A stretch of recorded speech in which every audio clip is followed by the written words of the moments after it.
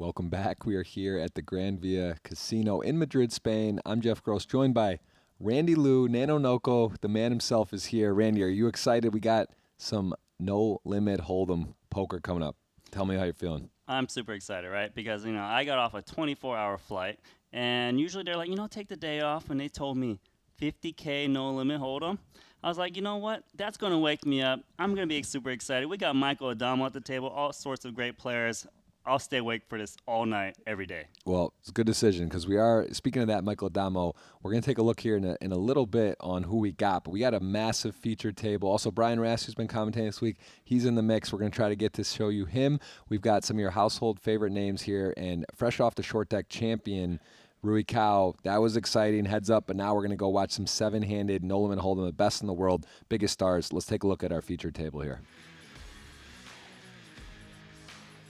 Oh, Linus. Look at this. Another household name. Artur, been just crushing everything. Steven Chidwick Papua, fresh off his championship title. And Tom Vogelsang, who got some very nice results over in Cyprus. So look at this. Jan Mulder, fresh off of his win, too, in Cyprus. So, I mean, this is it's hard to find a table where there's not a lot going on, but this is a lot happening. This is a very exciting look at this group here, some of the best minds and brightest stars, and Linus rocking a nice shirt here, coming out to party. Looks like some Versace, maybe?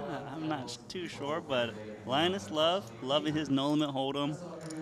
Absolutely in love with this player, right? Like, this guy just known to be the best. He shows up to Triton, only plays the Triton tournaments, right? He doesn't really play too many other ones because these are the high buy-ins. Super excited to watch him play.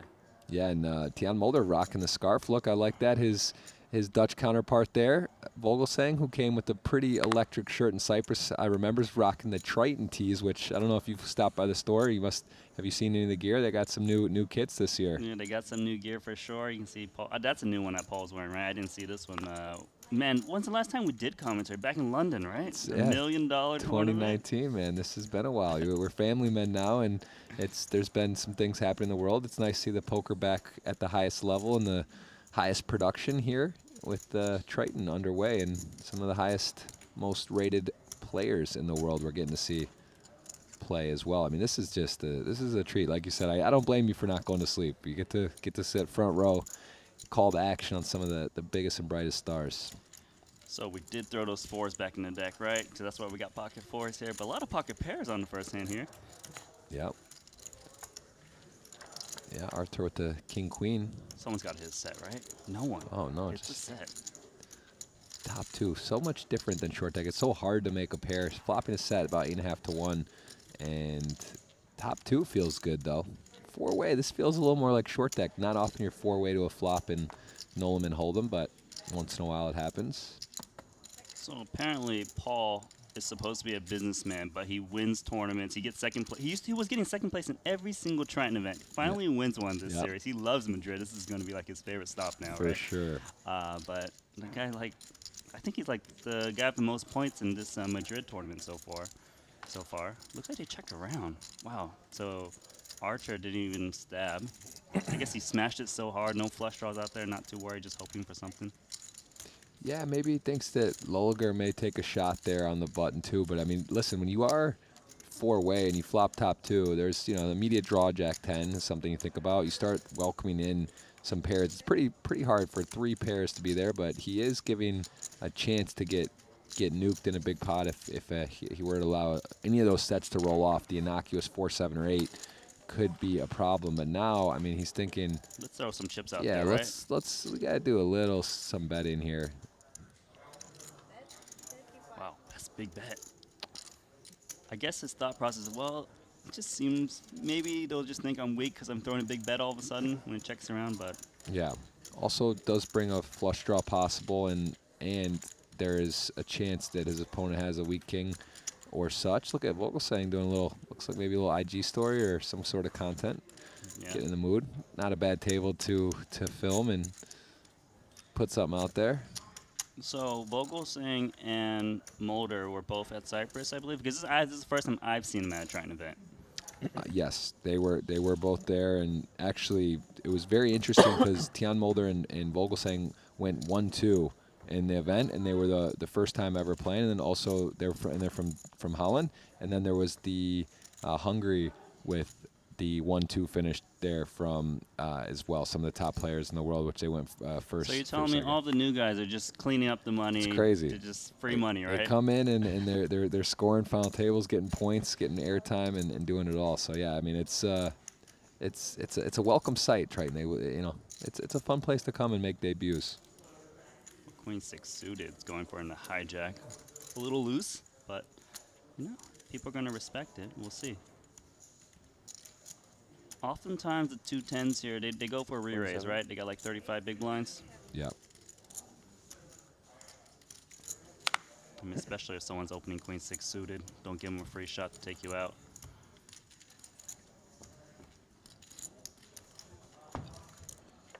Well, thank you. Yeah, just picks it up, but Level Artur. registration close, How late? 10. 10 levels. 10 10 level, yeah. Paul getting. It's nice. It's good to be aware in a tournament. It's important to know these things, not only for yourself but other players and their stacks and how they're gonna play. If someone's short or not, it can make a big difference on how wide they may be, what they might be doing, if they're gambling or not. And it's good to know the logistics of a tournament and what's happening. So. And obviously these tournaments have very smaller fields, right? They're not 1,000-man tournaments, just lots of high rollers. So you know which guys are the guys who put unlimited rebuys in, right? And they're like, oh, 10 more hands until registration closes, and they're short. You're going to call him a lot wider. Yep. If they do happen to shove. Now, Artur Martirosyan, this guy crushes on GG Poker. Okay, this guy, I remember I was doing the commentary over there. He would have so many earnings. So I guess he's just let's just take it to the live streets, high stakes binds. He's newer to Triton. I believe he showed up to Cyprus. Yes. And I don't know if he did well there, but I wouldn't be surprised he does well here in Madrid. Yeah, he's had a lot of success live as well. He plays over Get a sparkling water, please. that region more. I know he gets over to Cyprus, and he has definitely had some success there as well as online. As you said, he just seems like he's always in the GG 10K Super Million final table. I think he won the last week, actually, as a matter of fact. Artur plays every single tournament on GG, okay? I was doing the 10K Super, whatever they call it, Yep. and then he'd be playing the $100 tournament at the same time, and he just plays everything. He's got the most winnings probably ever on tournament there. Who knows, but wow, he just hit that jack on the river. I believe he went check on the turn. I'd imagine he's going to want to bet sizable. Try to make it look like you got a jack or nothing. Yeah, he is. Paul's first to act here is going to check. And I gotta believe he is going to fire a nice wager. Has to love to see that. He did check back his nut flush draw on the turn. Hits a welcoming card. And Paul is going to be curious, having the 3, knowing it's hard to make a pair, and just how this hand plays out. Be curious if Paul tries to make a hero call here. But yeah, he's going Big. looks like over about pot. Exactly pot. And when you do this pot size bet, you're basically saying, I hit the jack or nothing. Paul knows this. I don't think Paul's worried about a 6 doing this, an 8 doing this. He thinks it's a jack or nothing. And then, the interesting part, though, is if Artur did have, jack, queen, king, queen suited, stuff like that, he may be firing again on the turn. And there it is. Paul just decides there's so few jacks in how this hand played out that he is going to get shown the bad news. But can't blame him for calling. And a nice bet size. I mean, this is something we talk about, the best in the world, these guys. It's not just about, they're good at reading where they're at, whatnot. They know bet sizing. They know when to go 150% pot. Adamo, right? He executes over betting and puts you in so many difficult situations, but also, the 20% bet, 30%, the 50. They know the sizings, they know the boards, they know how they're perceived, and they know where you're at. So this is a master class at this table, and some of the best poker minds in the world. This is for sure a treat to watch. Yeah, Artur is very, very good. He's got kind of a little bit different style to some of the guys, but that's what I like about him. He uses lots of different bet sizings, different timings on when to make a big play, knows when to be tight. It's a nice mix because, usually at Triton you actually see a lot of cash game guys play this, but, Arthur is just a pure tournament player. I mean, sure, he dabbles in cash game here and there, but like I would treat him as a tournament player. And you can see these, and we got the businessmen coming in, the pro businessmen like Paul, and you know the real Yeah. businessmen out there just mixing it up. I love that. The pro businessman. That's a new. I'm gonna use that. I like that. Alrighty, so 6 big blinds, a big blind ante. It's a big blind ante, right? We're using here. Yeah. Yes, and you know, you start thinking about it, and you're like, yeah, you got a guy on the line for 50 G's to knock him out, and it doesn't really affect Arthur's stack that much at all. So, gonna call, and he is live for sure, 60-40 roughly.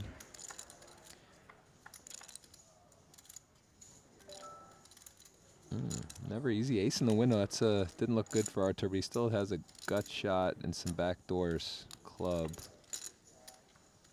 And it's just, you know, never super easy. Get smiles out of each other. They know each other well. Battled before.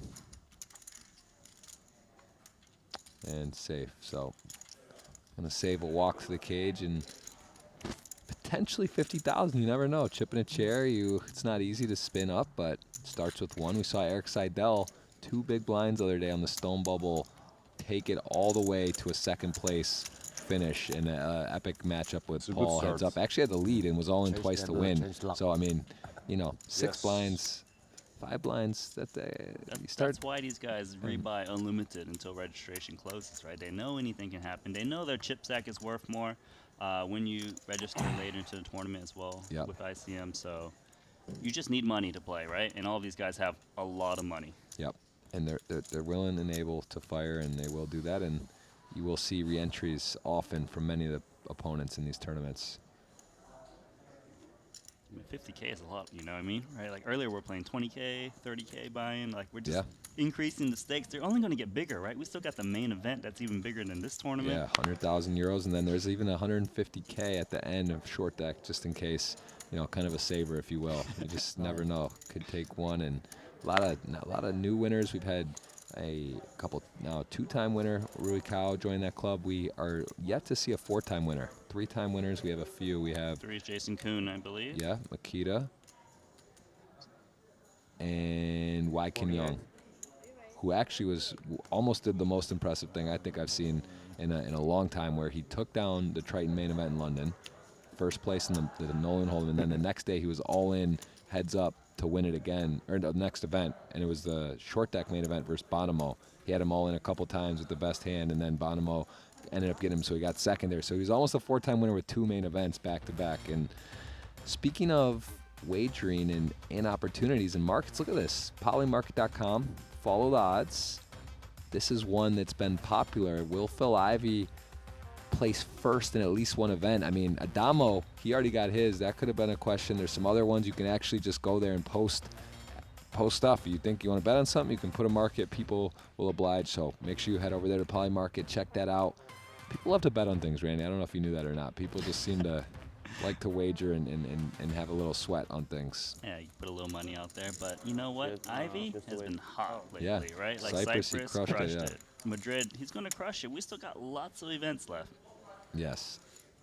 It's hard to bet against any of these guys, though, on winning titles. You know, look at that man, Stevie Chidwick, one of the most accomplished, often revered as one of the best poker players in the world, and some new faces here that have had success. And, you know, again, I look around, I'm just like, man, this guy, I could see him winning. I could see him winning. That guy might win. Oh, he could win 1 or 2. It's a talented bunch.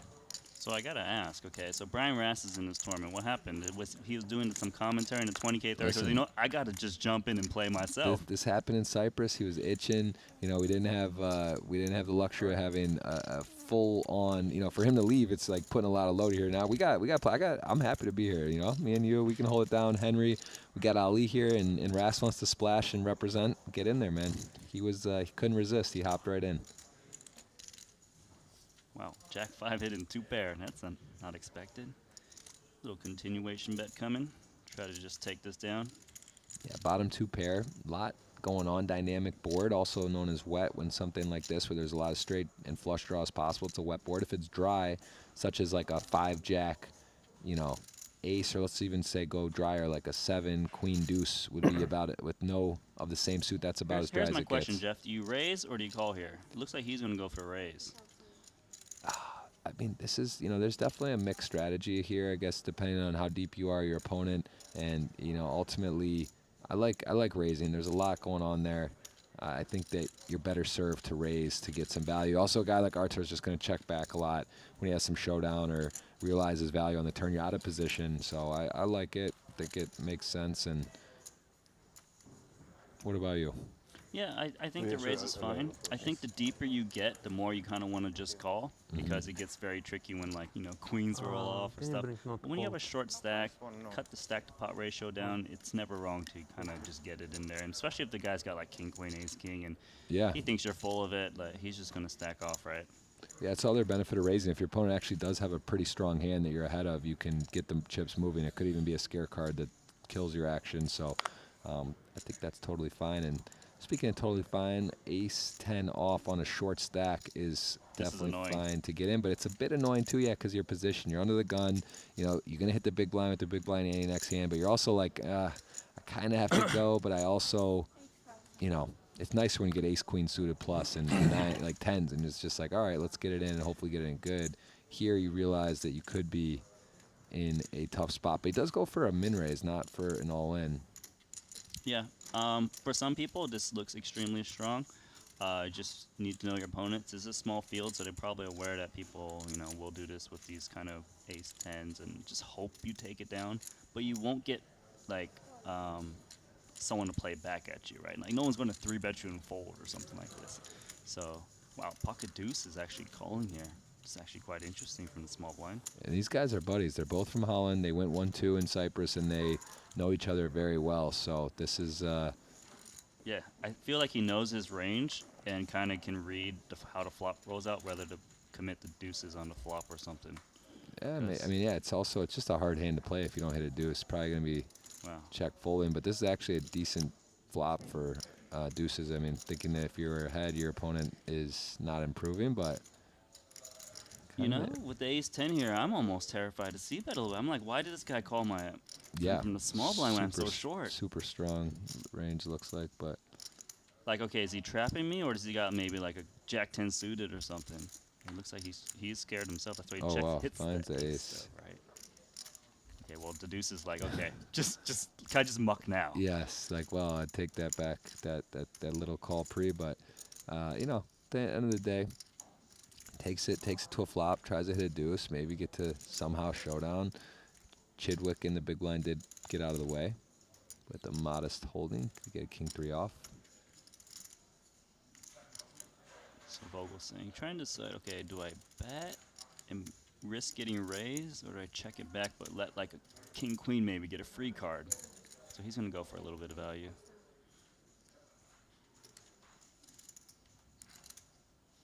I'd be shocked if deuces did anything but fold right now. Yeah, I'm actually surprised he's even taken any time. It's almost like they're, it's just like, what? He's raising off that stack under the gun. I mean, or like, what, it's going to be hard to have the deuces be anywhere near. I mean, I guess he could have, like, queen, he does have queen 10 suited or something, king 10 suited, but maybe we bet that on the flop. We're just making him sweat a little bit, Yeah. right? Like the Yeah. but he forgot its whole card's up. That's true.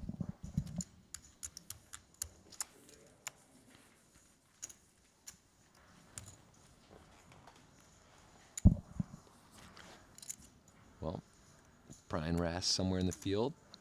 We've also got Adamo on the chip lead, so I mean, we're gonna be here. This is day one. We're gonna be playing some poker for a while, so don't worry if this isn't one of your favorite players, although probably should be someone there that you know and love. We will be rotating the features throughout this tournament. We'll play to a winner tomorrow. This is the 50K No Limit Hold'em event. You're looking there at Paul Poix, one of the co-founders of Triton. Just got his first title after a record amount of cashes. He finally got it done, and against Eric Seidel nonetheless. Look at that. Deuces discipline, early position, lets it go. He's so solid. It's like, this guy does not play like a businessman at all. No. He's a pro businessman for sure.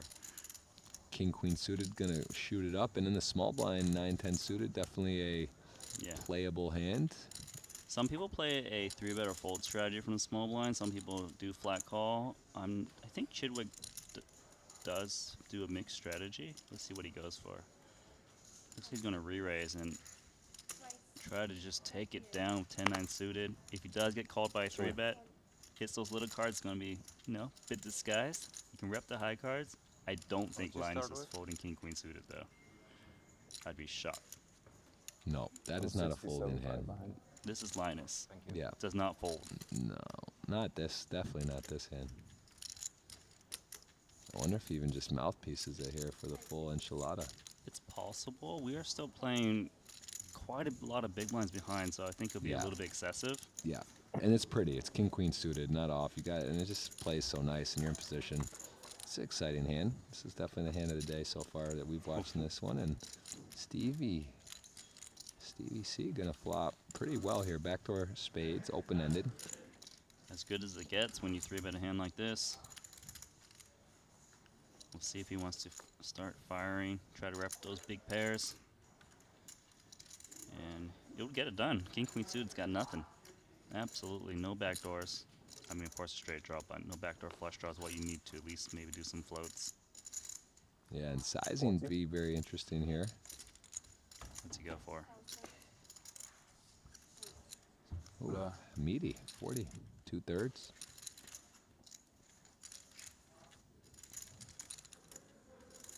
Well done.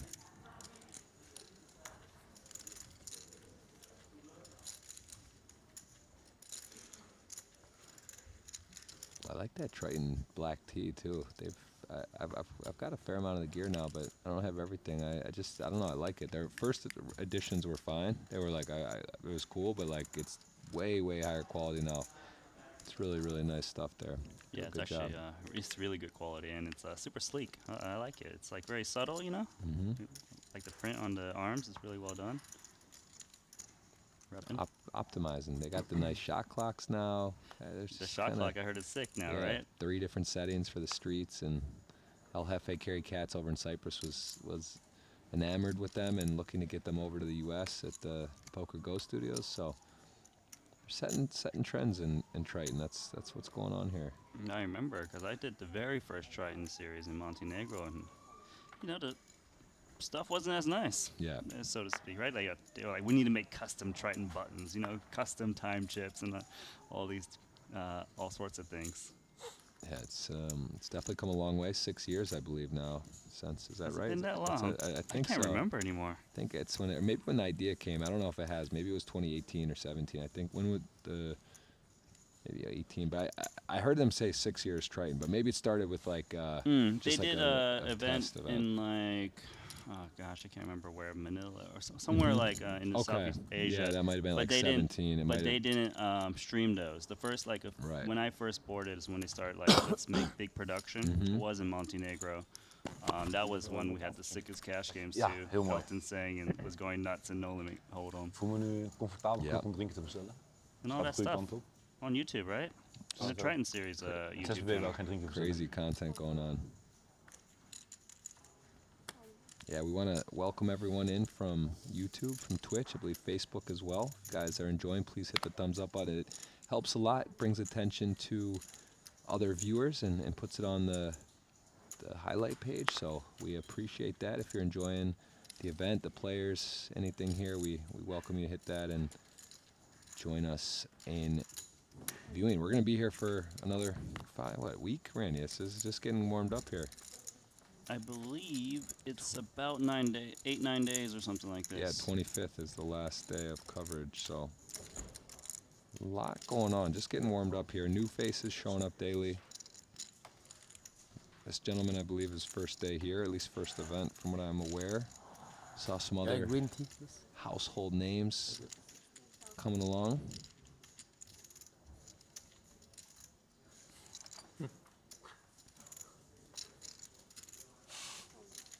Artur knows that hand deserved more, at least something extra, a little extra. And Not what I want to see. Ace jack off gets it done.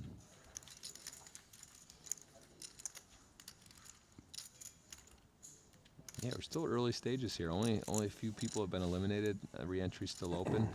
They said 10 levels. Yeah,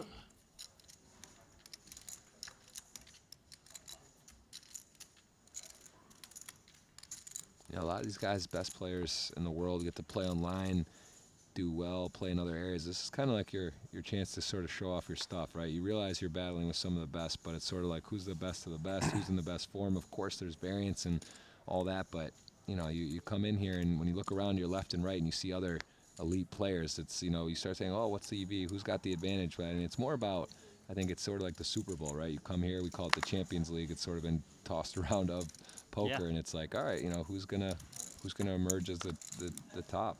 I almost want to say, like, if you have not played a Triton event, you can't say you're the best tournament player in poker because you need to play against the other best, right? Like, you can't be just playing all against all these WSOP amateurs and like, oh, I won 10 bracelets, I'm the best. Yep. No, you gotta play with these boys, right? And you're right. These guys all play with each other online, but they're online. Usually the biggest buy-in is like 10K buy-in. Yep. Okay, and there's a lot more players. Here, we're playing 50,000 euros, right? So that's a lot more than 10K buy-in, 5x, even more. So yeah, it's the best players. And you know, in the beginning, I've been there with Triton. You know, we had like 30, 40 entries for some of these events. Now they're getting much, much bigger.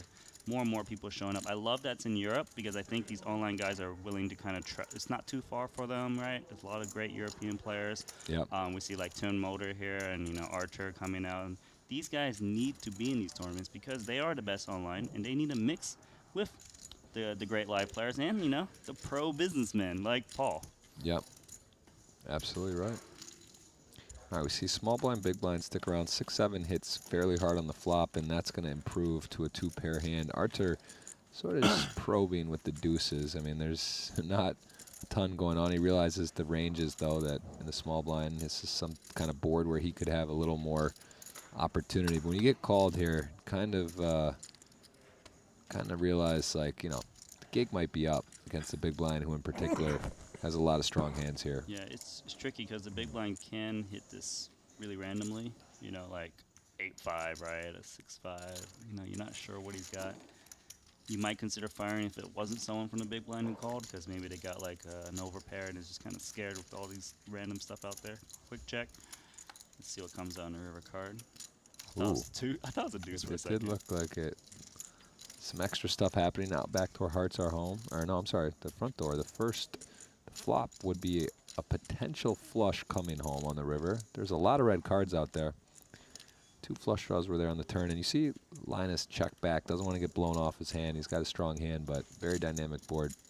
Archer knows he can't win this pot unless he bets, and if he's going to bet here, he's trying to. Well, he's betting 12K. It's really small. I thought he was going to go a little bit bigger, just try to represent that flush, but I guess he's. You know what? I think he's betting, trying to get like a ace-6 to fold or something, like a mid pair, and he's just going to show 2 deuces, and Linus is going like, okay, I'll take those chips. Yeah. So pot control on the turn from Linus ends up seeing a welcome bet size, because if that's a big bet, you know, he's not probably going to take a couple time banks and not have an easy decision. But as it is, he does drag that pot. Still got 1 seat open here. Balancing tables, though. It's 7-handed tournament. We're 6-handed at the moment at the feature. A lot of champions at this table. Guys who have won major events in recent times, including Paul, one of the most recent, taking down that event just the other day versus Eric Seidel, heads up. This venue is sick, by the way. I walked through, I looked around, I'm like, wow, they really, this is like the perfect venue for him. Feels very classy, lots of gold everywhere. Yeah. Museum vibes, yeah. Yeah, very fitting. Yeah, if you're watching, let us know where you're watching from. We are in Madrid on a short, it's live. We're just, of course, on a short delay for gaming integrity. We are right here, though. Randy and myself are sweating just in the building. And if you are watching, let us know where you're watching from. Hope you're enjoying. Hit that thumbs up button on YouTube. We do appreciate it. Helps a lot. And Twitch, please hit the follow button. We really do appreciate it. And see so many familiar faces. Can't shout all you guys out, but Randy, you got love for Twitch and YouTube. You know a lot of familiar faces, the Triton faithful, and some new people join as well. For sure. Die is 60, 60 precies. Oh, They want to battle? it looks like Did he show him a single 7? Come Yeah. on, we know what the other card is. You can't fool anyone. this is a sharp group. This is this is not the right group to fool. Ace-4 suited. One hand you like to be aggressive with, not be calling off, but that hand does do well against almost anything. It's got some equity built in there, but see the Jacob and Co. flashing on the side there of the table, and that will be awarded to the main event champion for short deck and no limit. A couple of those available. That's a nice bonus with ever surely a 7-figure paydays plus that. And that is the jewelry, is that right? Yes. The watch? Yeah. All right. Yeah, it's no joke. They got a $18 million piece right now. I know recently that. No way. Yeah. 18 million.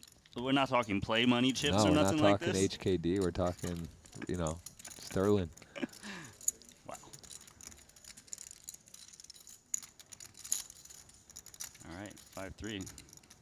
It's connected, right? It's in there. It's in the big blind. We see the raise from Linus and Stevie deciding to complete closing the action. Lot of battles you see are button versus big blind, also small blind, big blind. If you're looking on areas to improve your game, those are some parts of the game tree you may want to dive into.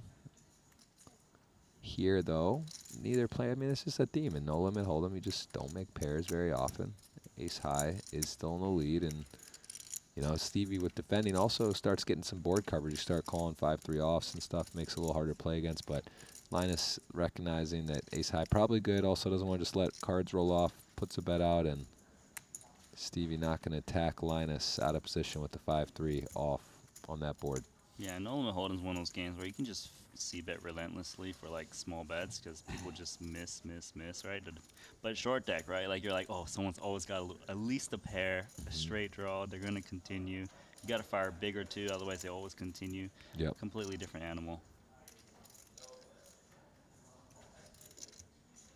Yeah, early stages here, but I think some of the more fun parts of poker is watching the best operate early. It's easy.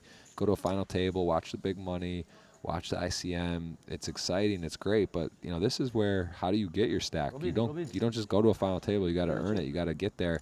And these are players that seem to continuously get creative and find ways to build big stacks. And take a look, see some of the hands they're playing or not playing, and sizes they're going with. This is how you really improve and get. I totally agree with poker. you, Jeff, because I used to watch, final tables, as everyone does, because that's the only kind of footage that's around. And, yeah, I know how to play a final table because I watch all of this, right? But the problem is I never get to the final table. How do I get to the final table? So I really do appreciate watching the level 1s, the level 2s, and 3s, because this is where what you need to do to get to the very end. And this is just as important. Yeah, if I could just have an Adamo cam and watch what he does to build his live stacks every time. It's mind-blowing. It's almost like to the point where he's like playing a different game. Because, I mean, look at all these guys are super, super world-class players, but yet Adamo just seems to break away early. And it's hard because, you look around, you're like, oh, he's just playing aggressive. Like, oh, he must be. But no, he's finding ways to get max value on hands. And it's just incredible, and also making big folds and just seems to dodge it. And you just look, oh, I got ace queen. I know he's not here. Oh, he has ace. He'll show you ace king. Oh, he's bluffing here. No, 150% pot. He's got top full house. So he can really just seems to find a way to put people in the blender. He's my favorite player to watch. He's always been for many years now, and I think he's amazing. I'm sad that I missed the event he won, but I know he's going to be back for more prizes, right? He's currently the chip leader in this tournament. We're probably going to see him at the final table. Who knows? Yeah, we should get a look at him somewhere throughout. I mean, listen, when you have Adamo as chip leader and you can choose tables, it's generally going to be a interesting one to pick. But I know we're kind of trying to find Ras too, and he's got some other major names there at his table. So let's see. I don't think you can go wrong here with the table. I would love that's to see Ras play. I actually don't really know how much he played. I did play with him in the big game a long time ago. Took my money. So, I'm looking to see how he does now. But, that was many, many years ago. Yeah. Yeah, Rast hasn't. He's not been playing high stakes tournaments so much. He used to do a lot. I mean, he has a $7.5 million score. Won the Super High Roller Bowl at the Aria the 500K. He's I tell you though, these guys, a lot of them don't play high stakes tournaments. They're like cash game players, but they just show up because it's the Triton event, and they'll just fire their lotto ticket, right, and win all the monies. true too. What did someone just hit a 6 here? Wow, Tian versus Arthur, and this was check. These are just one of those ones that don't make sense either on the river when someone just, it's like, is it really happening? They hit the. So It's, sometimes when you see this, right, you hit the random card that no one expects to hit. They'll just throw this huge overbet or something. Just try to make it look like they're making a play. Some people go for a small bet, looking for a milking bet, but yeah, look, he's going for that big bet that I was talking about. Just it makes no sense why I'm betting this much, but I hit a 6. Yeah, you just put them all in. Yeah, bet over the pot, but it's effectively 100K, 97,000 bet 125, and Arthur, definitely someone capable of making big calls, but this has got to be frustrating. He had top pair, check on the turn, and now he sees this on the river, and Yeah. well, So from Archer's point of view, he's thinking, why are you betting an ace like this? Well, you check the turn when the ace hit. Now you're gonna go all in. It doesn't make sense to him. And he's like, oh, my hand looks like a jack. I know I've got a jack. This is a problem. When you play super high stakes, you're leveling each other, right? Sometimes you level yourself into a big call that's absolutely wrong. It's tricky. And look at Stevie, just like intently looking at Tian. Just you see what these guys do. They're not on their phones. They're not checking the weather and the crypto run and fall. They're just in their dialed-in matrix and checking it all out. And this might be a couple time banks here, and this is for sure a problem that Arthur's got to figure this out. And really, when you plug it in, the sixes are. That's just there's only really there's not many options here that make sense, and that's why he's short-circuiting a bit. Yeah, because he's like jack 6, he wouldn't open that, right? What 4-6 probably wouldn't open. So like it's just really pocket 6s and only pocket 6s. And Archer had a little bit more chips before. He lost a little bit. Maybe he's getting a little antsy. No, he's gonna let it go correctly. Whew. I was a little worried. I thought I was gonna just toss him in and was like, you know what? I can just throw 50,000 more in and come back in. Yeah, it's big folds is important. That's for sure. Knowing when to let go of your hand, and even when it doesn't make sense, sometimes you gotta find a great fold. And look at that chandelier. What a shot here from Madrid at the Gran Via Casino. Absolutely stunning venue. I mean, Paul and Richard having great success here. Likely a return stop. I think Madrid. These guys are let's do Madrid again let's this just year. do every Triton stop at Madrid. Forget the tour.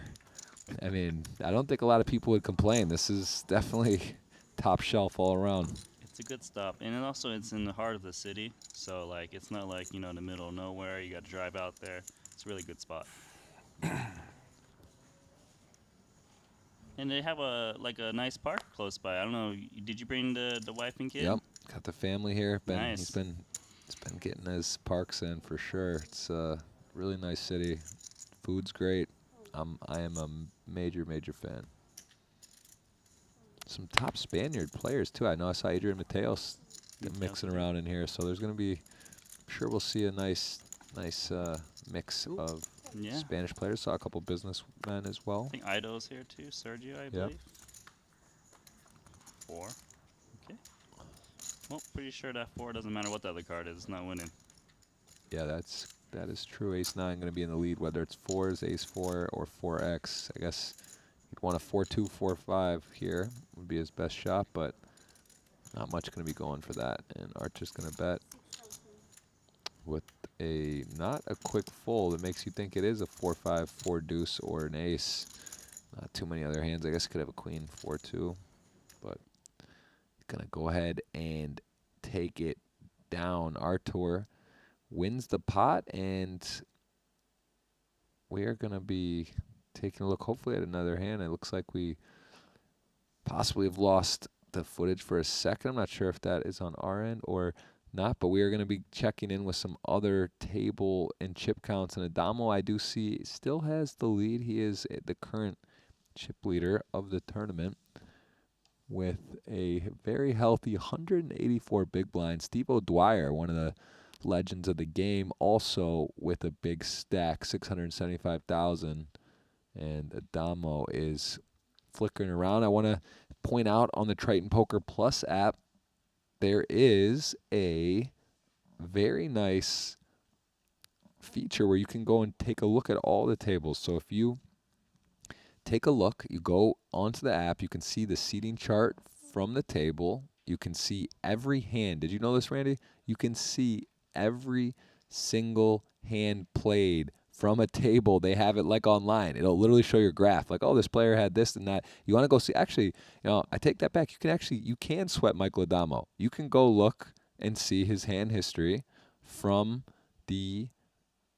You can go see it. You can go literally see how he got his chips. I might start taking a look at that myself. I was just talked it into myself that you can do that. So that is definitely a thing that is very unique for Triton as well. They figured it out. They got a reporter on every hand, and they are telling you a story about the player and their chips and how they got it done. I mean, honestly, do you remember that Gus Hansen book that he wrote where Every Hand Revealed, I believe the name was? He recorded like on a microphone every hand throughout the whole tournament. So in theory, the players here that win a tournament, they could actually go back and recap their journey from start to finish, which is kind of wild and a pretty cool thing. Yeah, no, that's really cool that they can review all their. Oh, look, feed's back. What happened? And these guys are Double up. The feed's back, and there's an ace that came back onto the turn. 2 10s. His friend. I don't know why, but there was like not one chance I was losing this one. I don't know why. Sometimes Tens to ace 10 suit is his friend almost sent him to the rail, but wasn't meant to be. Not ready to leave the feature yet. Just felt confident about it. It's like 50K saved again. Yeah, that's what I'm saying. The spin starts with the innocuous little double, and then all of a sudden you're in there and you're back to starting, and 50 G's in your Luxon Pay account still, Randy, which is nice. All right, blinds are up 2,500, 5,000 with the 5,000 big blind ante. Do you remember poker with no big blind ante? Do you remember at the World Series where you go and 75 level and it would be 9-way? The dealer would. I hate the 75 of one. Of course, but like this was what we were a part of. I mean, this is already so much more. How about those efficient. guys? You know those guys that's got all those green stacks, right? And they throw 100 out there, and you just stare at them like, "Are you serious?" Yeah. Yeah, everyone at one point did that, but it's too tilting. It is. You're right. Like it's exactly right. Look at Paul already chipped up 365K. He's got the puck. He's got King 7 off, and he's got Linus curious, but gonna fold. Pro businessman Paul. That's what we got to call him. I'm sorry. He's got a title now. Secret's out. Him and Kerry Katz. Kerry Katz has got like 30 million in earnings or more. Top 8 all-time money list, and just he wears his baseball cap and plays businessman. But no, Kerry knows his shove push fold charts. Those two must be the winningest businessmen. Would you say? Yeah. That's what I'm thinking. Yeah. Want to know how much? Most consistent. They play like every single tournament too. It's not great when their hobby's better than your profession. That's when you know you're in for. That's when you're safer in the commentary booth. Yeah, some of these guys, they're high stakes internet players. Are like, all these businessmen are playing. I'm gonna come and just take their money, and then they just, they're busto now. They got to go play the $100 tournament online now because they can't. They lost all their money to Paul and lost all their money to Kerry Katz. You gotta be careful. They definitely, pick your spots, and I'm telling you, don't try to mess with those guys. They know how to play. Arthur's he's been really loose. That's what I've noticed. King 4 offsuit with his stack size.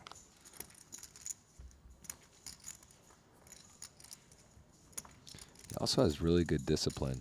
He just seems to know where he's at. Even that Jack 10, I mean, that was an unusual situation to get put in, but he just, I've seen him make some really big folds and calls and be correct. So He has, very many gears. So, be really, really aggro, really tight, very selective. Of course, he plays the player.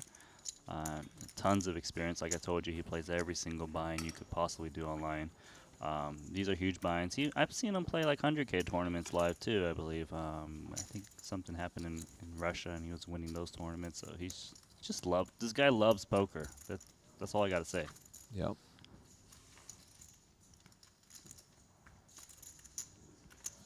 Doing a good job staying awake, Randy. Not only because of the flight, but because of these chairs. I got a Secret Lab. They're very comfortable. These and are new. I'm noticing you staying upright and erect, not getting caught back in that Venus flytrap. That can put you down pretty fast if you lay back. So well done. Good start here. Is it really 26 hours? It takes about 24 roughly. Wow. Yeah, 22, 24. Can you sleep on a plane pretty well or no? I wake up very often, but I can't sleep. Yeah. Yeah. I'm a little baby. Is that because of the online trained hour breaks? Every hour you have to use the restroom or no? I do have to use the restroom pretty regularly when I'm on there. I'm like, when I had to sit in the middle seat on the way here, that was terrible. Like, sitting in the middle seat's like having a Damo on your left and an Ivy on your right. It's just uncomfortable. Not ideal. That is not ideal, I would say for sure. But you know, you're here, Randy. You made it, and you're right into the action. And they gave us a good table, so I'm not complaining. So all the high rollers. Let's see. Looks like just a pair of sevens for Arthur. Seems to be in every pot lately. And he opened this one. Yeah, it just shows you his willingness and his comfortability post flop too. Because this guy, he'd like to say, oh, maybe you loosen up and GTO versus exploitative, and if you have a table and you can get away. But no, this is like murderer's row here to just kind of be like, oh, let's like start experimenting with wider opens. I mean, you got Chidwick there, Vogelsang there, Paul. I mean, it's just like, come on. But yet he gets it done. No, he's relentless right now. But you know what? Everyone's watching the stream, right? Watch 1 hour later, he's not opening his hands anymore. They think he's loose. He cap plays, doubles up. Like, these guys got so many different levels they got to think about, especially with whole cards up. Yeah, well, that's definitely one. If you're playing any type of professional poker, the great Phil Locke, who I think is one of the more entertaining, fun people, and a very good friend of mine. He would always he brought this to light. He plays a little wilder and crazy. It's smart to play wilder and crazy in general in poker if it's televised, right? That helps you, I think, overall. So it's a good point. I don't know if they're going that. It's a 50K buy-in. It's a tournament, but yeah, you're only on the feature for an hour or two, maybe. All right, look at Paul. He's opening up Queen 8 suited under gun. That's a little loose. Yeah, we saw him fold the ducks under the gun, but different hand, different situation. And Tian with a Mulder with the dealer button and a suited wheel, which is enough for him to kick it up. Bam, 25,000. And welcoming sizing. And Vogelsang sevens instantly into the bin, seeing the action. This is different than cutoff button. This is under the gun and button and the quick release of the sevens.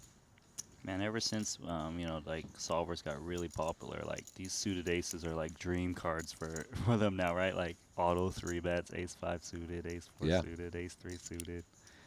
Yeah, I think ace 5 suited, it's like 30% if you get all in versus any hand but aces. So, if you decide that's an aggressive place to start, that's sort of one to balance in there as a strong hand. And if you get your hand in the cookie jar, we've all lost a few big pots to ace 5 suited in our day.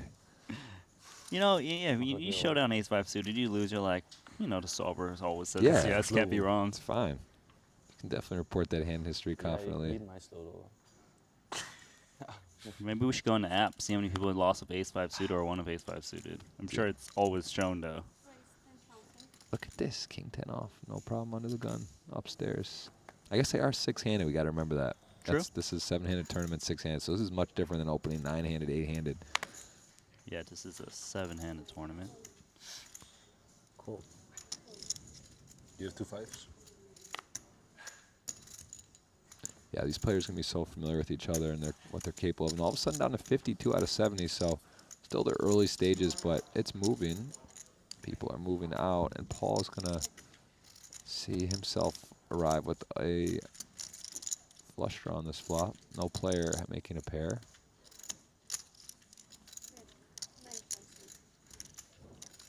Paul will continue. Just depends if... Don't really see him check raising into the under the gun raiser here on this board with that draw. Doesn't make sense, so just call, hoping for something. Now he actually has the lead, although against an under the gun raise, and a C bet there, right? You're not like thinking for sure that you're great. And Ooh. hello. 10's good. And Paul is going to have more 10x here and also called the flop, saw checking the turn. Probably going to go for a bet here. It's not unreasonable for Paul to turn his hand into a bluff, but yes, because he can get like even ace X's to fold, right? You know, Yeah, I like an think- ace 4, ace jack, and I think he's going to bet for sure here. he probably should be betting. If he's checking, he's trying to be he's just hoping his opponent got like king queen or Well. king jack or something. But betting is definitely very reasonable, but he decides to hope his opponent's got those 2 big cards. Yeah. Just gives up. Interesting he checks. It's actually could end up working out extremely well for him because, as we know, Yeah, he would have lost. he would have lost. And now, though, when he gets a big bet, though, he's going to think this is a bit bizarre. Paul's getting a healthy dose of Arthur here today. Got one spot, pretty unlucky. And this time, he's also in, this would be the superhero call range because that's the problem. If your opponent is, bluffing, but what hand does he bet on not fall through? Like, you would think with, like, some 10Xs he would follow through, too, with the gut shot still. So it's like, it's just so grim out there, But you though. can't call off the bottom pair, right? No, Because what no, happens no. if your opponent's got like, I don't know, jack 9 and he just tried to bluff you with jack 9 and he or- just value owns you? He also could have, like, ace-5 suited and check back turn, hit the straight, go for value. I mean, there's too much happening. You gotta remember too, they just played a hand, right, where Paul hero Yeah. called the river against the ace jack, got against a pot size bet, Yeah. got shown to good, so you Yeah. don't want to keep doing that, right? Yep. No, it would be too hero-y there, I think, but nice. He saved some money, though, for sure. He could easily let out there. Me and you, Jeff, we would have lost 25, 30,000 chips there easily. Yeah. He's just... We would have been thinking about how good our play was, like, oh Right. man, we're gonna get them to fold like kings or queens here, and Yep. bam. Right into it. And Linus, ace-8 suited under the gun. Six-handed, though. Six-handed, so... It's really like the hijack, right? I mean, that's six-handed under the gun, so... You know a thing or two about 6-max. You, I believe, set the world record for most tables played. Was it 6-max or no? That you did? Yeah, I only play 6-max, Jeff. Was it 42 tables?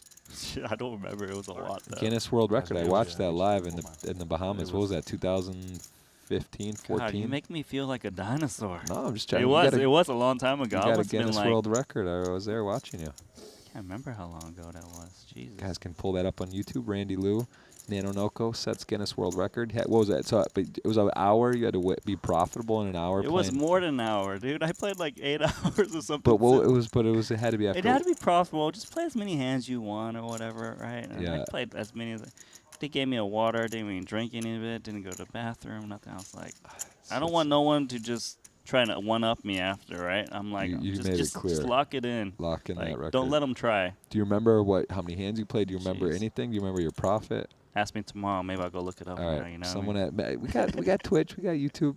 Help us out. Yeah, if anyone wants to tell us that record, the Guinness World Record, and when it was, we would welcome that info. My side, I'm gonna try to pull it up here on the chat. Maybe someone can help us do that. We I think do it was welcome like 20-something thousand. That's my guess. 20,000 profit. No, I didn't win that much. Jeez. Yeah, I don't. Jeez, I didn't win. I barely won anything, Jeff. 20,000 hands. Yeah, I barely won anything, for Okay. sure.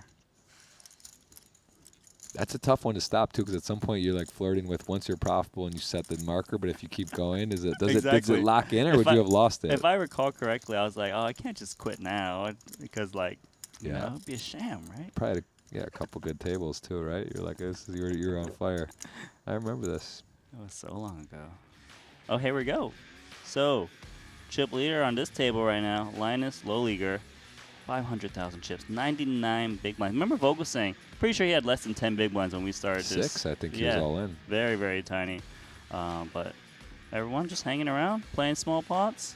It's cool. This is what you need to watch to get good at poker. So true.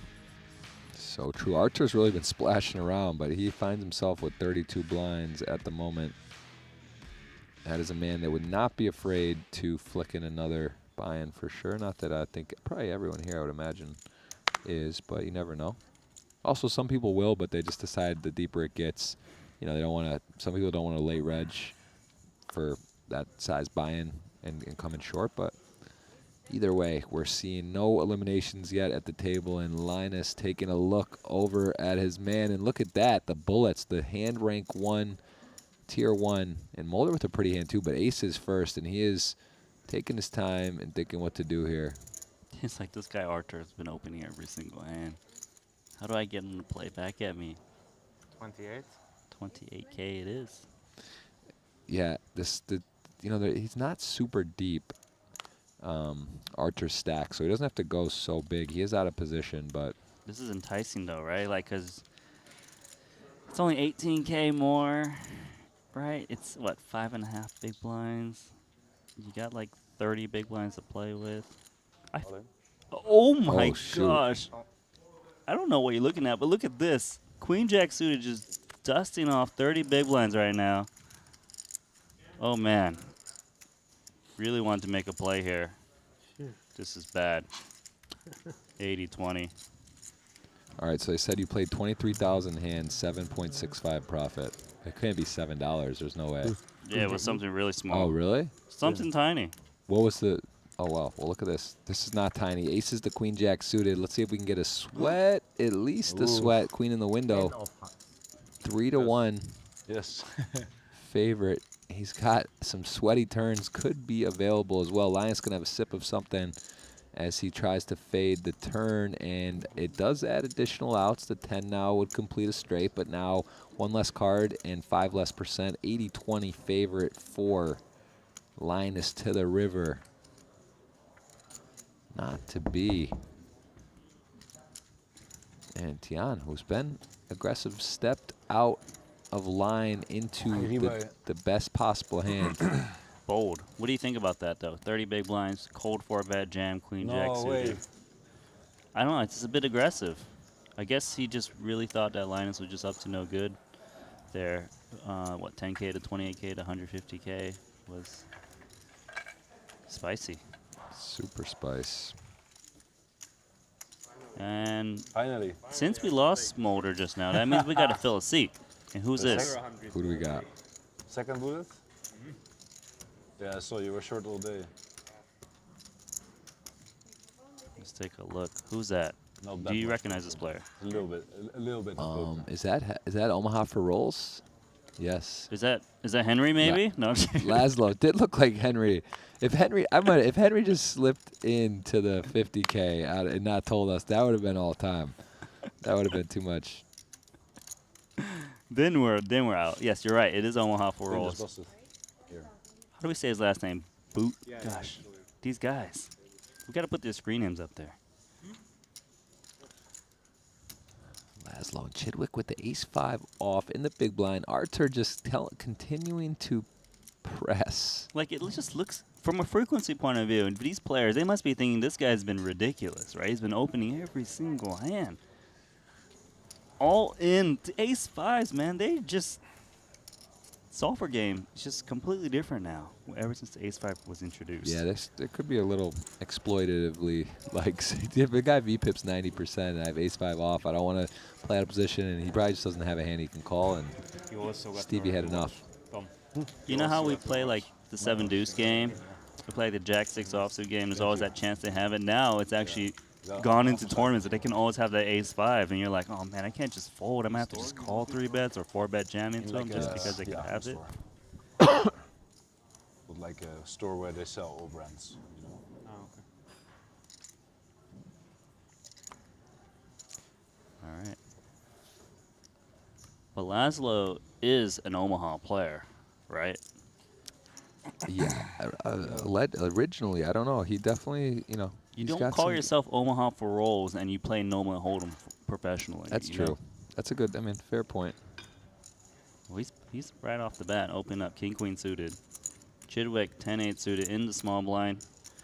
He 3-bet the 10-9 suited from the small blind before. What's he gonna do here? Looks like he's gonna flat call.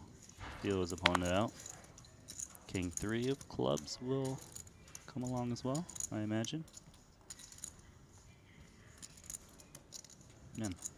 Just all these new faces for me. I know you saw them all in Cyprus, but Yeah, there are some. good news is I'm familiar with them just from their online play, so it's not like total noobs for me. Yeah, there's. I mean, Okay, actually, look at this. Clubs, top pair, king kicker, mid pair. Everyone's got a piece. It's hard to do in No Limit Hold'em. Now Laszlo with the top pair against 2 players. Probably gonna want to bet this.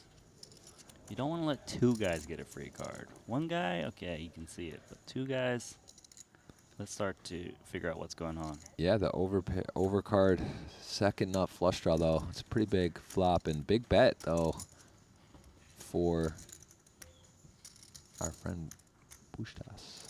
I know Chidwick did flop something here, but you got a 1 player deck behind you. The guy's betting to 2 of you, where the queen probably hits Chidwick reasonably well. I'm not that excited about this 10-8 suited, but he's still going to call. No. King 3 of clubs. It's a lot of his stack. If you look, he's only got 20 big blinds, 21 big blinds. So he's going to ship it all in. I think we got some action, Jeff. Yeah, this is gonna be a spot where King Queen is just too high up to be bet folding here, and Not yet. actually has the king blocked, which is important. Why the king? Why no ace queen? Yeah, this is dire straits for the Vogelsang, who's trying to complete that little spin. He saw Eric Seidel, might have been motivated, maybe had a pep talk on the break with him. How did you do from 2? He's going to say, look what I can do with 6, but this is where it could come to an end. What's shop? He thinks, What's shop? I cannot see the shop. oh, that'll Banked it. Too lucky. Can't get rid of this guy. too lucky is right. That is an 8 would have been for 1015. Chidwick making I would trips, have but a he two, would of have course. come in second anyway. The nut flush. It's nice. I mean, with style, that's a style flush. That's not just a flush. He makes Good the table nut change. flush on the turn because the ace arrives. He has the king high. And very, all smiles for this man. I was at 26 when we came here. All smiles. Nice to spin up. Nice to spin a stack up. Also nice to play some online poker. Daily Triton free rolls. Look at this. Sign up today. Can get a 100 on rewards or 100% deposit match bonus up to $600. Look at that. Elke and D-Neg showing their emotion there. Some great emojis, great software. What do you think? Do you support that, Nano? Knuckle, what do you think about GG? I actually really love the software. It's really classy, really cartoony, but works really well. Very smooth animations. I love all the different emojis you can use, and the pros actually use them. Right? Like, Yeah. so you see all these gimmicks that come onto online sites, but then none of the pros use it. Yep. But if the pros are actually using and having fun, you did something right here. Very true. And of course, don't forget that Triton 2022 promo code getting you that option on the $100 in rewards or 100% match bonus up to $600. So, yeah, check it out. Today, though, online is on hold for us. We are watching 50K live tournament here. Gran Via Casino in Madrid. We welcome you in on Twitch, YouTube, Facebook. I think where it's just, the Triton ticks all the boxes. They got their own content. They're on the platforms. We do appreciate you guys hitting that thumbs up. Thank you so much for joining Randy Liu, also known as Nano Noko. We were just reminiscing some of his historic Guinness World Records for poker, and we did see some people fall up and tell you how many hours it was and how many hands. And They work hard, those guys on. man, Of course these they guys will. they're crushing on Twitch, YouTube. They really do it. But like the thing is, you already think the Triton production, everything's good now. You just know they always strive for better. It's just going to be better next time you see us. I don't know what they're going to do to improve it, but they're going to find a way. And what do we got here? Let's see. Dealer button, Chidwick. Paul defending his little cards. And he actually hit the little cards this time. Little 4. Chidwick might fire King 8 just because, well, his opponent just misses this a lot. 8,000? 8,000 it is. You all see these tiny little C-bets.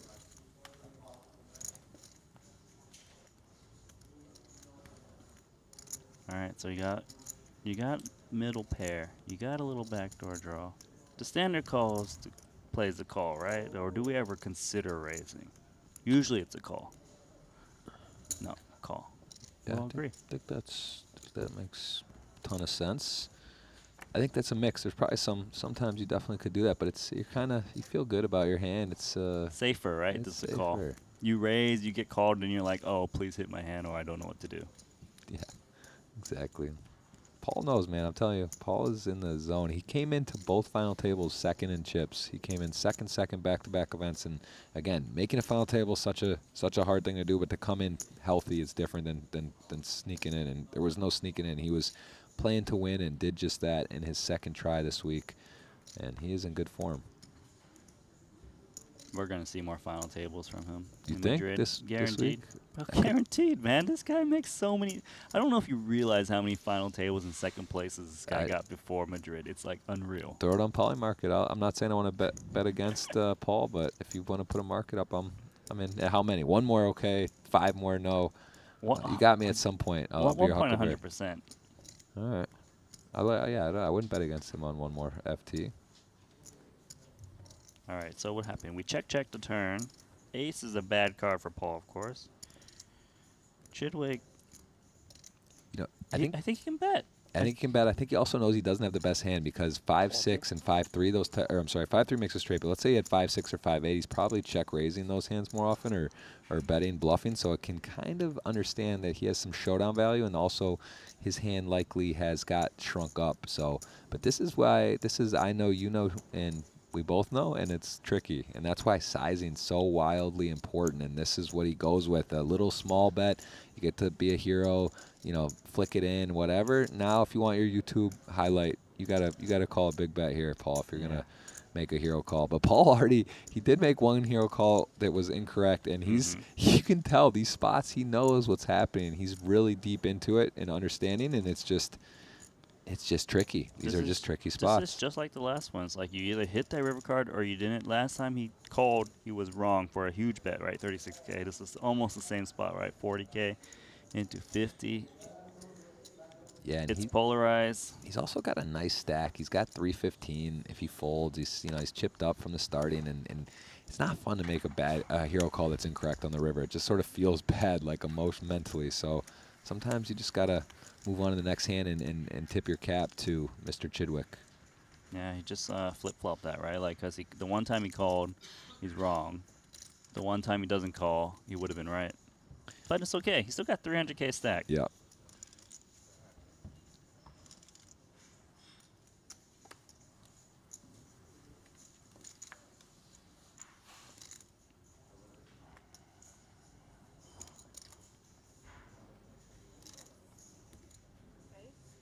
Ace 5 suited. Always love to see this hand. It's usually someone bluffing. Oh, he's got 650K. That's a big stack.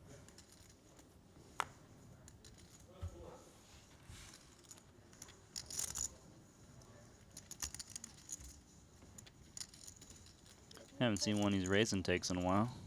It's new.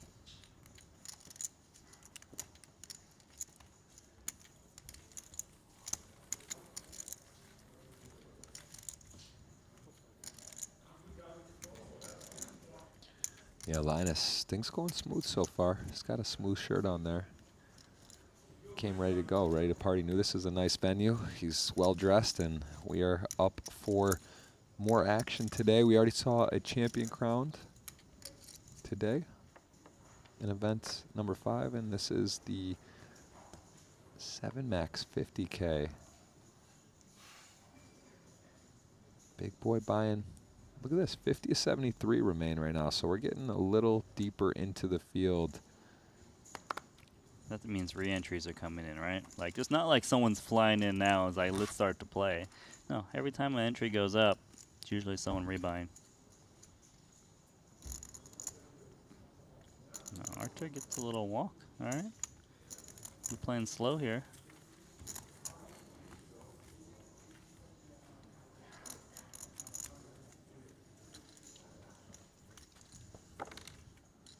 Yeah, seat open, but this is just because balancing of tables and re-entries, and registrations, making sure everyone has a fair shake, not 5-handed or whatnot. So it's 6, and then at some point it'll be 7 again when the tables sort of get down to those even divisible 7. 49 left, it'll be 7-handed, but You know, I'm looking at this app. It's so cool, man. They even tell you how many big blinds I got.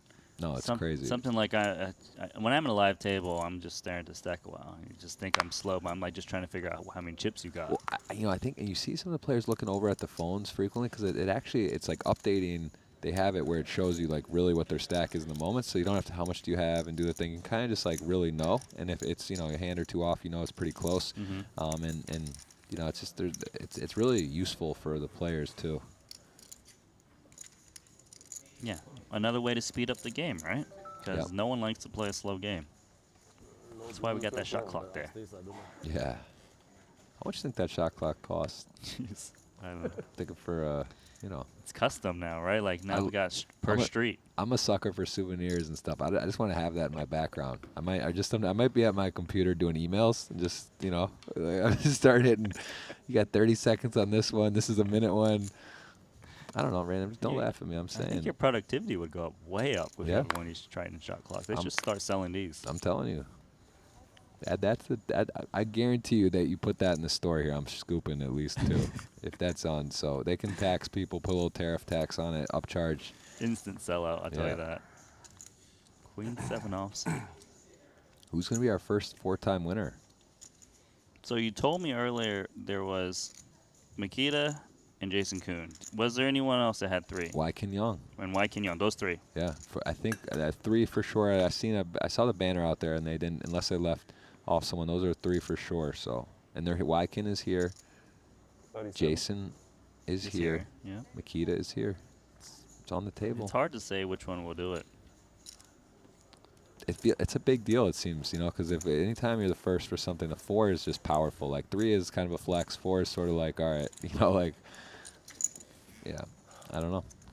I would say Wykin is the least likely to do it just because he doesn't play all the No Limit events. He's the 2019 London main event No Limit champion. Yeah, he plays like it was like the 100K or something. Yeah. So he sits out these ones. He's too small for him. Really? Yeah, he just sits out.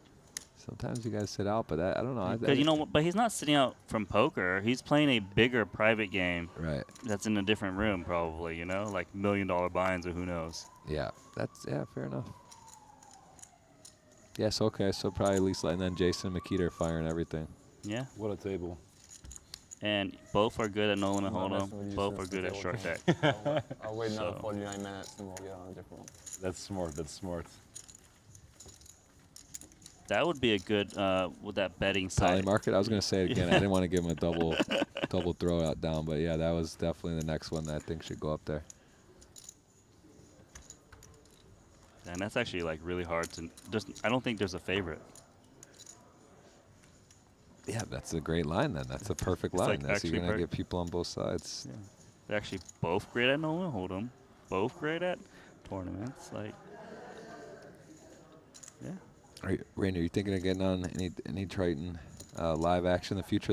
I've kind of decided this year I want to really dive into the booth in the streets, and then hopefully, next year I might break out and go for it. I just. You're gonna do a Brian Rass, and I think didn't we see Henry? I want to play the PLO. There's a 25K PLO Sunday, so that I'm eyeing that up. I'm hoping to get in, but it seems like a great idea. And then you get under there in the bright lights, and you look to your left and right, and there's the best in the world. You're like, you know what? Maybe I should have just stayed in the booth, and then Jeff, 2023. Get in there, Jeff. Come on. I've been on there. I've seen you in there. I remember. Who was the guy that crushed me? Bonomo. Oh my God, I was so upset. Yeah, it was you the built main up event. chips too, didn't you? It was the main event. I remember. He bubbled me with his ace-10 offsuit against my queens.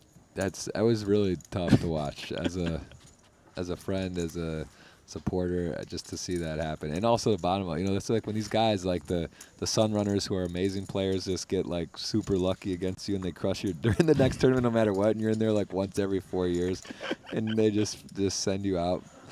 It's tough. Yeah, it's like, come on, you don't have to Sun Run every single tournament. Just let me have one. I wasn't asking to win the tournament. I was just asking to hold this pot, scoop into the money a little bit, dwindle down, just get like 4th or something. Yeah, it's just fucking, it's nuts.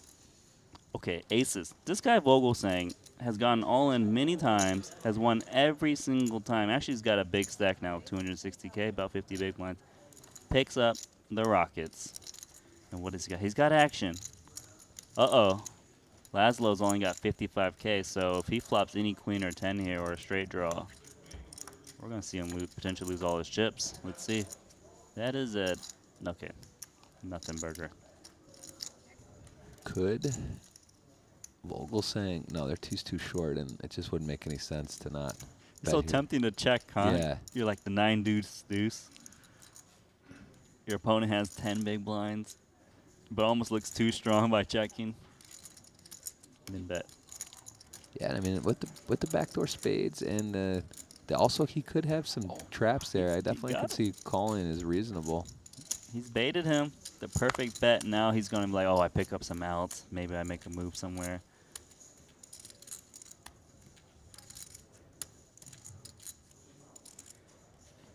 Vogelsang checks it back. Sneaky.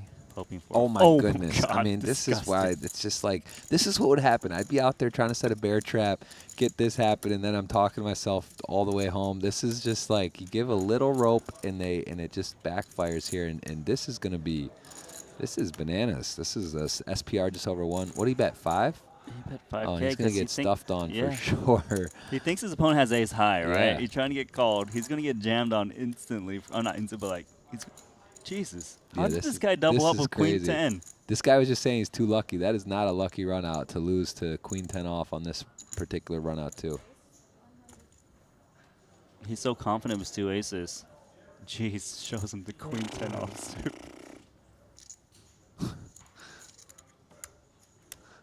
How much? 45 or 50?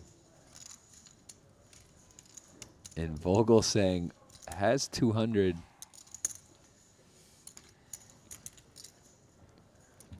Still has 200. Spin up. What a spin up. That's brutal, huh, Jeff? That is crazy run out. All right, so you're going to join a 25K PLO, right? You're going to like flop like top full house or something. The guy hits like straight flush and No, if I go, I'm gonna win it. But I don't know. I want to play. We'll see. See how I'm feeling. Would be nice to throw with I don't know how the field's gonna be because this isn't like a very Would be nice to throw with 200. PLO is Yeah, not more. a Same. very popular game Yeah. here. I think It's correct. so. That's why But- there's only one. But it's 25K, right? Yeah. So I know it's Everything 25K, would but be it's a different. low buy-in, quote unquote. So you're going to see all these businessmen just put 25K and they don't know how to You play it think that though? well. If they don't like the game, I've seen them do it from the last time we had a they do? 10 You think it gets a decent turnout? Okay. it's not gonna be 76 entries, but you're gonna get like I know some of these pro businessmen are good at no limit hold'em and short tech, but I don't think Paul is that good at Omaha. I could be wrong, but I really don't think he is, just because Lucky. how often does he play the let's go. game? So you're gonna get a lot of these, a lot of other businessmen playing it, and then like the no limit guys are gonna play because they're playing it, and the real crusher will probably gonna be Omaha for Rose, right? He's just gonna probably win the tournament, but you'll be surprised. It's gonna be, I think it's if you know how to play PLO, Yeah. it's a tournament to play. If you had one shot, Yeah, I agree. And I'm gonna figure out that situation and make sure that commentary's covered and all good. Now we got a healthy team and who came in for you? yeah, I love it. Well, I'm definitely gonna give Twitch chat and YouTube a piece. I think I'm gonna split, give them if I play, which I think I will. I'm gonna split 5%, 2.5% to YouTube, 2.5% to Twitch. Right, you gotta get them involved. If you don't have Twitch and YouTube on your side, I don't think you have a shot in this field these days. So I'm gonna put a little energy out there. Randy, I'll give you a little opportunity to buy a tiny sweat or I'll give you something to get you involved. I need you on my team too, for sure. I need you. I'll tell you, I'm sending all my positive energy to you, Start right? with 2. Gonna be watching you play. Barely even know how to play PLO, but I'm gonna be like talking it up for you. All right, well that's official. If I play, which I'd say I'm 70%, 5% split between Twitch and YouTube giveaway, figure it out. So that's the official deal, and Re-raise. let's roll with it. Line is 55,000. 2 quick folds. This guy's just a beast. He's got 700,000 chips. Like, I just see him just win every pot. It's really solid, but cruising near the top. Yeah, gotta get in, Jeff. I mean, look, okay, I've played a Triton event before. Brian Rass has played a Triton event. What about Jeff Gross? That's actually the truth too. It's kind of like to you can't be a yeah. commentator if you haven't played a Triton All event, right? I think that's and we got to get true. Henry in there soon. You're right. I'm in. I'm just going in. I'm just gonna get in. I've convinced you. Okay, so all the other guys who are playing a PLO event, you can thank me because I got Jeff Gross into the tournament for you. I mean, listen. I'm not gonna claim, wizard, but I feel confident. I'm not gonna be in there scratching my head. You'll see me, hopefully on the bubble, hopefully not too short, and hopefully making a run at it. That's what we're gonna do. Nah, I'm rooting for you for sure. You were rooting for me when I was playing. I'm rooting for you. Yes, that's we gotta stand by each other. These guys are tough out there. Yeah, we can't combine our powers and be one of them. They still are better than us. So like, we need to add Brian Rast so we can, then we probably can take one out. Yes, that's right. I mean, actually, Rast still loves PLO. He may try to get in there too. So I don't know if I guess All right, so it's just gonna be me and does Henry even play PLO? I hope he does. No, he loves we're gonna be PLO. lost. He Okay. loves PLO. He's very versed. All right, good. So he'll be my strategist. I would tell me what to do. 'Cause Yeah. these look like two bad no limit hold'em hands. It's a different game, but it's clear. I think I actually surprised that you haven't played PLO much yet because it's so fun. I mean, It's not for me. I no? don't know what to All say. right. I like It's short deck though. Short deck, I know it. I know the game reasonably well, I would say. Fair enough. Yeah, that makes a lot of sense.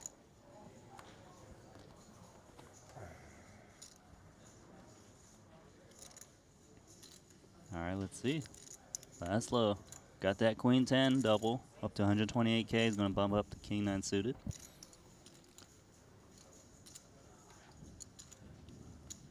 I'm just so happy. I miss you, Jeff. Honestly, I remember in London, we were just cracking up. We were having some funny times. Just people's names was. I remember we were struggling with some of the names back then. Petrangelo. Yep. But Nick yeah, McGee. I remember. I missed that. Me That too, was good man. stuff. It's good. It's 3-6 now? reunited. It's been a while. It's good to be here for sure.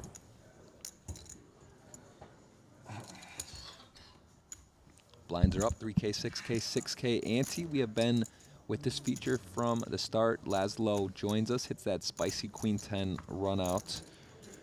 And Paul is been put in some very tough river situations with modest holdings. He's folded a couple times, made a call once, but he is really getting put to the test. And, he's just, he knows where he's at in hands. And all these guys seem to know where they're at, and that's what makes it fun because there are levels to this. All right, this guy picks up a hand for real this time. Ace queen suited. And that's one of the benefits of being so active is when you do. And when he does, Wow, this that's guy's got pretty ace sick. king because he thinks this is a premium, Oh, right? for sure. I've been opening This queen is- 6 suited. This is the stones for him. He's going to fist pump in. So does Vogel saying go 3-bet? Does he go all in? What kind of sizing? He's up against a 20 big blind open. Just pump it in. Figures if he makes it smaller, looks a little bit too suspicious. Oh no, he put a lot of chips in. Sorry, but yeah, snap jam because he's been dealt worse hands. Yeah, I think he was gonna 3-bet. I mean, he could definitely induce. And wait, did he go all in? And he already called, right? Yeah, he snapped. I think they got a little bit confused on how many chips winning, but it's all good. Cards On up. their backs. Gonna see 5, ace queen suited, ace king off. Gonna be some chops possible. That's why you see that percentage not add up to 100. There is potential chops, of course, when it's like ace 2, ace 4. A lot more here. The king will play a lot, but there are some double paired boards. And gonna win about 2 out of 3 times. That is a great start for ace king off. Has the spades covered, and this puts Archer down at 13%. It's got 3 outs, 2 peels at it, potentially some turn sweaty. Nope, Dead. that is the 0. And Thank you, Archer, Gran. who is very active at this table, is going to take his activity to the cage. We'll likely see him rebuy, and although it is getting deeper into the night, I imagine most of these players, like we said, will rebuy, but there's probably a cutoff. Some people, it's, you say you have an advantage, or not an advantage, but your stack's worth more when you register late, but some people don't want to pay 50K and get 10 or 20 big blinds in play, so you can't blame them, and you just never know how Do someone's you feeling know or what what's the going on. starting stack is? It's 200, all right. I believe 200 been for all the. Okay, well, I think 200K is reasonable at the 6K blind level. Oh yeah, For sure. It's way more than 20 big blinds. 33. Yeah, and I think you'll see a lot of. I think you'll see a rebuy for sure. Yeah, he's a crusher. He just won the GG Super Millions, I believe, the other week. Maybe heads up versus Fedor. Literally this last week, I think it was. Fedor is here, Yeah, correct? but no, like on Tuesday, it was. They didn't Yeah. have it today, so it was Mhm. last week Tuesday. Ah. Yeah. Okay. Yeah. I mean, when I was doing Super Millions commentary, Archer won many of them, so I'm not surprised he won another one. Yep. Just wins everything. Yeah, so it just goes to show you these guys can play and they can do it on Sit open. the live and all that stuff. Paul's saying, send help, man. I don't want to play five-handed with these guys. Let's get at least another body in here. Of course, it is a disadvantage, right, to be playing shorter because you're going to hit the big blind more often, more chips, and five-handed is rapid. There's literally every hand you're. You don't want to be playing five-handed with Linus. That's why, Yeah. that guy knows how to play every single spot. I'd be a little bit worried. But Paul respects all these guys. I think he thinks all of them are better than him, but he's just so solid. I don't know what to say. I would say a lot of people underestimate him, to be honest. But not nowadays. Finally got that victory. I think people are starting to, respect him a lot more. I don't know, when you label yourself as a businessman and when you play the $1 million tournament, you come in as a businessman. Like, people expect some goofy stuff, right? But I don't ever see Paul make a goofy play. Yeah. 13-5. I can't believe Vogelsang has 324,000 chips. The guy was sitting on 6 to 8 big blinds when we started, like an hour and a half ago or whatever it is. Yeah, I watch Seidel just do it the two way. Every once in a while, you get that true underdog story, the inspiring spin up, and it just makes you really think about how many times you've incinerated a buy-in just with like 10 or 15 blinds, when you're like, oh, I just ripped it in for whatever, and there's definitely a skill to short stack poker. Now we talk 2, 4, 5 blind poker. Sure, you need some luck, but the truth is there are tricks, there are ways to find spots, to get it in good, to take your time, to maybe wait for the big blind or not hit the big blind, and no limit hold'em can win 2, 3 all-ins, and you're back in business. I can definitely. I just saw Paul 3-bet ace deuce suited. This is something he would not do years ago, right? He just wouldn't be in his arsenal. The guy improves. He plays with the best all the time. And they're very chatty with each other, like when they're playing like cash games and stuff. And you ask questions. He's a killer. I don't want him at my table. Give me someone that, wants to play an Omaha tournament for 25K instead. Careful, I'm not in yet. Don't scare me out of there. Nah, Jeff, don't worry. I'm just saying, if there's one for you to play, that would be the one. Apparently, you're reasonably skilled in PLO. I don't know your talent in PLO, but if you're confident enough to play it, I think it's a good spot. I don't know about PLO. High-low, I'm the 5th best player in the world currently. After the World Series, I got a 5th place in the 10K last year, so that I will claim confidently. You can hand him on me on that, but PLO, we'll see. I like 4 cards, Randy. You like 4 cards? Yeah. At least one of them's an ace all the time, right? There's a lot of aces out there. High-low? Any high-low? If you haven't played PLO, you probably haven't played high-low. I played high-low. I prefer that game because Okay. it's simpler. You just keep playing ace-deuce, and then you just keep getting half the pot. Eventually, you just chop the trophy at the end, right? Because no one wins the tournament. There is a lot of chops, but it's a great game. Don't disrespect high-low, please. Not out here.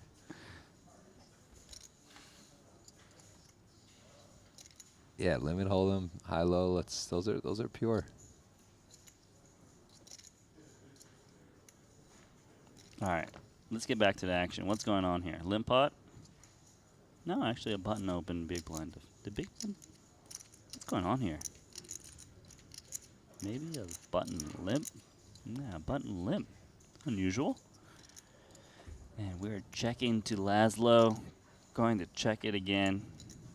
Jack is still good. Laszlo has 7 high. Is he going to potentially stab the river? I'm interested that he didn't bet the turn when he picks up open-ended. I guess the club, he doesn't have a club. Clubs could already be there. Doesn't make a ton of sense, but he just kind of giving up. Look at who we get here. Just when you think the table's exciting and fun, Tony. Tony G just got whiffed right in there, whisked in. I love Tony. Well, Randy, we've had a good segment going. We'll just sit back, let Tony take over. Yeah. We don't have to do much. Make sure we let him talk. And look at that logo. Is that regulation? Are we allowed to have that? Can someone, is this Triton? Can I go to the TNA and TNC terms and conditions? That thing's huge. That is a piñata. Unreal.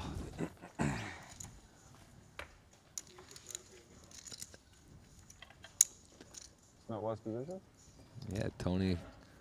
Tony's really fun to watch. I don't know, like if you haven't seen the cash games, like he's always like playing the biggest pots, laughing at people. He called Makita a fish after he hero called him, and one of them for like $500,000 or whatever it was. I remember. Just, I can't believe Tony wins so much money still, right? Like, cause you would think like someone who hasn't played for a while shows up trying like, oh, maybe he's a little outdated, but like he's got his quirky moves, but it works for him. It's kind of like Helmut, yeah, right? It works for him.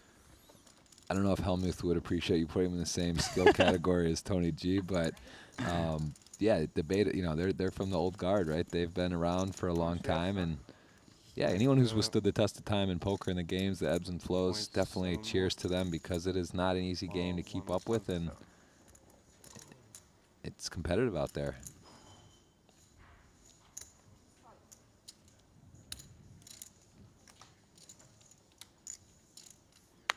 It's an interesting stack to have remaining, huh? 666 for Linus.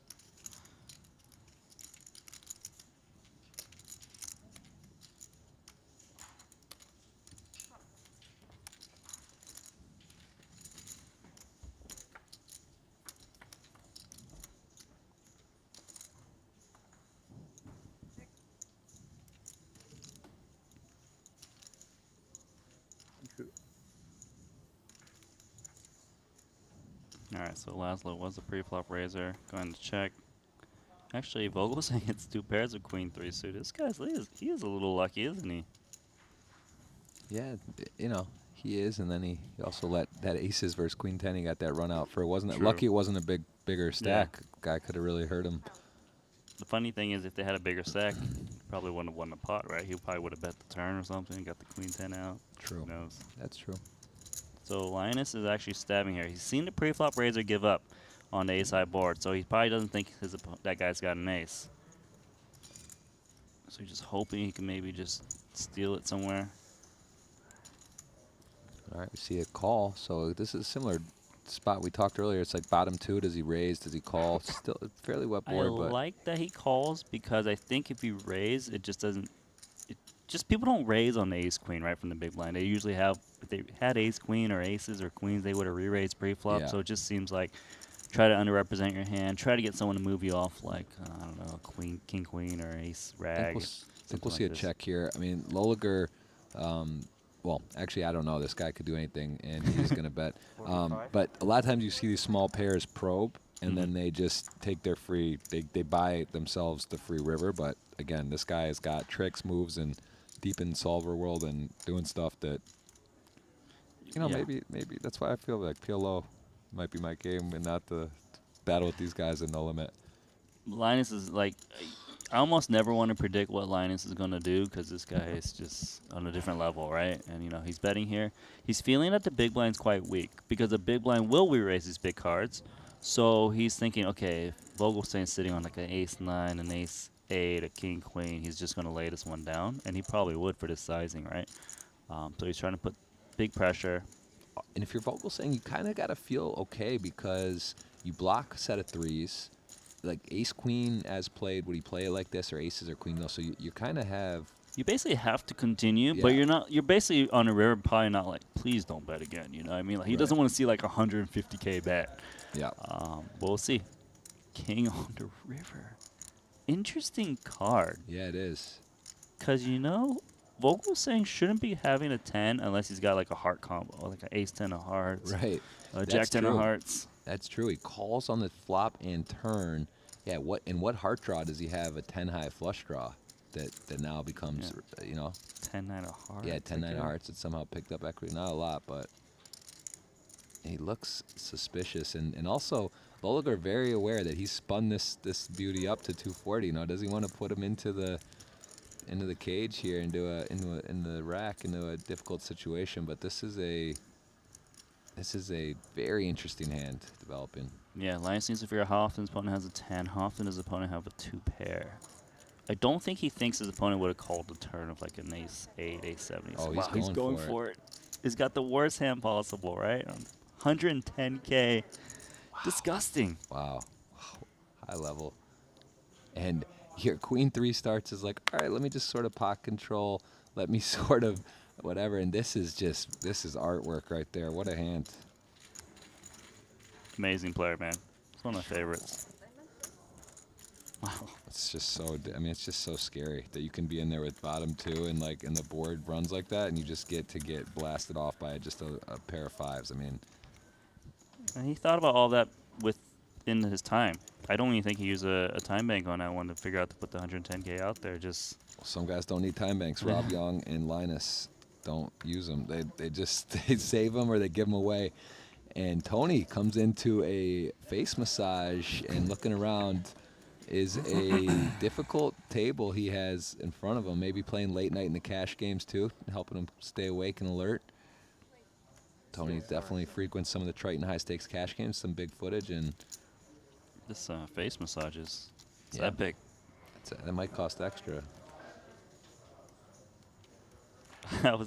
I was doing commentary for the short deck in Cyprus, and Jungle Man was getting his head I was massage. just gonna say, right? yeah, anyone who gets a face massage on a TV table, respect. I mean, they really just. But he was like deep in the tank, and he's just got this big 21. head massage. Can't think. It's just, Yeah. man. Jungle, a 2-time Triton winner. I saw the And then- banners out there on that Bonomo Jungle Man. There's several. Ivan Liao. I mean, Yes. We haven't got a chance to see He actually him won yet 2 in the much. same series, I Yeah, believe. Legend. Oh, I missed that guy. He's here though, right? Oh yeah, he's in the mix. He ran actually a sick cooler like event 1. I think he had ace king into aces were near the money, and hold them like relatively near the money, maybe 6, 7 off. You tell me who's my favorite businessman that plays at Triton? He might be. Yeah. He really might be. I love Tan Xuan. Oh, love him too. But I don't think he showed up to this one. Yeah, I haven't seen him yet. But yeah, he's amazing too. I don't know, just the special Triton businessmen that show up, they're characters. Yeah. They're great. They don't play any other tournaments. They're like Correct? EPTs. Nope. They only want to play the highest stakes, and you can only play high stakes at Triton. And new player? Who do we got here? All right, Jeff, you got the names. Go for it. Well, we saw earlier Panchara we saw him mixed up. He had quite a festive shirt on in one of the earlier events, and I will take a crack at some of the names, but in the future I'd prefer you to do that. But you know that guy. I used to play with this guy. You know, like I go to all the Asia stops and he'll be playing like 1K. But you know, apparently everyone's crypto rich or something. They can just afford Triton tournaments left, right, and center. Hope different than last Hey, time. listen, however, I'll tell you what, this is not Well, for the the faint big of on heart the to buy in. focus You gotta Make your be fool willing for to part with money. Like 50K put in for an entry is real no matter what. That's a nice, healthy buy-in, but Yeah. yeah, people. Yeah, it looks like he is taking his shots in no limit. Did not play the short deck, but played the 20 and 30K. So maybe a theme, maybe resting up, maybe you never know. But some guys like no limit, some guys like short deck, some guys like both.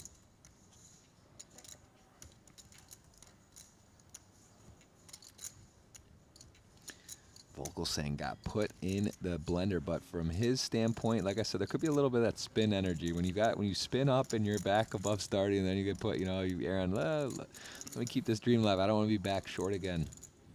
So the 6 of hearts is gonna scoop the spot. Wow, yeah, King 6 top pair gonna get run down in a little blocker bet. He did this last time. This is a bit of gamesmanship here, right? He bet the minimum last time when he ran off the queen. Vogelsang knows it too. He's like, man, you're reminding me of that. It's actually scary because you can't really bluff raise if the dude showed you queen 10 last time when he put the min bet out, right? Like, because he could be doing that with the ace of hearts and you should be blowing chips. Vogelsang laughs, and now he's actually maybe thinking like, hey, I should have a higher hard here a lot. I don't think he's got like the 8. And Yeah? No.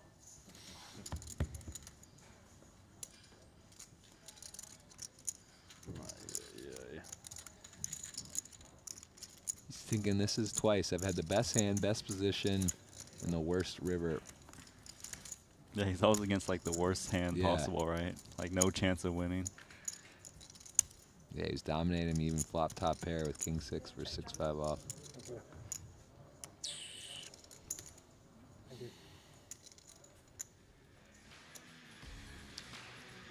All right, a better way to watch poker. Look at this. This is the Triton Poker Plus app, available now on both iOS and Android platforms. Pretty special. I don't want to oversell it because it doesn't need it. Just go check it once. You'll see what I mean. You can just take a look and see the replays of hands. You can see all the players that have played events. You can actually see their results from prior stops. I mean, it just goes on hand histories, chip graphs. It's just go take a look. You'll don't leave us for that only, but you know, if you have that as an auxiliary tool to sweat along in the action. 12. And also, of course, Player of the Year points, where people even get points for registering on time. Triton always innovating, thinking, and adding to it, but you will be able to see that ranking player points, and I believe there's a nice, hefty prize at the end. And aces getting passed around. Laszlo took down aces with queen 10 off, and this time he's got him himself. Slow play against Tony G. All right. That's always tricky.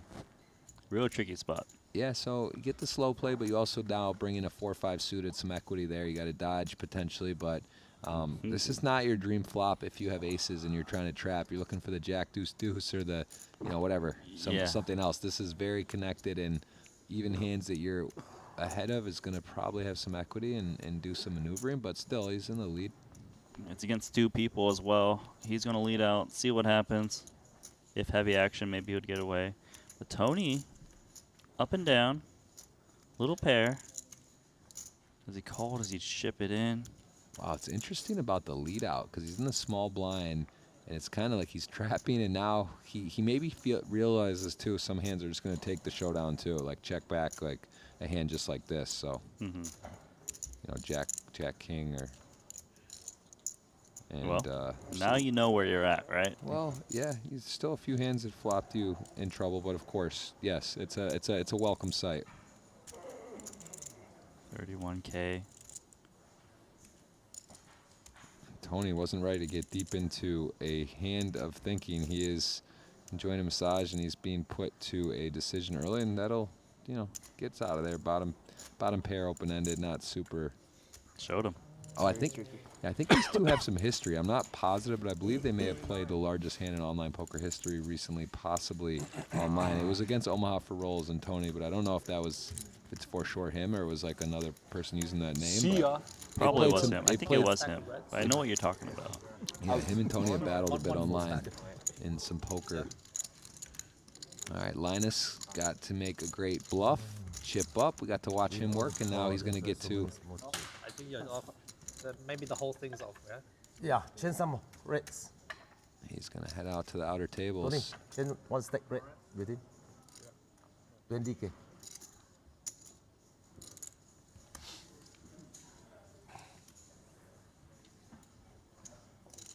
I feel sorry for whatever table he's going to. They're not going to be pleased to see Linus with 750K coming in. Absolutely put a clinic on these guys so far. Yeah. Stevie's been quiet. He did have that nice hand with King 8, though. Recognized he had to bluff and did. And look at this. I think those are the same suit. Is this graphic right? Or Boomerang. yeah, crazy.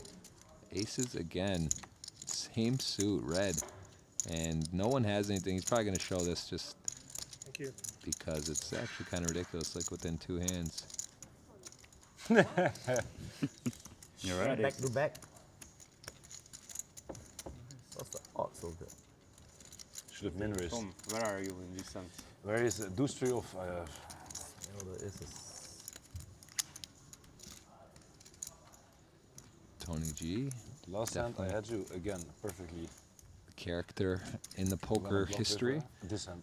Been around for a long time. Looks in good shape. He did some fasting and I saw that. yeah.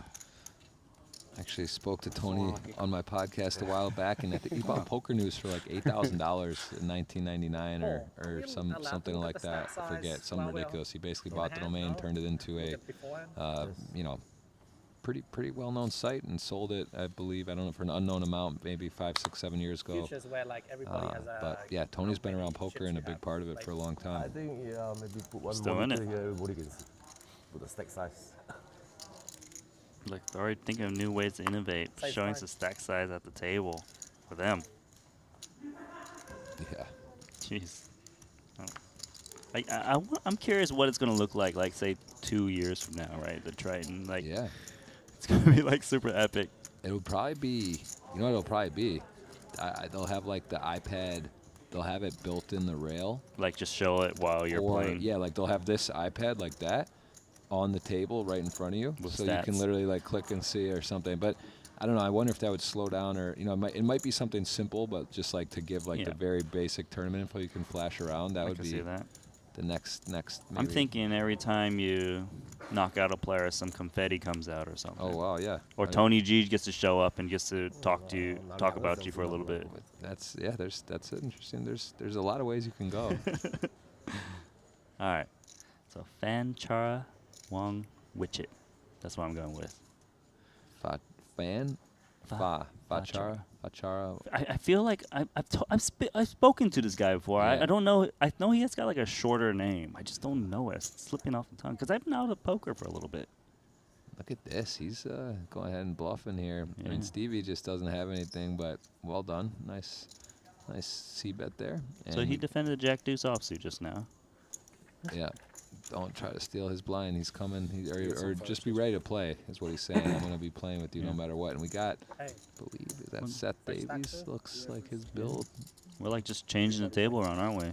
Slowly, one Yeah. player at a time. Yeah, the unconventional way of doing it. Saw Seth and Jason Kuhn tangoing. Jason made a straight flush when Seth Davies flopped a set of tens. All right, but what's on the cap? Does it say unemployed but still good? Is that what I'm reading? I'm not sure. You should read it. I think that's what it says. I like it. Yeah, that's what it says. That's funny. It's really funny. It's definitely creative. He had a great shirt on the other day, like a full-blown color pastel, like Oh, yeah? Hawaiian, but even more elaborate shirt. Yeah, it was great. This guy's making a name for himself. I like it. Aces.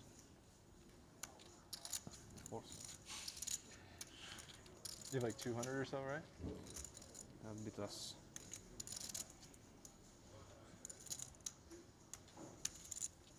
Alrighty, Seth Davies. That guy's a killer. 193 apparently. What's that? 193. Oh yeah. Can I see that real quick? Just get the quick rundown. See, look at that. They're looking at they're using the Triton app, just sharing with each other. Yeah, We don't even need to promote it. They'll do it. I know. It really is. It's pretty sick.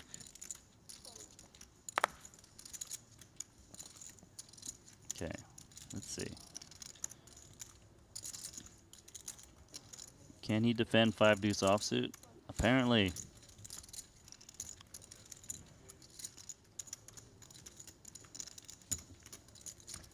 Yeah, got to be willing to make some folds, but I guess it's sort of like you flop 3-4 or 2 pair trips, but it's just kind of Trips.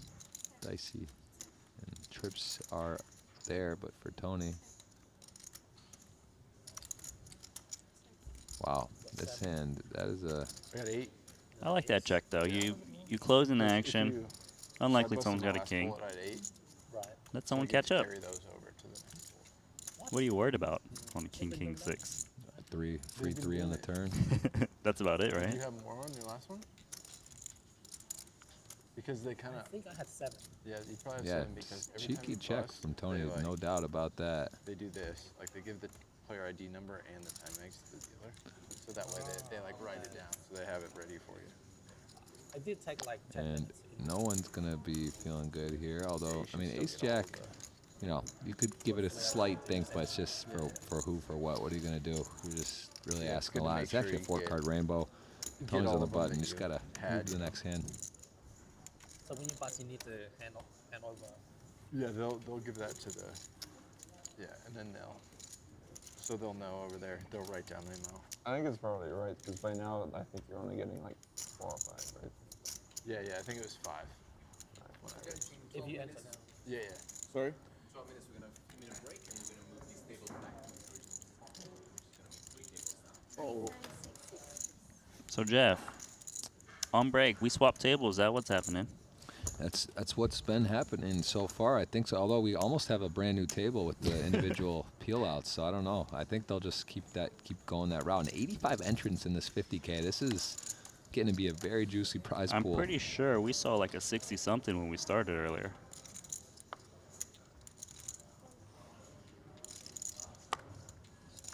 But we will be switching the featured table, Jeff. Confirmed. I have got word that Pachara's nickname is Tai. T-A-E. Tay. Tay or Tai? You tie. Tai. Yeah. Because he's from Thailand? That's a Bunny against Bunny. strong deduction, Randy. That's why you're you're not the Bunny. Guinness World Record The best poker now. player, tables, stuff like See, that. But I yes, know all of these players. That's my advantage over you guys. You guys maybe got the talent and skill, the current strategies, but I know the players. you know what's happening. I love it. All right, absolutely nothing. First one to bet wins. Tony G. Run good. You can say one tournament, but you're consistently in the money. How many? 17 in a row in the money. Not in a row, I thought. Okay. 19, 20 19 already. in a row. But I play like 100 over events. Yeah. Tony and Paul chatting about how often he cashes. He said 20 cashes. When is Or the 19. Omaha? In the The end, cash game. You hearing this? He's talking about the Omaha. Oh wait, outer table action. Who do we got here? Next table. This is probably going to be our featured table coming up. Sergio Ido. I recognize him. Oh, Eric Seidel. The killer. Look at that. Unbutton a couple extra buttons, Hey, feeling a little saucy. That's after a his two blind three-time spin-up. champ right there, right? Mikita Badzikowski. Oh, yeah. He knows what's at stake. And that's Panakov's right there on the right. C1? Yep. For a second, I thought it was Ben Lamb. I was like trying to figure out who that was. Ben Lamb might be a 2-time winner, too. I'm not sure. He's definitely He definitely won a short deck. I know that. The first time he played short deck, he scooped it. Wow. There's a lot of guys. If you play your first short deck, Jeff, I might sometimes win. they do a 10K, right? You'll just win it. Like I love it. Nick Schulman did it. First time played a Triton, wins it. Kenneth Key, first time he played a Triton short deck, wins it. There's a lot of them. Seems like a lot of pressure then. It's so you're like a donkey if you don't. Kerry Katz won a short deck too. I don't know if it was his first time, but I know it might Yeah. have been. Jesus. First time I played short deck, did not cash. I mean, hey, if you're not first, you're last, right? All right, let's see. So the pre-flop raiser is Tony G. Ace-9 checks around Binks the 9. He's got the best hand now. Does anyone want to fire though? Laszlo got an inside straight draw. Saw 2 checks on the flop. So he actually might be tempted. Like, no one's got a queen. If I fire big enough, maybe I can get them both to fold. Yep. Little gut shot, going for it. You got to try to stab with these 5 deuces, right? Otherwise, why are you playing these hands? Jungle Man says you got to bet your gutters. That's one of his cardinal rules. Can Tony make the read? He makes the snap call. I like that he plays fast. One of my favorite things about Tony Yes. G. Something we saw earlier in that heads-up short deck that Rui Cow and Richard Young playing super fast. Richard Young never uses a time bank. Yeah. All right. Disgusting card for Tony G. But he still has the best hand. Can Laszlo bat again 400. on the 10? This is one of those things you see when you have the absolute worst possible hand you can have. It seems to be one of those things people like to put into their bluffing things. And you know, here you start talking about does he have king jack? What hands can he really call? 9x you target here, but it's Tony G. Maybe a little extra sticky than most. I guess it's good. Draw something. 5-7. No. 5-5. 5-5. 5-5. 5-5. The 5-3. You had 5 deuce. Can't be less than that. Either of those. Yeah, I mine figured was the opposite. I've just had starting stacks. one more go on the river. Big one. 100. Yeah, not as. Woodwork, probably. I was It called. was a lot worse when you had 400. I think so. I think you're right, though. They're very chatty with each other, so they must have been the same Yes. guys as yours thinking the big pots.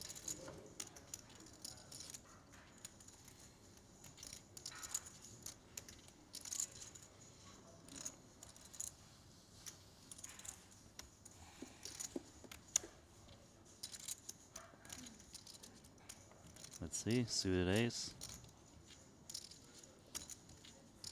12.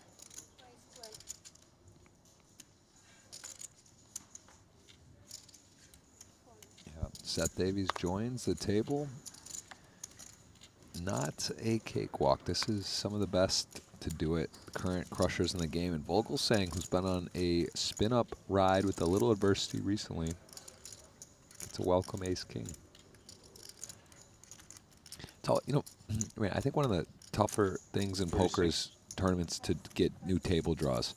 It's just tough because there's a whole dynamic. You don't really know how someone's playing on a given day or what's happening. So when you just get inserted into it, left, yeah. you can get caught in the crossfire. Left, And this I morning. just, one of the rules I like to tell myself is That take a was the while, best game yesterday. take a few orbits before you get acclimated or make any kind of outrageous calls or plays, and then it I doesn't lost- usually go that way. I'm lost usually out pretty fast afterward because normal. that just doesn't how it works. But if I could redo a lot of my 15 playing minutes days, or I would something, lost follow the- my own advice and just sit back and even maybe just get a face massage and just soak it in and fold Let's upwards PLO, but the nuts. Paul's But playing good now, PLO. anyway, Yes.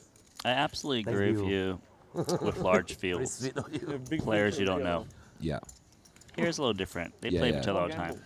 Yeah, but I'm saying even on any given day, like look at what Artur was doing today. I mean, he was playing every single hand. Like now you come, maybe you didn't know he was Set up, doing we can that, do like short decks for everybody. and someone ante takes offense to and on him, the and you big- start. I don't know. on the It's just a button, little couple. thing, but of course, 1-1-2. That's the game. I would know. You know why? I'd use the Triton app.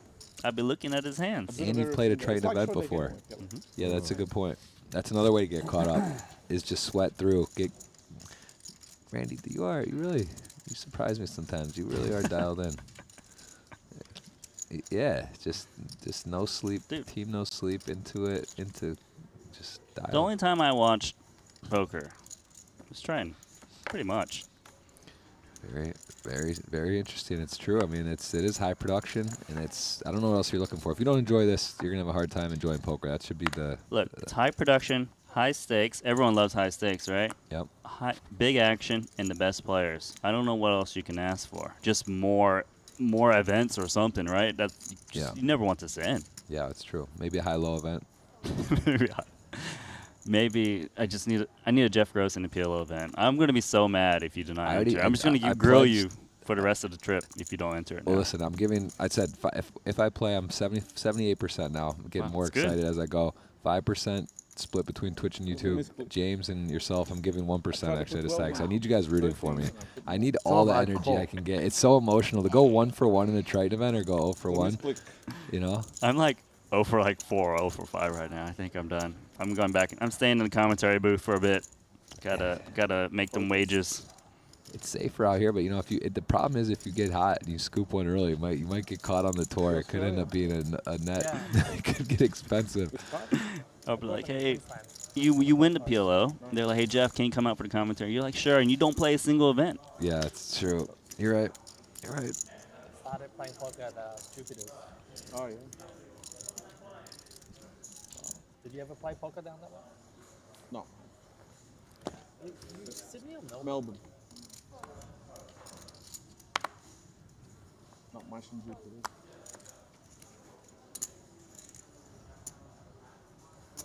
Just the beach. Yeah, it's not. It's nice, but yeah. I mean, Retirement. yeah, it's good. Everyone's retired. You know, I haven't been reading chat. I wonder if they're like Yeah. happy that I'm back, or they're like, gosh, Randy's back. God damn it. Pretty sure it's a consensus, boss Randy. is We're all up we're all excited. We're happy, and this is I don't really good know times. Those guys, like, they're a bit older than I am. You saw. I mean, they knew. They like literally everyone. When They, I got really a lot of into people poker, I answered. They did knew your back to records. They back, know what you can do. They know what you're capable You of, play and PLO as well, yeah? we're here having a good time. back when I was in Australia, yeah. All right, We what's can play happening here. here? Back here. King 5 suited defending small blind. All right. Many bunnies here now. Little loose, but We're all rusty. you can't play this Big tournament if you're not confident in your plays, right? Okay. These suited kings in this, seeing this more and more. This is Maybe definitely one part of hand. the Maybe one hand. game tree. People are playing the suited king wheel, and Tony G with the nice suited hand, and Paul though with the best of it so far. And that will remain the case. No one really has anything other than Paul. I gotta ask you a question. Is that a real term, suited king wheel, or did you just make that up? That's on the fly.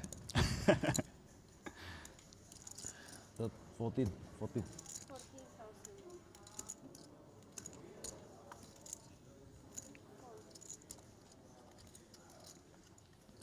There you go. Paul wins the pot. Been a little while. Yeah, actually, a lot of Thais,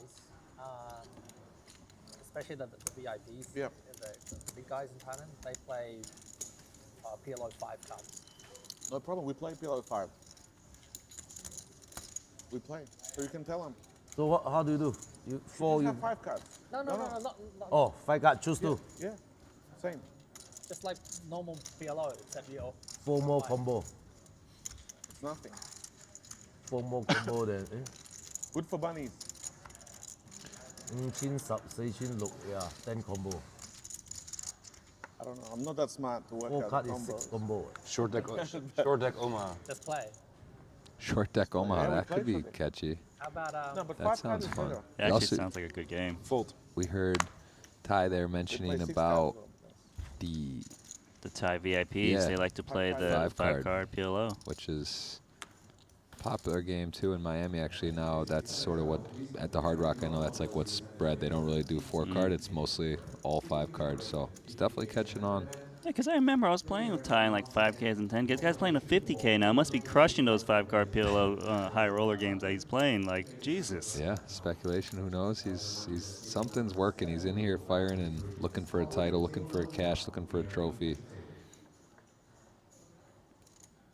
Seems like people are getting away, so we might got a break coming up real soon. Maybe after this hand.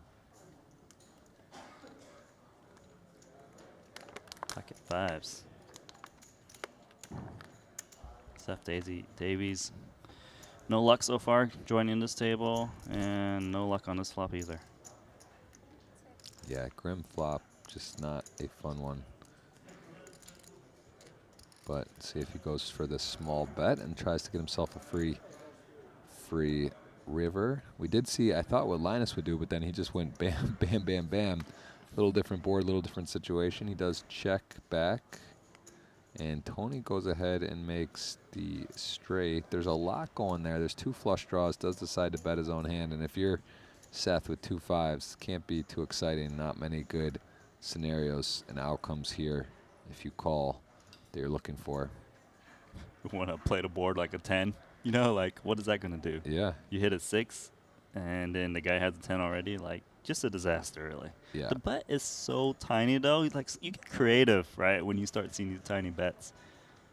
I will say Tony seems to be executing some interesting sizings and Got spots, him. and that's look at this. Tony He got makes the a next value. profitable bet. I think if he bet anything more, he wouldn't have got a call. The interesting part, though, is it actually is it's a great bet for his particular hand, but you are welcoming a difficult, right? There's a lot of, there are some hearts and spades and stuff you're going to be guessing on the river, but either way, Seth just going to be getting away for this now.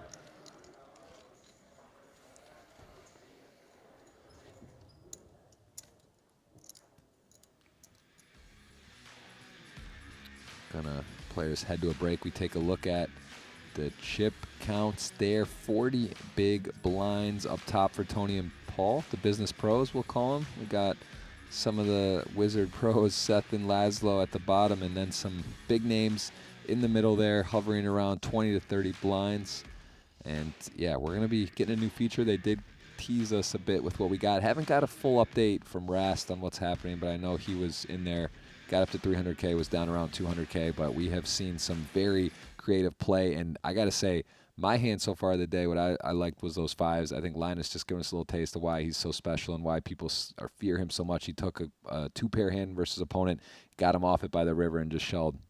What do you think so far? That was the highlight for me too, right? Because most people, they throw one little bet out and they're just like, check, please hit a 5, check, please hit a 5. But no, he turned his hand even crazier, right? Why'd you look at me when you looked at me about that's what I would have done. I would have bet the small, let the turn. Well, that's what you told me during that time. Yeah, okay, guilty. So fair enough. Yeah, that was impressive and scary at the same time. Feel safe to be in here, not out there. We've seen some very special stuff so far. I mean, what a treat. This is already up to 80-plus entries. We're seeing a €4 million prize pool. It's going to be a big one to first and really starting to move fast. We're down to about 50 players from 85 entrants.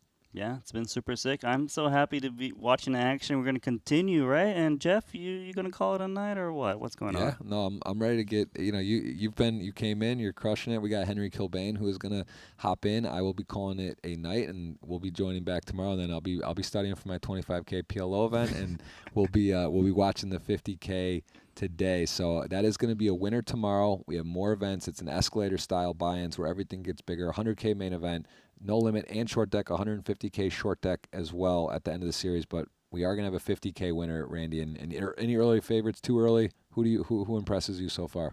Linus, hands down. I don't and the pro businessman. We're gonna get a couple pro businessmen at this final table, guaranteed. I'm saying Paul Fall. That's my read. You're going for another one? All right, Paul looking for his second. He just got his trophy the other day. We'll see you guys after the break.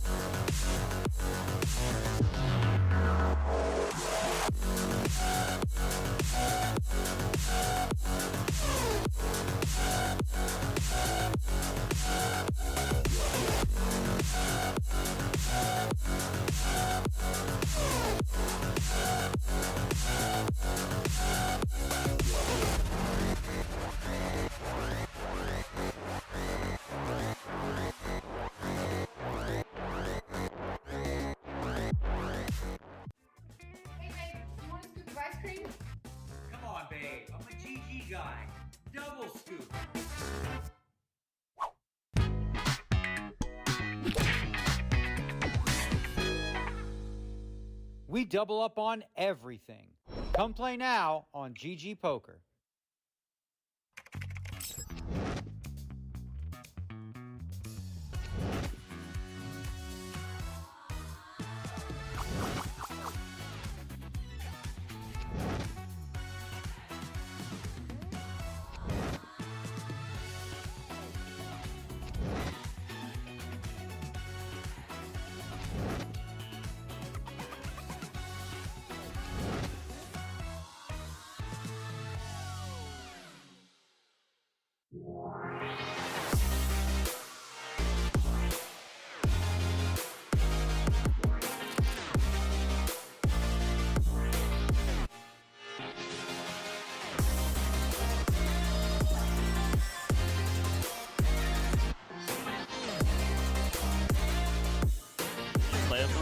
In the big game a long time ago, took my money. So I'm looking to see how he does now. But that was many years ago. Yeah, Rast hasn't. He's not been playing high stakes tournaments so much. He used to do a lot. I mean, he has a $7.5 million score. Won the Super High Roller Bowl at the Aria, the 500K. I tell you though, these guys, a lot of them don't play high stakes tournaments. They're like cash game players, but they just show up because it's the Triton event, and they'll just fire their lotto ticket, right, and win all the monies. True too. What did someone just hit a 6 here? Wow, Tian versus Arthur, and this was check, check. These are just one of those ones that don't make sense either on the river when someone just, you know, it's like, is it really happening? They hit the. So sometimes when you see this, right, you hit the random card that no one expects to hit. They'll just throw this huge overbet or something. Just try to make it look like they're making a play. Some people go for a small bet, looking for a milking bet, but yeah, look, he's going for that big bet that I was talking about. Just it makes no sense why I'm betting this much, but I hit a 6. Yeah, you just put them all in. Yeah, bet over the pot, but it's effectively 100K, 97,000 bet 125, and you know Arthur, definitely someone capable of making big calls, but you know this has got to be frustrating. He had top pair, check on the turn, and now he sees this on the river, and yeah, well.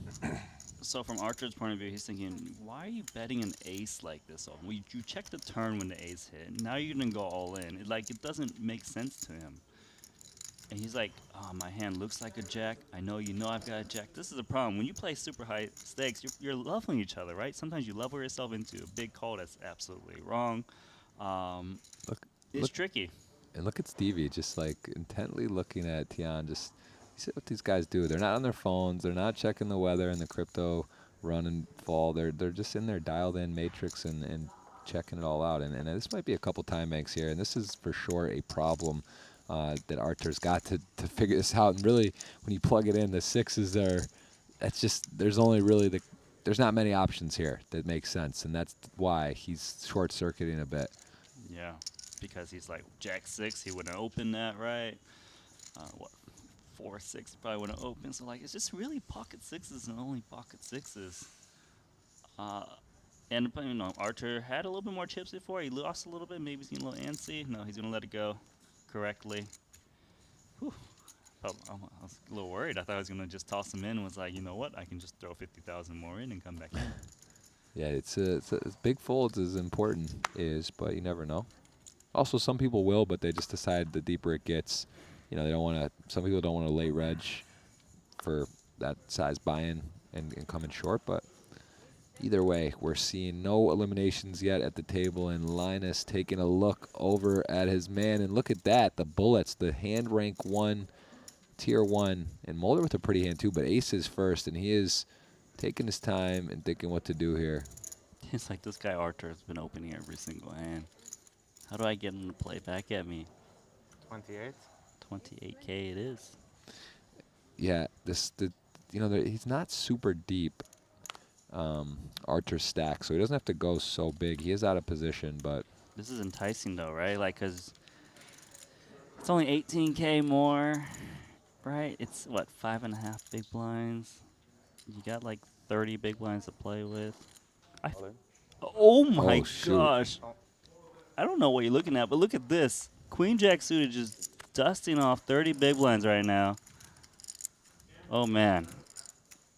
Really want to make a play here. This is bad. 80-20. all right, so they said you played 23,000 hands, 7.65 profit. It can't be $7. There's no way. Yeah, it was something really small. Oh, really? Something tiny. What was the... Oh, wow. Well, look at this. This is not tiny. Ace is the Queen Jack suited. Let's see if we can get a sweat. At least a sweat. Queen in the window. 3-1. Yes. Favorite. He's got some sweaty turns. Could be available as well. Lion's going to have a sip of something as he tries to fade the turn. And it does add additional outs. The 10 now would complete a straight. But now 1 less card and 5 less percent. 80-20 favorite for Linus to the river. Not to be. And Tian, who's been aggressive, stepped out of line into the best possible hand. Bold. What do you think about that, though? 30 big blinds, cold 4-bet jam, Queen Jack suited. I don't know. It's a bit aggressive. I guess he just player, right? Yeah. Originally, I don't know. He definitely, you know. You don't call yourself Omaha for rolls and you play Noma Hold'em professionally. That's true. Know? That's a good, I mean, fair point. Well, he's right off the bat open up King Queen suited. Chidwick 10-8 suited in the small blind. He 3-bet the 10-9 suited from the small blind before. What's he going to do here? Looks like he's going to flat call. Feel his opponent out. King 3 of clubs will come along as well, I imagine.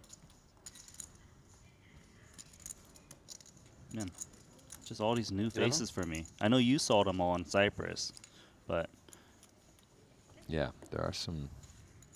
good news is I'm familiar with them just from their online play, so it's not like total noobs for me. Yeah, there's. I mean, Okay, actually, look at this. Clubs, top pair, king kicker, mid pair. Everyone's got a piece. It's hard to do in No Limit Hold'em. Now Laszlo with the top pair against 2 players. Probably gonna want to bet this. You don't want to let 2 guys get a free card. 1 guy, okay, you can see it, but 2 guys.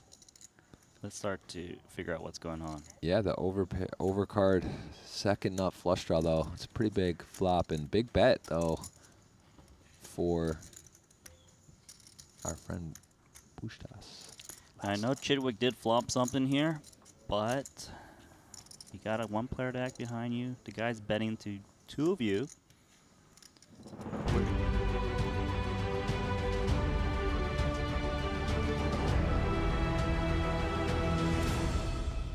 Welcome back, everybody, to the Triton Poker broadcast booth. My name is Henry Kilbane, joined alongside Nanonoko, a.k.a. Randy. Randy, what name are we going with? Is it Nanonoko, Randy? I'm just happy you said Nanonoko correctly because Jeff was like, Nano, is there another no? Is he there even a true poker fan if he doesn't know the name he's Nanonoko? definitely not. He's a fraud, right? No, he's trying to tell me about PLO when we're doing a No Limit Hold'em 50K tournament. Oh, my God.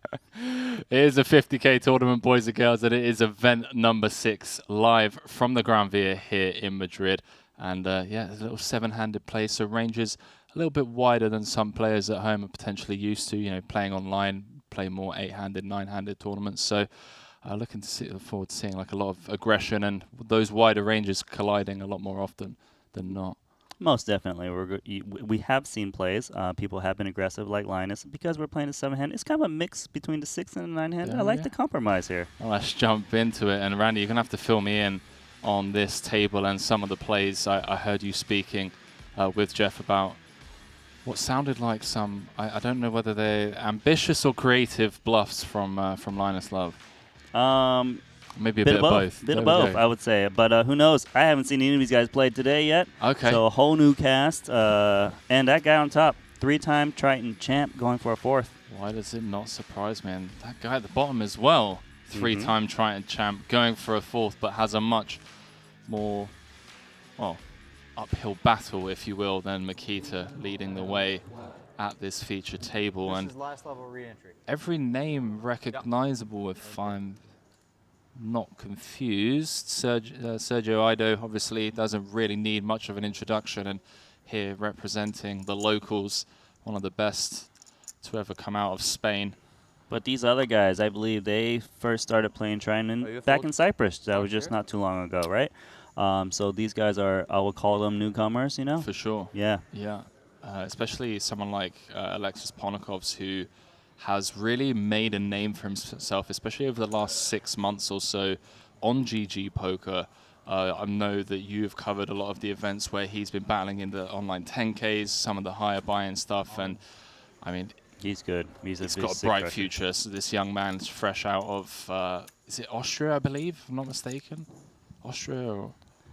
I'm not gonna guess. I'm probably gonna be wrong. You're not gonna shoot yourself in the foot like I maybe just did, but yeah, Ponokovs has been very impressive, and it's amazing to always see these online players transition to the live felt and see how they adjust, because.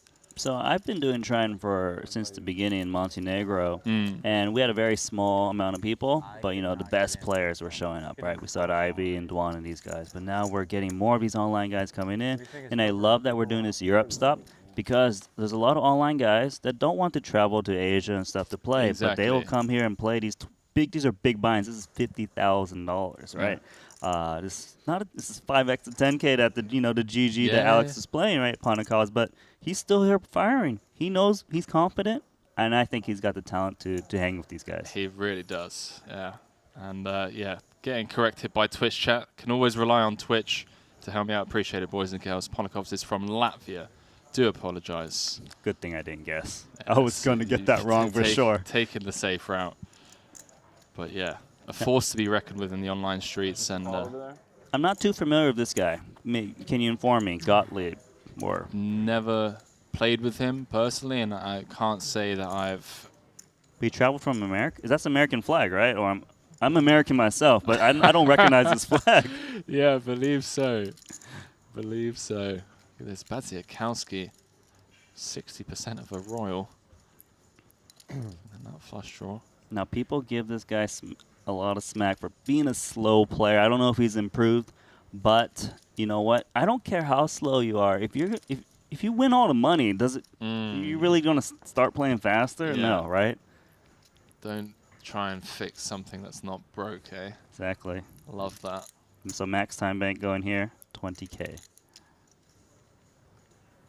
Yeah, one of those guys you know that it's not posturing when it comes to Mikita Badziakowski. There is a genuine, he's thinking over all of the options, the thousands of hours that he's spent in the lab. He's just reviewing everything, just ticking away in his mind, and ultimately, makes the decision that he does. And whereas me, Nananoki, when I'm posturing for 30 seconds, I'm normally thinking of, what am I going to have for dinner later on today? Is the weather going to be nice tomorrow? Is it getting too late? Am I going to get my 8 hours sleep? I'm all in. There's a lot less actual useful thought going into my tanking, let's say. Of course. To be completely honest with you guys at home. I'm just like, nice hand, I'm all in. But they did tweak it. I believe the shot clock, the flop is 25 is my guess. Is it 25 seconds? I know it's less. It used to be 30. I'm pretty sure it's less than 30 now. Yeah, and we had Rob Young on, 2 of our final tables in the first 3 events. And he was trying to get the pre-flop shot clock down from 15 seconds to 10, I believe, if I'm not mistaken. He's really using his TV time well to try and convince Paul Pua to reduce the shot clock. And he even chucked in all of his time banks to the dealer and said, I'm not going to need them, don't worry. I know that I'm going to make the decision in less than 10 seconds. So. Like 4 or 450? I like it. 440. Looks like it's 20 seconds right now for pre-flop. Unless I saw that. Well, here we go. Is it a 3-bet coming in? Is it a call? Yeah, Gottlieb kind of opening the door for Badziakowski to squeeze in general. Just so happens that he has a legitimate 3-bet squeezing hand from the big. That flat call on the button, obviously more dead money in the middle, incentivizing the Belarusian to take it upstairs. My son and wife are in town for another 2 days. So Okay. Yeah. Now you have an open early position, King Queen. Seems like a bit too much to be defending, right? It's 10 big blinds. He's out. Jack 9 suited. Can't put half your stack in. Because we play all day. Easy. I definitely have. Gottlieb saying it's pretty, but not for 80,000. Not pretty enough to pay that price. Your wife and kids are maybe it's not for now. Yeah. My younger version of myself, I would do that all the time. Now it's just not worth it. I don't really need to. Love the table talk, man. These guys, just. I always welcome Jason Kuhn to any table because he is always chatting it up. He's like the perfect pro. Yeah. Like, people love playing with him, whether they're a pro or a businessman, and he gives action. He's like the dream poker player, He really is. Yeah, he's a good friend of mine. It's actually the man responsible for me sitting in this chair. Oh, nice. I was a little bit responsible because you needed me not to show up early enough, right? This is true. Yeah, I know you. You did me a big favor as well by pretending that you didn't have a passport, so I could jump in for a couple of days. So I appreciate that. Some people only came out for this. I'm happy they got someone who understands no limit hold'em, unlike the last 2 hours. Just kidding. No knock on Jeff. I love Jeff. Oh, Jeff. The 100K is going to be huge. I do enjoy the banter between all of us, the verbal jousting in the commentary booth. This is a busting level. All right, Greenwood. I didn't know he was at this table. Just joined. Straight into the big blind. 110 expected or something. Bam. 192? But it can go crazy. I don't know. That's a lot. Just shy of 25. Keep it simple, right? You raise, you get called, you flop nothing, you see bet, just lose like most of your stack. It's close to showing. Nikita was close, but I didn't. You guys are in the ballpark. I don't think he's jamming ace-9. In position 24 bigs, no.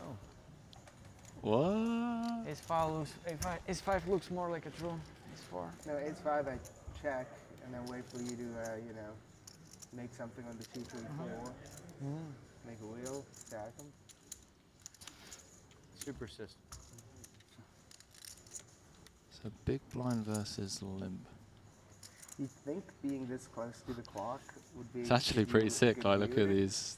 Oh, you got your charts here, all right? What do you got here for me? Got some Monka solves for some pre-flop ranges, and all the lights from overhead. yeah, ace-4, a mix for checking behind, Or all in. 3.5x, and just jamming, just ripping it all in. That's for 26. So for 24, it's going to be doing it at slightly higher frequencies. You know, this is what I love. You were surprised that Sam Greenwood did not know the Monker solver. This is true. Come on. This is true.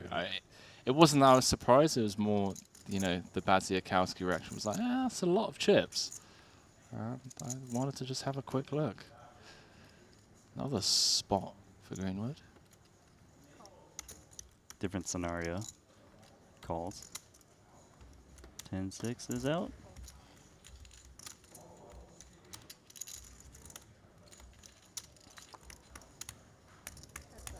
Now this guy, I'm pretty familiar. I'm not 100% sure what his name is online, but I'm pretty sure I know who this guy is. This guy, how do you say his name? You would know more. I'm gonna go with Giles. Giles, okay, yeah. This one I remember from some of the Knights games in Vegas. It's who I think it is. He's really good, like really good. He's got King of Spades. Get hyped. What's the max bullet here? Infinity? Unlimited, baby. Oh yeah. The record, I think, is 12. Really? At a Triton? Or? What do you mean? I think someone was in about 12 to once. let you know. Oh, okay. Yeah, I guess it was in a 1 million short deck Montenegro. I remember someone. I mean, I remember there was someone in 9. 12, like. I think there was a 12 and a smaller one. I think it was a 300K Hong Kong. Poker Kluka? Yeah, that's right. I guess that's his first name, right? So he just gave a tell on who it was. Yeah. So basically, this guy, expert cash game player, no limit hold'em cash game player, high stakes, of course. You guys aren't challenging that. 4 is pretty easy. And like playing tournaments like everyone does these days. That's what all the cash game regs do, don't they? Like They crush the highest stakes and then, you know what? Let's try and win some trophies whilst we're still in our It prime. depends if you're taking the breaks or not. Also. Yeah. You see a lot more cash like game skip pros 11. transition into tournaments than you do MTT pros transition into cash games. Yeah, online on GG it's very easy. Like you just go basically for like 10 bigs and all in rebuy. Also, like them putting us up at Mandarin makes me more likely to file. 16? If I'm staying at the casino, I'll like go back to the room or whatever, but I'm not gonna walk all the way back. Of course not. Right. That's why they put you at the Mandarin. Subtle needle from Jason Kuhn. Yeah, like the Mandarin is at least has to be good for like 1 extra bullet for everyone staying there compared to the casino, I think. It's a chatty group. We don't even need to commentate anymore. Easy. Put your chair back, mate. Mute the mic. That's what me and Brian did the other day with Tom Dwan at the table. I wish I would have here compared to Mandarin. I guess you have a pretty nice like a room service at nights. Yeah, I haven't been ordering it that much because I'm going to bed early. No, I've just been eating too much from the deal. I don't want to get back. I don't want to eat. But yeah, the room service is solid too. Like in here, everything is closed at 1. Yeah, that's not good. Do you think when they're ordering from the menu, there's like some GTO decisions for them? They think about that, the EV of ordering the fish over the beef or the chicken. I know you're having fun, but I honestly think that there is like a lot of that decision making that comes into it. Lucky. Yeah. Like some of the guys that I travel around with, some of the high stakes guys, like they look at every spot in like the most EV when it comes to like. And sometimes I'm like, just guys, you know. You play $10,000 buy-ins, but then we're trying to EV to $5 here or something. Yeah, maybe not $5, but still, yeah, kind of on the cheaper side when you're just like, look, not everything has Excuse to be approached from like the Floor? max Floor? Could you EV ask the waiter to approach bring me in napkins, life. You please? know, sometimes you just have to. It's fine. Sometimes you have to just I guess let life iPhones are take you nowadays down the are pretty path and strong. see where it takes you. I think they're mostly like waterproof unless the screen or something is cracked. Well, we just lost Kuhn. All phones, Just Yeah, literally left us. joined for a couple of hands and then peaced out. But table's still very chatty, so thought might quiet down. What is quieting down now? Because Bodzikowski ace king suited. Let's go 6-6-6 stack. That's a wicked one. Napkins, please. Can I get a sparkling water? Sparkling water?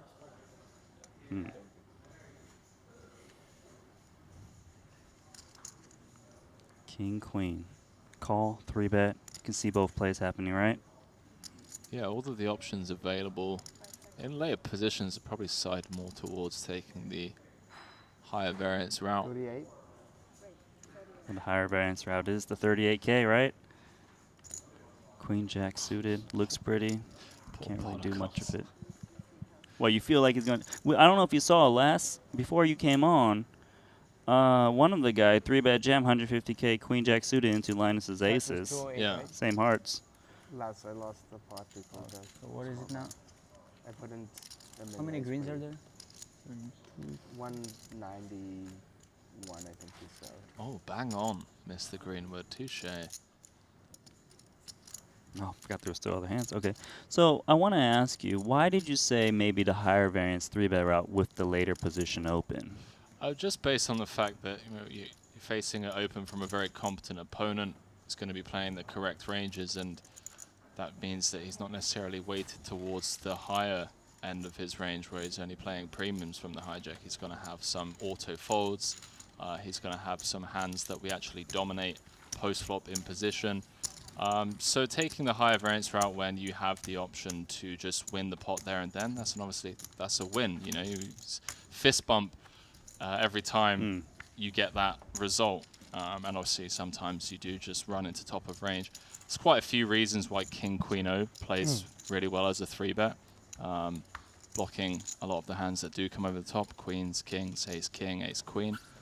And then also, like I said, still going to have some parts of Bodzikowski's continuing range that we have crushed, like king jack suited, queen jack suited. If I had to guess, if you were king queen suited, you'd flat call a little bit more often than 3-bet because of the playability. Because of the playability, because you get to cooler some, jack 10, 10-9 suited, so you're going to have some of the flush draws dominated, and also because it'd be an absolute disaster to have to 3-bet fold a hand as strong as king queen suited. That could make a royal flush. Exactly, it's 40% of a royal, I've never seen the other 60% though. Just never shows up. Just never lucky. A lot of info coming in. Firstly, I was butchering. Which country now? Guile's name, so it's more like a hard G. So I do apologize, but it so how would you say it then? I'm still not sure. Oh, okay. Can we go first name? We'll go first name. We'll go with Luke. But yeah, apparently Luke's been playing a lot of 6 max hypers with Andrus Nemeth. According to Twitch chat, which I don't know if you know this, Randy. Twitch chat always tell the truth, never lie. It wouldn't surprise me, but he plays like the 5K, 10K cash game, 25, 50, 50, 100s and bigger. So that's his bread and butter. The other one is probably just to fine tune his tournament game. Because, look, like we were talking earlier, I know there's a lot of table chat earlier, but these tournaments have lots of cash game sickos playing them. They don't really play mini tournaments. They just come here because, high stakes, businessmen playing that are actually really good, but they don't think they are. Like we've got this competition going on, and that's why I really love the Triton. Look, dude, we have 90 entries. Earlier it was like 63 when me and Jeff started. So these guys are firing away. I love to see it. I would like to say, Surviving, huh? you can't say you're the best at tournament poker if you can't play a Triton event. Yeah, the longer you stay, the more I money couldn't you agree save. more. And shout out to the chat as well, Randy. You're getting a lot of love, and something that I always wanted to speak to you about as well, because I've always enjoyed how you've let the focus be on the players when they talk, rather than, hey, I'm in the commentary booth, therefore I need to speak over everyone, if that makes sense. And I know a lot of the viewers at home really appreciate that approach to it as well. The truth is, as a fan, yes, the commentators are great and stuff, right? But we watch it for the high stakes, and we watch it for the poker players. We want to hear, they don't talk often. We want to hear what they got to say, right? Definitely. No, I couldn't agree more. Listen, Sergio and Baziakowski chirping away. So it's rarer than CryptoPunk nowadays. What is it, 35? The delay? Yeah. The TV? Something like this, So 45 or 40? Yeah, 45 minutes, I think. So if you say something really nasty to them, you have like 45 minutes until they see it, basically? Yeah.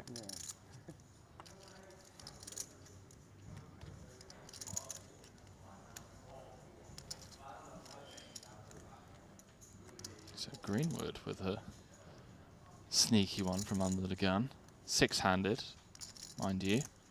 Range is going to be a few That's pips 3 betting wider. chips, right? Because no one ever flat calls this. Here we go. Was that 40K? Yeah, again, one of those hands that I think plays Ace 10 very offsuit well. has like a high frequency 3-bet. Doesn't play too well as a flat. Yeah, you never seen one flat this actually. So it's always 3-bet or 4. So he wouldn't go. I like those guys. I won't say anything nasty. But no, these Triton events are just tough, man. Like, more sick cash game players come in, more tournament players like Ponikovs and Artur Martirosyan coming in.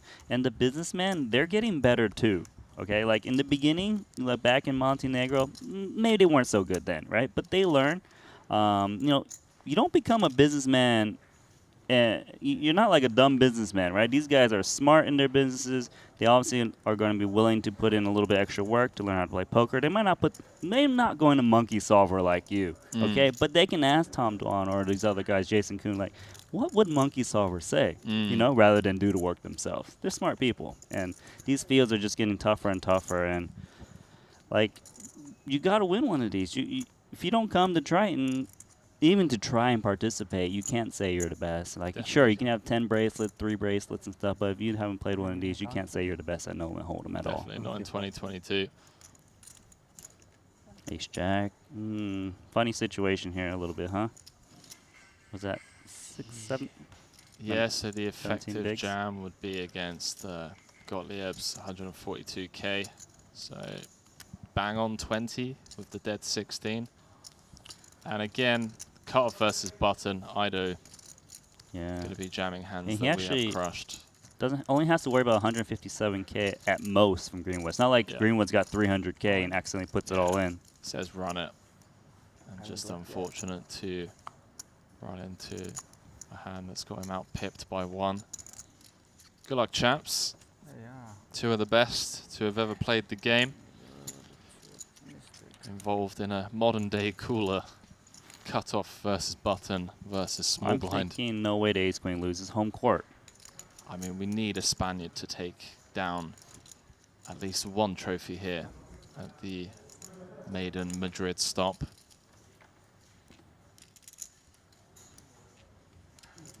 Clean so far for Ido. 3.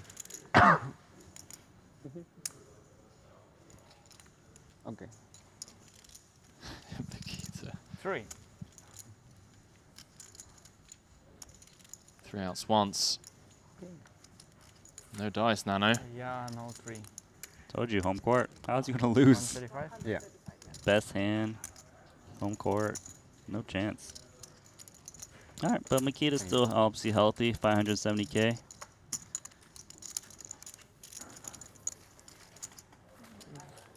Nice hand. Yeah. I don't think Ido is When you semi-retired, guys chat. turned Come over your on. cards that I would have liked my Semi-retired, come on. Can we ban those That was guys? a good one for me. I feel like every high stakes I had a MTT I suited see him in the mix. Almost connector. with that 4 gap.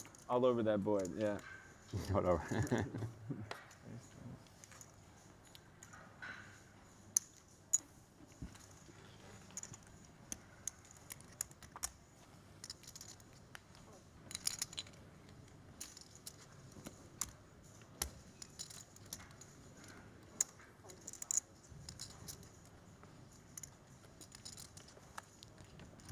Ido's got queen 10, got a reasonable stack now. Let's bump it up.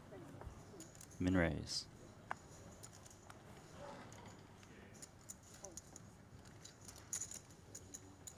Now you've been hyping this guy up, right, Ponikovs? He's been impressive in event 1 and 2 and stuff. Not had much Just from your success experience, just thus knowing him far. from GG, you mean? But yeah, it's nice to see one of the online crushers come out to play live.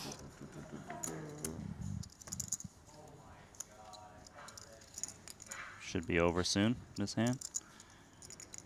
Unless Sergio Ido wants to be patient and not c-bet this, but seems like a good board to c-bet with this hand. I check.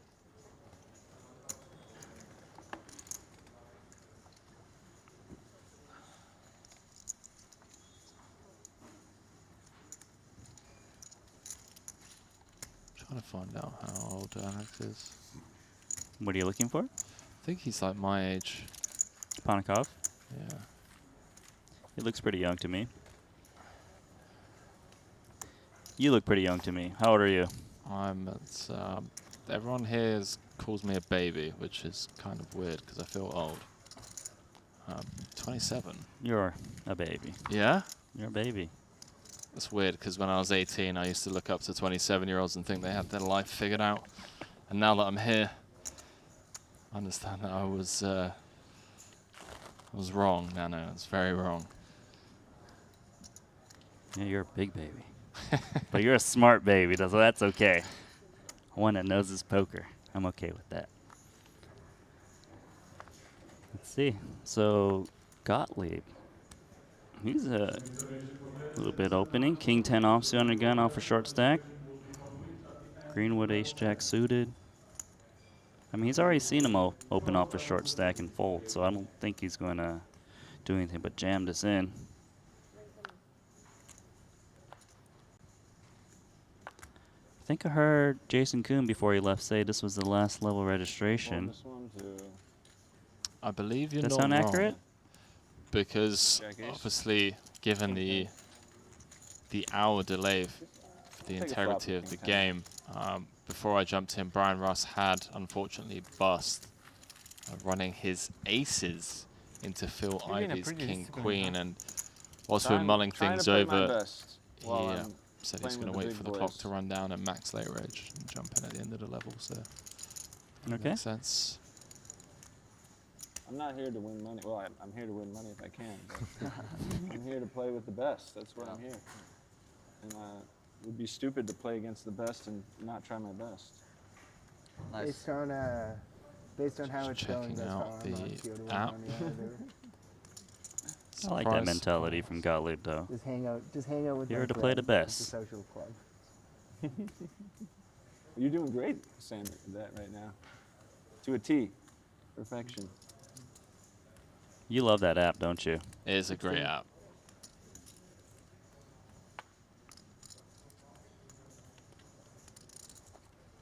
It's actually really smooth, too. You know, like some people to try to push out an app and it bugs out every other button you push. It's very clean. It really is. 16? And free to download, so viewers can download it, right? I think it just really gives players, or viewers, sorry.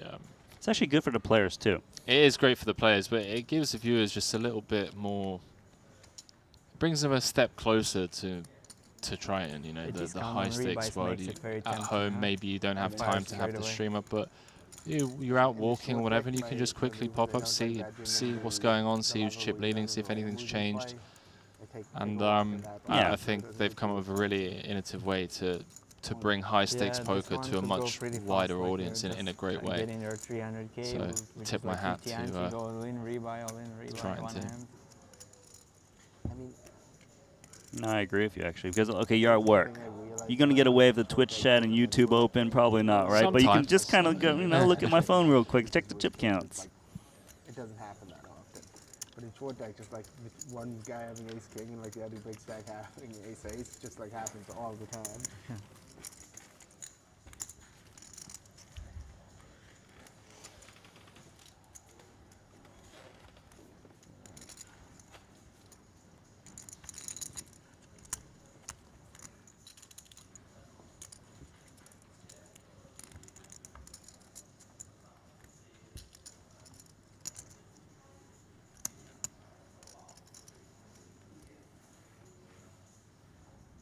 world-class dealers as well.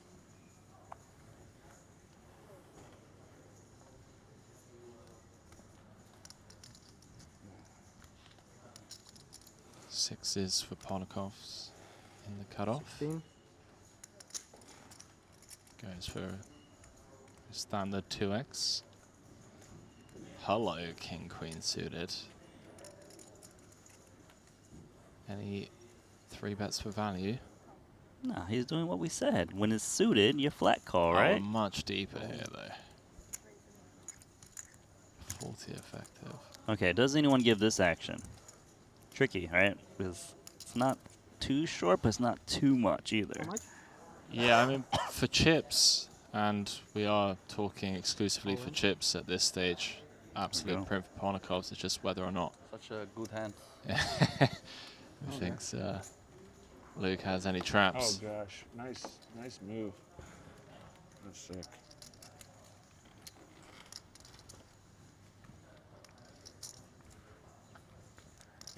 Let's see a 3.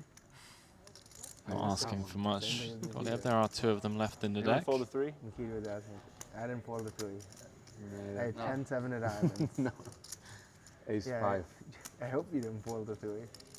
It's a fair fight, Nano. Ace 5 is what they want. A little something, something. It's for the sweat. Oi. Doesn't really. Yeah. Anybody? I mean, there is extra From 4 From 2 to 6. Helps me a little bit. 6 outs. Yeah, helps me a little. That's decent improvement.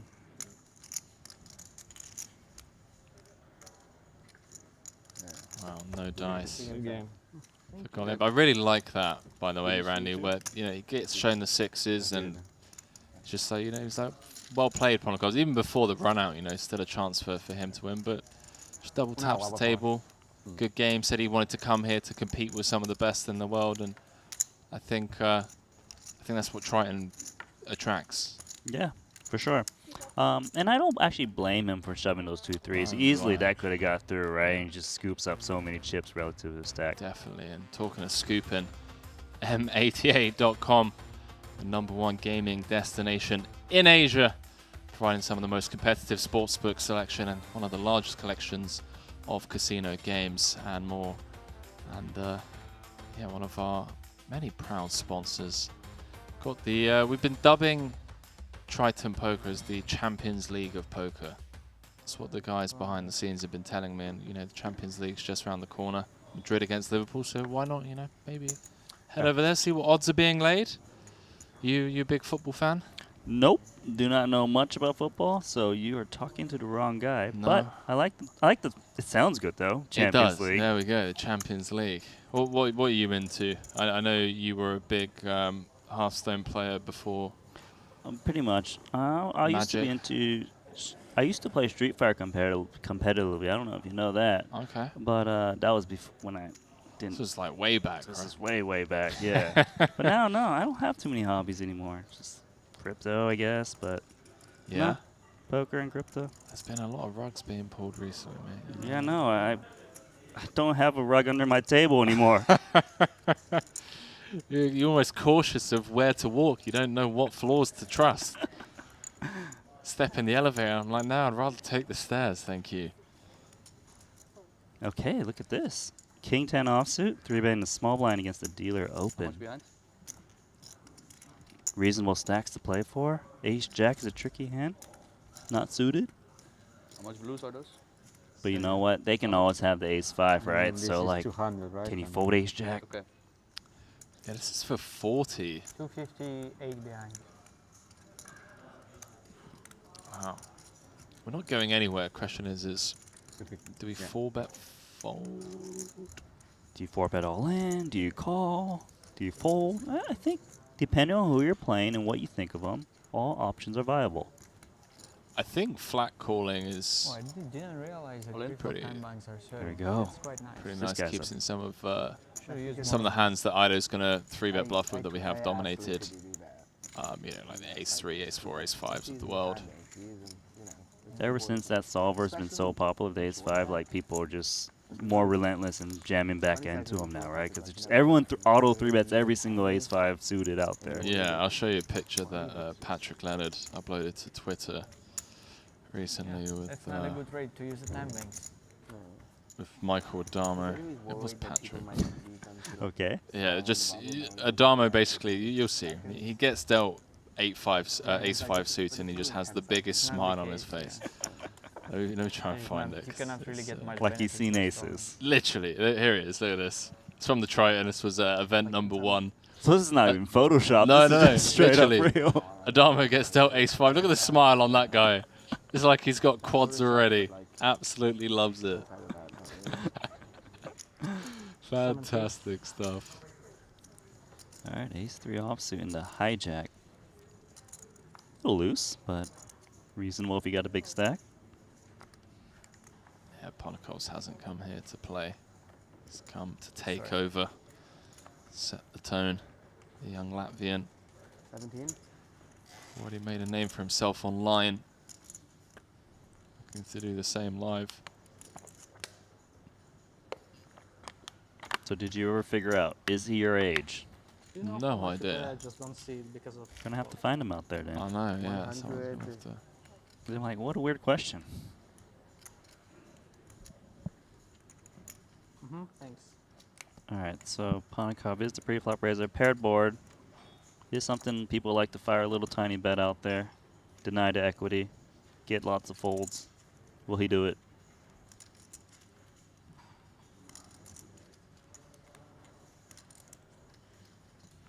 Greenwood just really unfortunate to not be a little bit deeper here. Could get creative with this King 5 of clubs wrapped around the 8-6. One club on board going to be able to apply. Just annoying because when you're shorter and you make a play and you're wrong, you just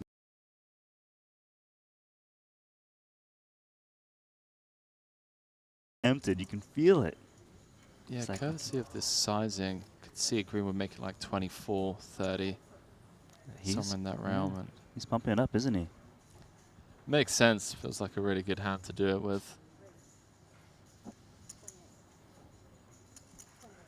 Goes 28. Wow. Suspicious, but you just got ace high. What can you do? You gotta feel good about that, right? You take it down with that short stack with King 5 suited, check raising. She's smiling. Yeah, it's just like, take a seat, young man. Been around for a minute or two, you know.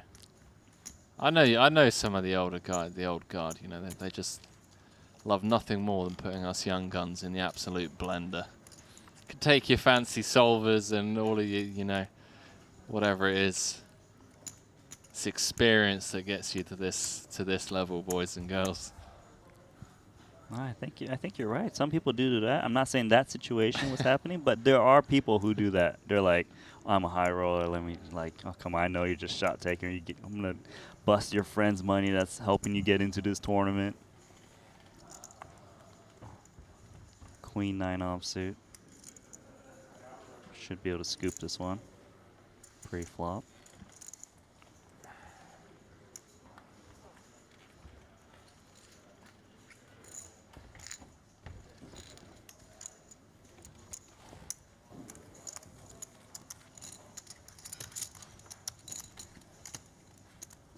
Oh, I love this app. I'm just looking. I can see who's on every table, which seat they're at, the stack sizes. It's amazing.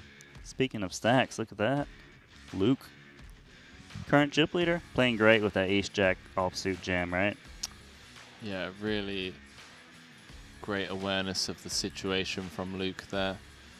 72 big blinds. Bottom of the pack, Sam Greenwood, but relatively healthy stack. Just managed to get a cheeky little check raise through after defending his big with the King 5 suited. 27 bigs and the dream. You definitely didn't get 9 by solves. Only 6 people didn't re-enter. Wow. 6 out of 55, are you know? So like an average 2x buy-in is what he's saying. Sounds like it.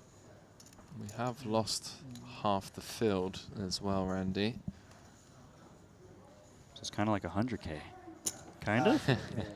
Well, it depends. I mean, For who? Yeah, exactly. So So someone's 200K for some people, right? There we go. Yeah, that's it. All right, a real hand here. Pocket queens. They got big stacks, so we can see potentially some post flop here, right? Pocket queens and 9/8 suited. 550K stacks. Should expect Luke to bump it up a bit 62. more, given how deep they are. 62K is the price.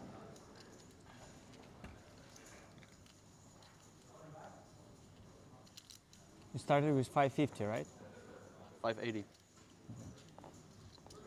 You? Like 550. All right, 9/8 suited. What's happening? I call. He is going to call. Big pot here, 138,000. I'm excited. I feel like we're going to get at least another heart out there. You just want to see blood. Classes. Oh. The actual nothing. Absolute tease. 3 of hearts in the window. A couple of people discussing the Is that prize. the other Vogelsang sitting down? Because when we've seen Tom, is it Tom Vogelsang earlier, right? Yeah. I'm like, I've never seen this guy before. I usually think of this Vogelsang. The original. The original. The OG Vogelsang. The OG slow guy as well. Yeah, definitely. But also wins all the money. Another one of those guys. All right, Podzikowski's got nothing. You just can't do anything, right? Like, it's a big bet, too. Just hoping another one of those was a heart.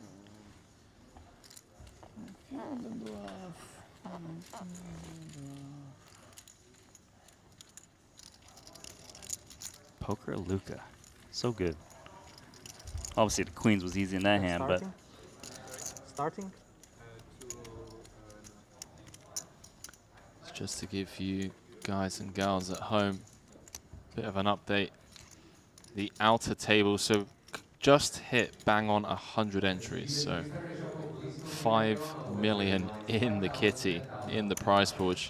First, have you got starting chips? If you had to guess, Starting chips? I know, what do you think? Around, it's going to be around about $1 million for first, right? $5 million, just shy around at the 800K mark. I'm not good at prize pools. You tell me, Henry. Well, neither am I. I'm just thinking around about like between what's standard, like 15 to 20%, I'd say. For this like smaller field stuff. Triton likes to give that a nice first prize. Nice chunky prize, yeah. Yay! They really kept trying to set me And up. none other. I'm actually hoping for the 9 twice, just trying to bluff They kept trying to get me ways it's not too bad. to Not many. 2. Oh, only 2. Hard to hear. How much is the rest? 17. That's too much. It's the quickest decision I've ever seen Vogelsang make in my life. And I've seen him make a lot of decisions. Let's go, boys and girls. That tells you how easy of a decision that was, right? Like, no brainer. Blinds up, though.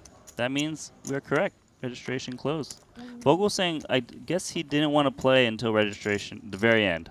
Minimum buy-in, high variance, but the chip stack's worth more, right? Because more people have been eliminated, more money in the prize pool. Yeah.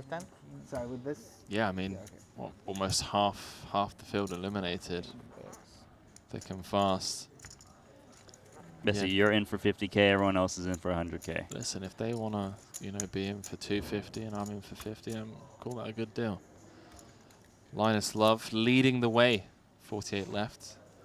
The 196 big blinds, good for 2 million chips. So 10 buy-ins, wow. 200K starting stack. Adrian Mateos in second, Henrik Hecklund in third, Danny Tang in fourth, and Fedor Holtz in fifth, rounding out the top 5. And once again, boys and girls, you can check out all of that over on the Triton Poker Plus app that Nanonoka was referring to too long ago.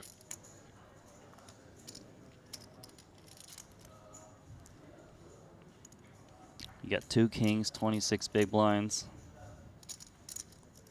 Kind of funny because, like, whatever you 3-bet to here, it looks strong, right? Have you ever seen anyone 3-bet off this stack size against under gun and was weak? Very rarely. So he's thinking, but he's like, I can't just jam 26 big blinds, can I? Just reshove? He's like, am I going to just call? No, like, just too much behind. It's just the funniest stack size to have with such a big hand.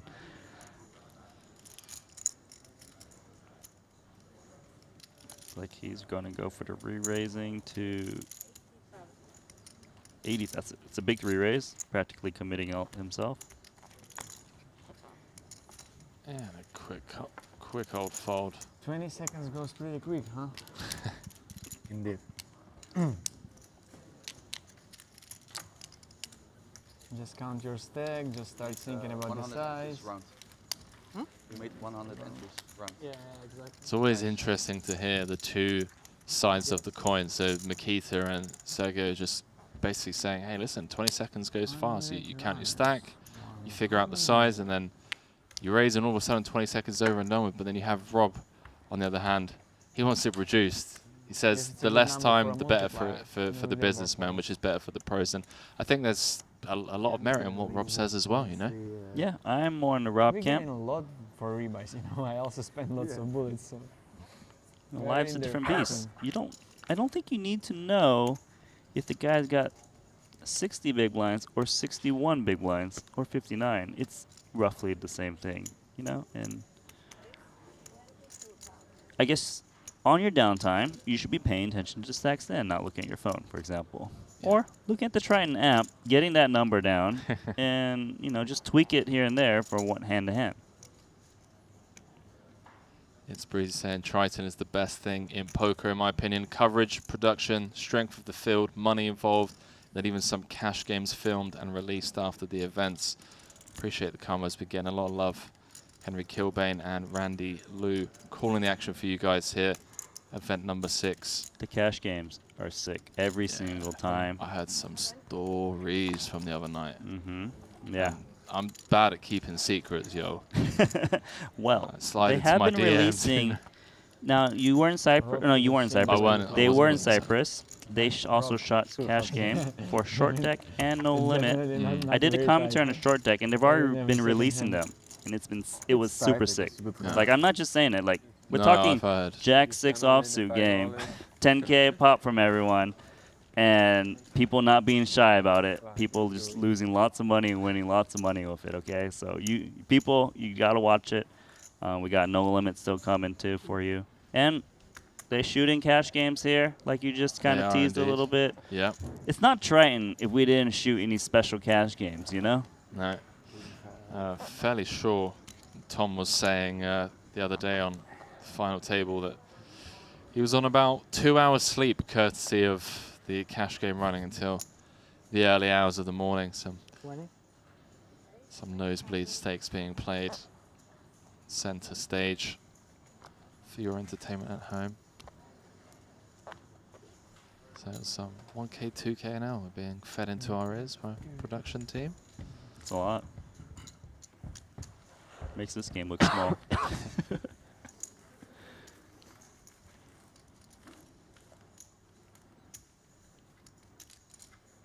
And that content, free. I love that part of it, right? You just go to YouTube, you watch it, don't got to pay anything. Triton. I don't know, they do it for the fans, man. It's really great. And they actually donate a lot to charity, too. So I was reading over some of the blog posts on the actual Triton website from the money that was raised from the 1 million buy-in event in London, and some great causes being helped out there. So yeah, you can check all that out on the blog posts over on the Triton website as well, boys and girls. When you put the founders, Richard Young and Paul Paul, right? They love the game. They did it because they wanted to make, like a fun poker tour, right? And, it just kind of kept rolling into something bigger and bigger. And, yeah, and they're just, donate the money. It's just great. It's just, no one can complain about Triton, really. It's just perfect. please, please. Okay. So let's see. King. I feel like someone's got king queen every other hand. What's going on? Are we playing short deck?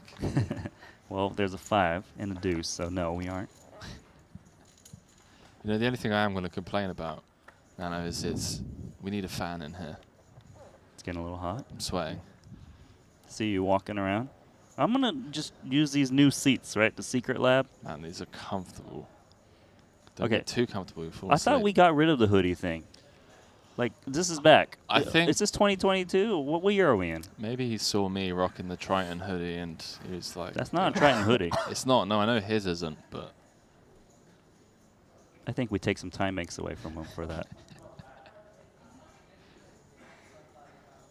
All right, so pre-flop raiser, Vogel saying, checks to Bodziakowski, absolutely nothing, just a backdoor club, but he's going to try to represent that jack. There we go, 20,000. Ponikow's bottom pair, bunch of backdoors. Smallish bet relative to the pot size. Might not have to worry about Vogel saying, given that he did not c-bet this board against 2 people, but he's going to throw it away. Nice bet. Just got to bet 2 big blinds. Multiple people, ace deuce, nothing. Scoop it. That's why he's so good.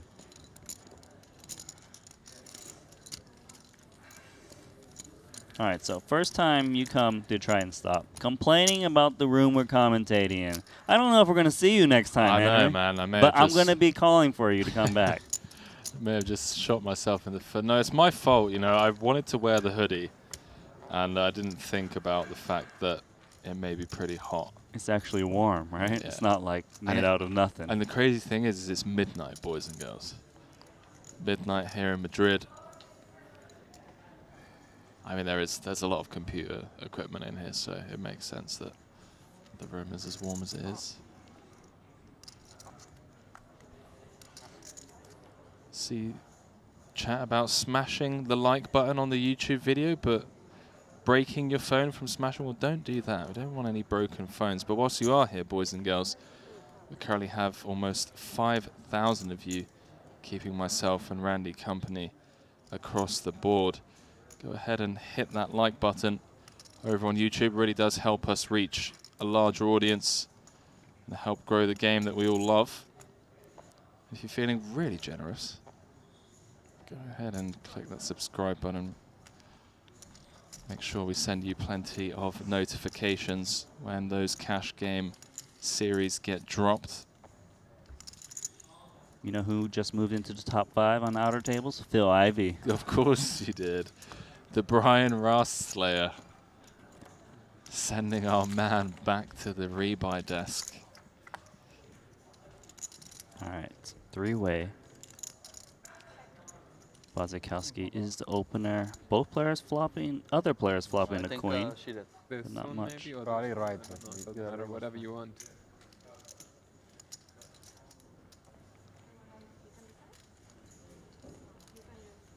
Ras came for the comment. Well, supposed to come for the commentary. Comes firing away in the 50K. You know, Jeff Gross is telling me he wants to play the 25K PLO. We're wondering when you're going to jump into a Triton event. Well, no, I'm thinking of playing a 25K as well. The PLO. Yeah. So everyone is. I'm just going to be me by myself. Well, I guess I can get Ollie, right? I can get Ollie. No, he told me you love PLO. Is that correct? I only play PLO exclusively. What are you doing here? We're playing. I've been telling everyone that this guy's the no limit nuts. When we removed Jeff Gross. Well, I mean, I know. You know your stuff. I know my stuff. You sound like you know how to play this game. I'll tell you Appreciate that. Thank you. But no, I play PLO. All right. Allegedly, I try. It's been a rough year and a half. That's why I'm here. You know, trying to reduce the variance. Get a discount on that PLO. Yeah. Right? Trying to step up my commentary game. All right, so this should take it through. I can't imagine the mid pair want to continue for this sizing, right? Yeah, really awkward for Greenwood with a player behind as well after going 3 ways to a turn. I don't know. He did defend us on the button for a shallowish stack. Does he want to follow through on suspicions? Pre-flop? Nope, he's out.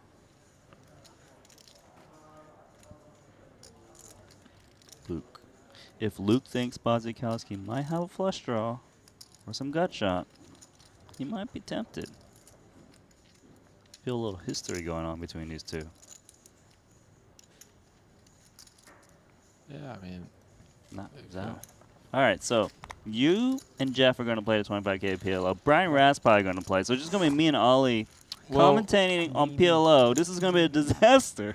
I've given Jeff dibs on the PLO because firstly, Jeff's a lot richer than me, and secondly, I would have to speak with my backer, sell some action on the side because I wouldn't want to have 100% of it on makeup and whatnot. So I've told him there's like a 20% chance that I play it, and Jeff said there's a 90% chance he plays it. 90%. It was like 70 when I was talking to him. He's gone up. It kept going up though over time as I kept talking to him. Honestly, Randy, I think there's a 0% chance Jeff plays the 25K PLA. I think he's going to be in here with us on the sidelines, and we're going to let the real PLO experts out there battle it out. James Dempsey. Ivy. Hey, didn't I say this guy just moved into the top 5? Well, he's at our table. Everyone loves watching Ivy play. Queen 10 of clubs. Now, I know all these new wizards, these GTO players, they're like, I do all these solver stuff. Do you think there's a possibility they get phased by Ivy? Because it is that aura that we keep talking about for years and years. Yeah, I mean, Ivy just has this table presence. Maybe not now, a cheeky little grin on his face, but it's gone. You know, I think it's more that he's just laughing at the fact that he can't see Vogelsang. I think you're right, actually. And Ivy's just humoring himself. He's just like, all right, pal. It's like, yeah, I think Vogelsang's literally the only player that does this at Triton. He's gotten Vogelsang to take off the hoodie. Only Ivy can do it. little chuckle. Look at this for Ivy. He looked at him 3 times and just kept smiling. He knows what he did. This is the best moment of today. Oh, fantastic stuff. Better than all of the hands. Shout out to all these guys, by the way. As I said, coming up to midnight here at the Gran Via in Madrid. You can talk of solvers, Nano. You can talk of hours that you put into studying and whatnot, but the endurance, the stamina necessary and required to still perform at a high level after playing for 8 hours, 9 hours, where just one mistake can cost you thousands in EV. Well, that's where Ivy's strength comes in, right? He knows how to play at the casino for hours, days probably. These guys, they log off, play like 8 hours max. You're chuckling there. What's happening on chat? Jane Anders said that he would buy some of my action in the 25K. All right, so you're in. Basically, yeah. I mean, if Jane Ann's vouching for me, then. Because you might be doing your time bank, so I just can't see it. Jane Anders is here too, is that right?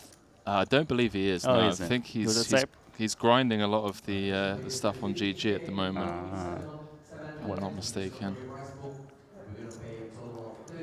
And yeah, legend, Jane Ann. Appreciate the vote and confidence, mate. I'll tell you, if you guys can boost the PLO numbers up, they'll throw more than one tournament every stop, I'll tell you. So Has that been the major concern then, thus far, as just like not enough people regging? I'm just assuming, man. I don't talk to production about these kind of things, but it makes sense, right? If PLO had 100 entries, you're telling me they're not going to throw another one? Of course they would. They're going to make a bigger buy-in too. 25K is small for Triton, you know? What's small for some? This is like all in for you. It's a dream for others. What a table. I can't believe you said Jeff 0%, because this guy was at 60%. I talked him up to about 78% before he left. Listen, we're in Madrid. The sun's shining. He's got his family here. if we had come here with the mindset that, you know, you're firing 12 events, you're primed, you're studying, you're focused day in, day out, but there's the verbal jousting in the commentary booth. There's a lot of fun behind the scenes. You know, we're living the good life in the commentary booth, and safe here. Yeah, you're not really in that fight or flight kind of mode. You're not really well prepared. You can't just casually stroll in and just be like, "Yeah, I'm gonna flick in the 25K." Come on, got to put some prep work in.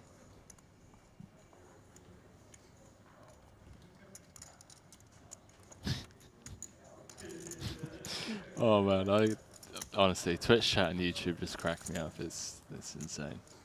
I love how poker has gone from what it was, you know, like 15 years ago to Twitch becoming extremely popular and ambassadors being brought in, influencers being brought in, and the introduction to like internet culture meets poker, if you will. Where, you know, memeing has now become more of a thing. All that good stuff. What table we have here, by the way, boys and girls. Keita Badziakowski, Phil Ivey, Sergio Ido, Greenwood, Luke, obviously, Ponakovs, Vogelsang. I mean, you scan around the room, Randy, and every table looks like a star-studded table. You know, there's not many tables you walk by and you're just like, I don't recognize anyone. Exactly. And the businessmen are getting better every single stop. Oh, Paul was talking about a big blind defense spot live on stream on his final table. The first final table he made where he came 5th, the day before he actually won, he's facing like a 6 big blind jam. He looks down in the big with ace-3-0. He's like, I haven't studied this spot with my coach. I don't know what to do. Like, just openly admitting, he's like, hey, listen, boys, I'm in the lab, yeah? You know, I'm playing these events. 95. And I think Ali summed it up perfectly with his... Well, check this out. This is out of line, right? Queen 7 suited. You know solvers. Is this a solver 3-bet ever? I don't know. I think this is an Ivy 3-bet, you know? Ivy just... This is Badziakowski. No, I know Badziakowski's the one 3-betting. I'm just saying, like, this is Ivy. Does Ivy let go the 10-8 suited? Dealer button versus big blind? Nope. Taking it to the streets, boys. Strap yourselves in. Now this is scary, in the middle. Right? 3-bet big, trying to force the fold. Now you're playing Queen 7 suited with 205K in the middle. Ace high flop though. That's good for you. Yeah, we're liking this flop. Or at least our ranges. I think we have enough here to continue for small. Yeah. Gonna have plenty of turn cards that we can... Don't need to bet too much, right? Like, yeah. What is 10-8 suited going to do here? What's King Queen of Clubs going to do here? Oh, he goes for a meaty size C-bet. 60% pot. Well, this is going to make it clear what Ivy's going to do. No chance of making a play at the big bet. This forces out those little like pocket pairs right away on the flop. If you bet like 40K, maybe those like pocket 8s and 9s come along, and if you don't turn something, you just give up. Who knows?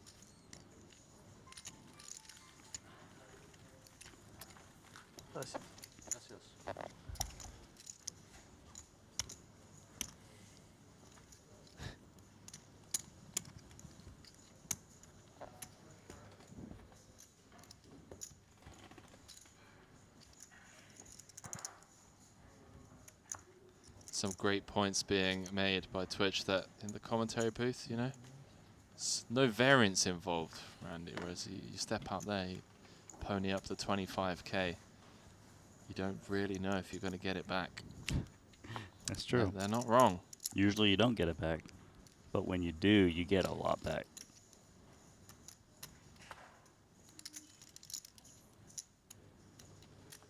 Since you actually play PLO professionally, I'd be more excited watching you play than Jeff. I would like to see you both at the same table, though. Wait, hang on. Jeff plays PLO professionally as well.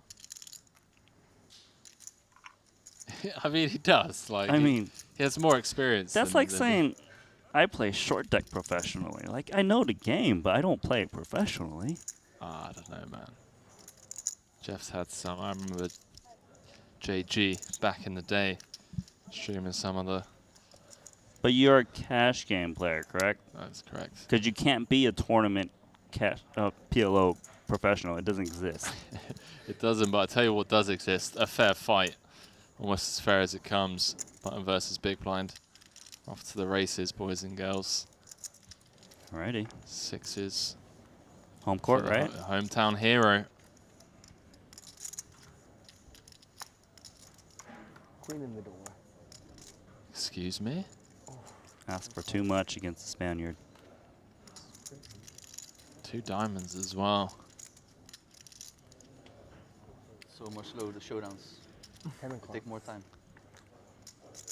And the last card, you know. Yeah. It's Like a on queen in the famous door, side. and then it's a 10 of clubs. I don't like it. So I'm getting likes close. I want immediate. Ace. No dice also for open it Greenwood. Yeah. Nano. As you said, home field advantage. Ido goes from 160k all the way up to 560 in, what, 30, 40 minutes or so? Mm-hmm. I mean, Greenwood is permanently eliminated from this tournament. Can't rebuy.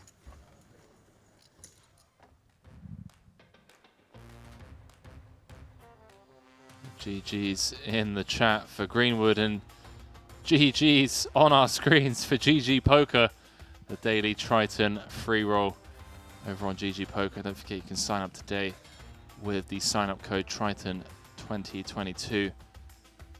And Nano, I mean, I've been in the streets over on GG. I've been battling, man. It's one of my favorite places to play, mainly because of the Elky emote, I'm not gonna lie. Yeah, which one's your favorite? It depends on the situation. If someone blasts into me, I like hitting them with the "you suck." The "you suck" is really Yeah, good, right? it's 'Cause it just just keeps going up and down, up all and the down. time. Yeah, or like hit them with the "thank you." You know, just like rub salt into the wound. But obviously, then when I'm behind, it's just got to be the just one time. You know, just get there. You just have to get there. I love the fact that they introduced something that the pros actually use, right? Like the emoticon, the emojis. You would think, oh, this is maybe something only like recreational players might use, but no, the pros use it. I rail those nosebleed games sometimes, and I always see Linus Love doing the whap, right? Yeah, like when he gets like put into a tough situation. Definitely. Or the like not sure if when you get put in a really tough spot on like the river and he's like, you kind of got like 50% bluffs and 50% value trying to figure it out. It's like, I'm not sure if. But no, I think that's something that both Triton and GG have done like a really good job of is just making it enjoyable for everyone. Yeah, innovation. In that way. Definitely. You have to adapt with the times.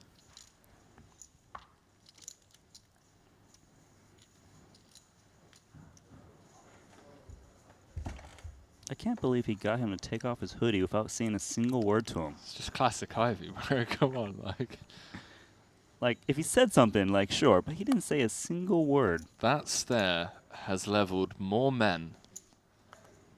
I'm not going to finish my sentence because I might get myself in trouble, but you guys, let you figure that out. Fill in the blank yourself. There we go. Sorry, what is it you play? How many? 588. 580? Ace 10 suited. 68. We 3-betting. We're calling. We're deep. 568. Oh, yeah. 568. You're using a lot of time figuring out the stack sizes. That's what you're talking about, Makita, right? 10 seconds left. Doesn't want to waste the time bank, I'm sure. 60. Call. I can't decide call. Yeah, that's he literally like glanced there. He's like, okay, cool. He's like, I can't waste the time bank on this. Almost defines his hand a little bit more, possibly. You can tell, right? It was like a desperation call at the last second. Maybe from our point of view, it's a little easier to see.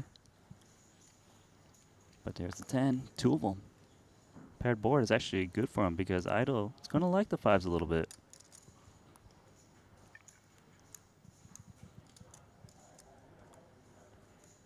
Yeah, Couple of 10s and an 8 on this rainbow board. Seems like you got to bet just because your hand can be easily counterfeited, right? The 8. Such an annoying flop to bet on, though. Just increasing the size of the pot, reducing the SPR out position against a competent opponent that, given the fact that the board is mono, Badzikowski's going to have so many flows. He's going to have so many backdoor flush draws. All of the king queens, king jacks, queen jacks, even ace X of like ace 5 of spades, ace 4 of clubs, you name it. It's going to What be about now? 18,000. The price is almost too good, right? Yeah, I think we're sticking around for one, Randy. We've seen Badzikowski just fire these tiny bets with just absolutely nothing.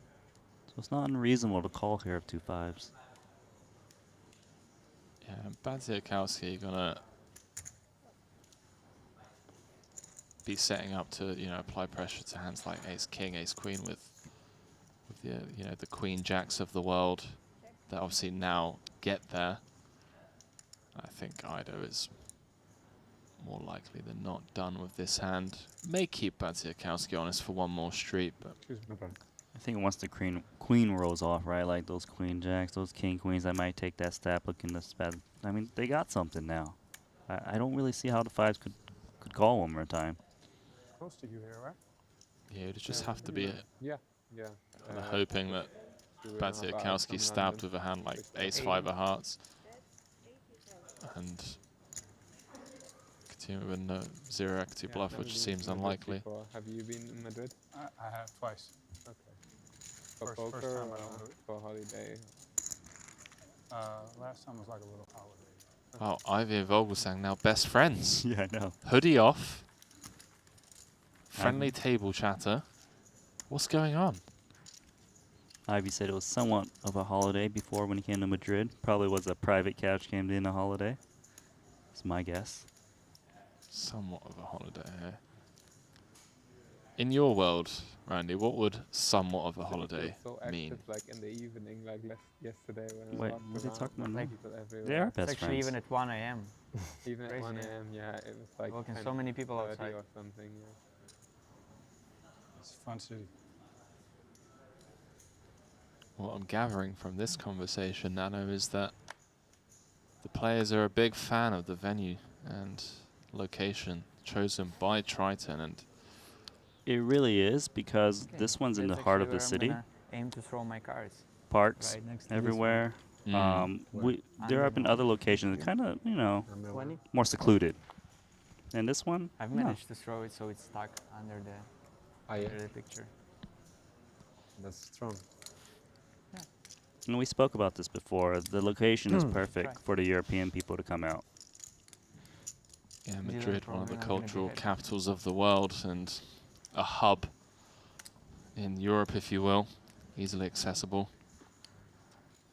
All right, so this guy bought in last second. Lost half his stack so far for Vogelsang. And he's open-ended. Is this a tough board to see bet into the stack with the ace-6 suited? Do you fire one big blind or you just give up? I think given the SPR, it's just incredibly awkward. Given how many gut shots that Vogelsang's going to just, you know, check jam, we don't really get to defend. It'd be a disaster to bet fold ace high. We want to try and realize and get our ace high to showdown rather than allowing Vogelsang to check pile. Well, he agrees. He checked it back. Hey, listen, I'm basically a walk-in 2.0 version of Ponakov's, just not from Latvia, and he's much better looking than I am. So Vogelsang, he just wants to get to showdown. He wants the cheapest price to get there. Realize all the equity. Doesn't want to bet get jammed on. I guess you just keep taking free cards if you're Ponakovs, right? This board is getting pretty connected. Yeah, and the bad thing about ace-6 is... Oh, yeah, no, he's betting. Okay. So I think he's sizing this 3 big blinds to try to throw out those random one-pair hands, like ace-8, for example. Ace-9, something that was wouldn't be able to handle much heat with that kind of a stack size. That's kind of vibe I'm getting with this bigger sizing. Yeah, and also just folding out the hands that have 6 outs, right? Just getting a bit of protection, some equity denial. And also if we do get called, by those 1 pair hands, we have the option to improve to top pair, and we also have a gut shot now. And hello. Wow. 7 of hearts going to get him in trouble, though, as Vogelsang. Straight on straight. Has the higher end and 115k in the middle. So Vogelsang is debating just jamming himself. His last 5.5 big blinds would be half the pot. I guess he's trying to think, would I have a hand that I could check call to turn that wasn't able to jam the turn and now turn to a bluff? What, like a queen 10? I'm trying to think. It's tough.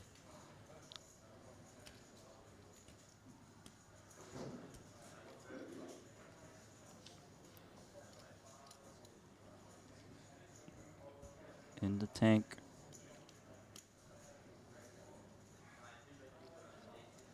He is going to reach for the chips. I think he's going to put it all in there. Now, does the ace-6 call this, or is this debatable? What are we doing? It's half the pot. Almost all in. Your opponent's hand looks like a jack, doesn't it? Yeah, really annoying spot for Parkovs, maybe kicking himself slightly. Betting turn. Vogelsang very capable of turning hands into a bluff. 9x with, hand like. I'm just thinking, what 9x, right? Because 30k on the turn. I don't think a any queen pair 9 is or folding the turn. Like a queen 9 or something? Maybe. I guess I can see a queen 9. A queen 9 with a heart. I don't think 950 is defending. 9-6 is a straight. I mean, he's got to figure out quick, right? We got shot clock. Is it worth using a lot of time banks on this one? Just have to be turning 2 pair into a bluff as well, which. But who does that, right? Doesn't make much sense.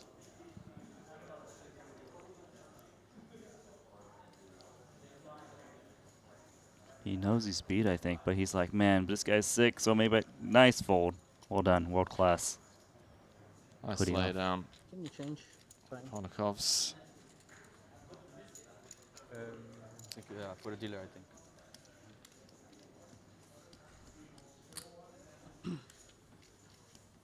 Mm-hmm.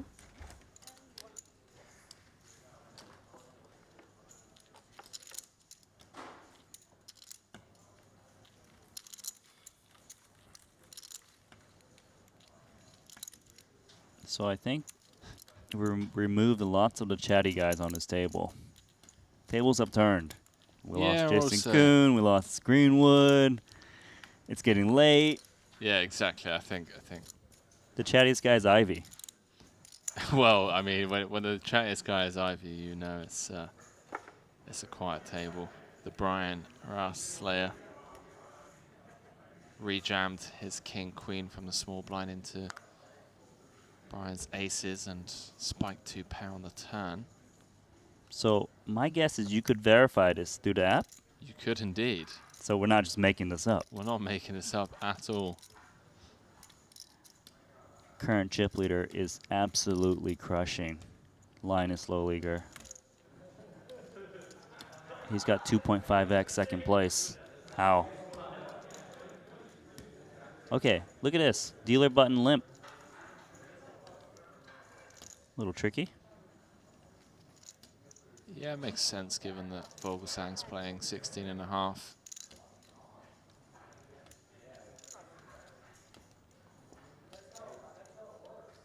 Like 2x, like opening 2x or 2.2, and then Vogelsang just piling over the top. I mean, he's still going to be able to jam from the small blind, don't get me wrong. He can still just have some rips for 16.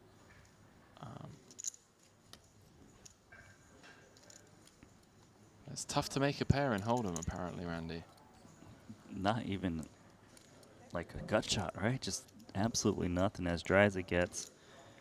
Dealer button going to just take a stab. Hope his blind's got nothing. Ivy didn't let go yet.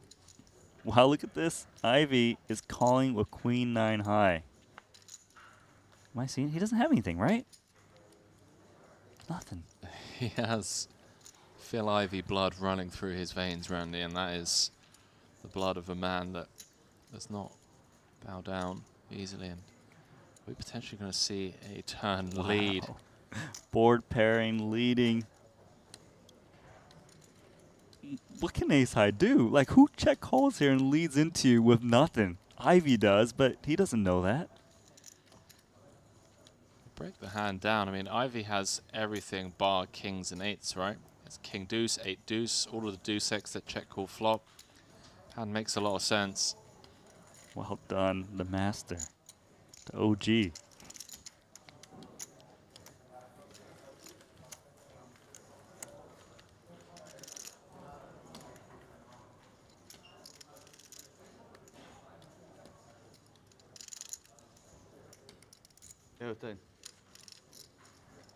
Yeah, the payouts are still TBC to be confirmed, to be announced, depending on whereabouts in the world you're from. TB something, that's right. TB something.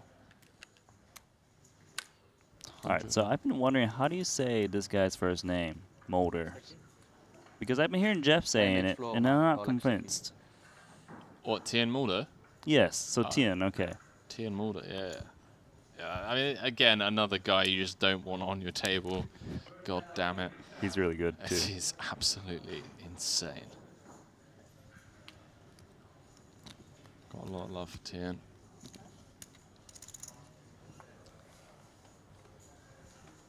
Phil Ivey optimal. Yeah, take your GTO, boys and girls, and throw out the window. Service?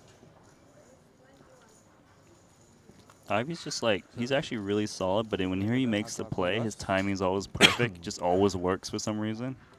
Certainly feels that way.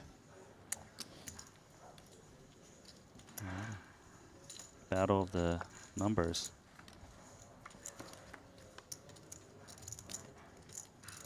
Oh, that is a connection for 2 players. See that? Top 2 versus the straight and the flush draw. And they're deep. They're very deep. 50 big blinds. Might even see some bigger sizings coming in. Yeah, it's a flop that some worlds Luke is going to check back. I mean, even some of his overpairs. I guess if this was from earlier position, it would make more sense for him to check back. But given that it is a cutoff range. So what's the play here? We got top 2. Yes, a straight is out there. Do you raise? Do you call? What are your initial thoughts here, Henry? I think it's a board we want to be attacking quite a lot. That's raising chips, right? Yeah, so mixing in raises with, you know, your stronger holdings such as top 2, as well as, you know, like the queen 6s, the 9-7s, the gut shots of the world on a board that you could argue favors the big blind defending range more than it does the cutoff opening range. Yeah, and you know, the cutoff might perceive idle making a play at this just because it's supposed to hit the big blind, right? Certainly is, and we could see stacks flying in on the turn. Let's see what rolls off. That's a funny card. Ido with a little glance over. Yeah, I can't like that card. It's just very connected. The pot's bloated out of position. Still lots of stack to play for. 2-3-7 out there with a 4-liner on board. We do have to ask the question. I know it's. This is awkward, isn't it? Yeah, I mean, how many 6x does Luke have outside of 6s and ace-6? Is he going to be opening hands like 6-5 suited, 7-6 suited from the cutoff? Potentially. Maybe some king 6s, you know, king 6 of hearts. And it was a big check raise on a flop, right? 90,000. It was a sizable one, yeah.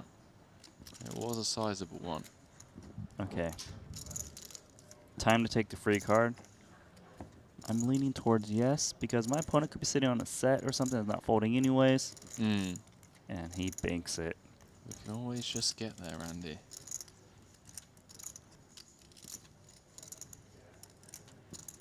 Well, Sergio Ido just wants to get the showdown. Does not like to see that spade. Maybe just check and hope for a pocket aces check back or something. Like, this is just a disaster. Do you block bet maybe? Could block with a spade, but you just... Yeah, the blocker's coming. You're asking to get put in the blender. 40K. Sometimes the block bet, though, induces the raise, and then you think they're bluffing, and it just makes it worse. Say you bet 80K, you only lose 80K, now you bet 40, the guy raises to 120, you're like, okay, you're trying to bluff me, who knows? Like, it doesn't always work, the block bet. In your head it works. Sometimes it ends up being worse. This is going to be a really grim spot for Ida, especially having the 8 of spades in his hand. Yeah, that does not help at all. Is Luke going to turn a hand like Ace-King O with the Ace of Spades into a bluff? Is he going to turn a hand like Jacks? I don't think he can have Ace-King because he called a check raise to 90K on the flop. That would be very ambitious and likely wouldn't be playing this tournament. Sizable check raise, although. So it'd have to be like a pocket overpair that just kind of changes mind, like an Ace-8 or something, you know? Here's the raising chips. This guy's been on point all day today so far. Loving the way he plays. That's 25K white chips, so cut out 200K so far.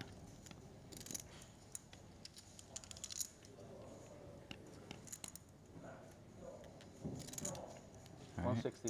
160. Disgusting. Yeah, this is grim.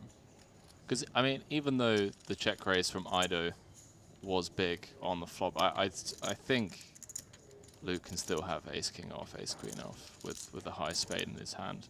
We just become way too exploitable if we start folding Ace-King to a check raise on. But less like likely. this. Like, it's not like 100% continue, I imagine. Not likely to 100% bet as well on the 8-5-4. I love that there's just a smirk for a brief second there from Ido. Flushes are definitely very possible. He knows it. Be very impressed if Ido manages to get away from this. This is not an easy fold, even though the board is as scary as it is. Nice fold. My man. Home court, he knows how to play here. Does indeed. How much? This man is playing well. Thanks.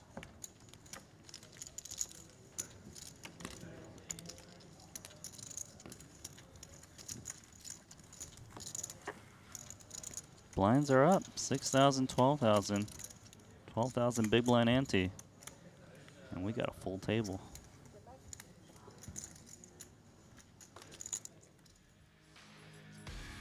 Bodziakowski, 739,000. Luke Giles been playing great. The man Ivy, currently in third with 54 big blind, 643,000. We got Vogelsang at the bottom, but you know what? He bought in the last second. We know he's only in for 50K. He's not one of those guys that's in for 100, 150, or 200K, so he's safe. Yeah, straight from the airport to the Gran Via Casino here in Madrid.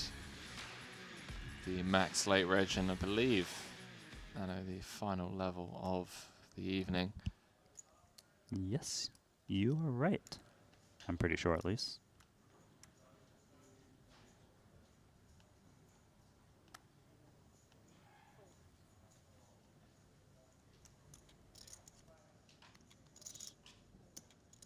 Cutoff versus button.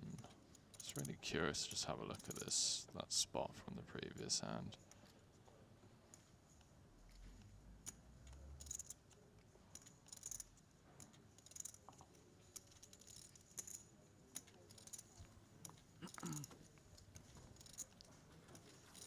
Alrighty. Ivy and Bodziakowski, they've got a little history going on, right? We got some Queen 7 suited 3-betting earlier, so probably going to see a defense.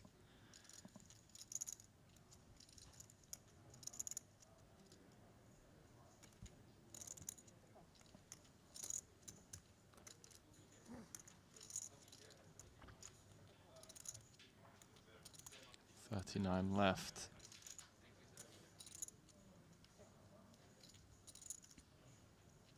Event number 6 here, 50K. 2 Titans of the game, adding to the 8-3-3. So, do you know that we don't have event number 4? I do, yes. So you're aware of that. Okay, got it. Do you want to tell the people why? Well, I was actually unaware as to why until I got here, and then I was told that it's unlucky. Yeah. Unlucky number. Basically, the number 4 sounds like the word death in Chinese. Wow, okay. So there's no, you can't have a 4 in your house address either. It's really bad. Like, you just, Dude. no, really bad. Pocket 4s, no chance you never flop a set with pocket 4s. It's not possible. Like, when they deal with a 4, it just burns in front of you. It must be like, it's well, like, you know, when you like peel back the ace and then you start peeling the second card, and it looks like an ace and it's a 4. God damn it. Yeah, they're really pissed. Yeah. But no, it's a Chinese superstition, and it's a really strong one. Like, I tried to buy a home with a 4 in it. My mom and dad were not happy. Not having any of it. No, they're like, pick somewhere else. It's like, but it's a good price. Did the price have a 4 in it? Not happening.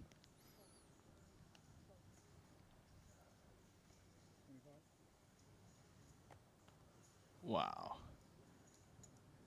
Okay, so we got Ace King. Sergio Ido. Unfortunate last hand, but played it correctly on the river. Lost the minimum with his 40K bet.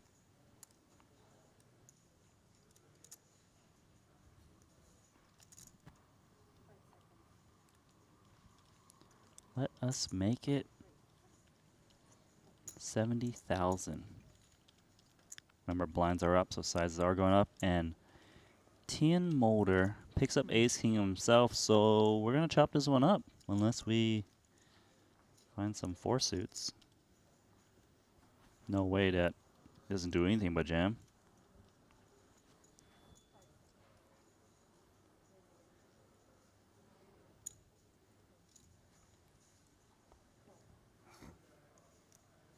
So we're going to chop up Ponikov's pre-flop raise, and of course those antes. Potentially.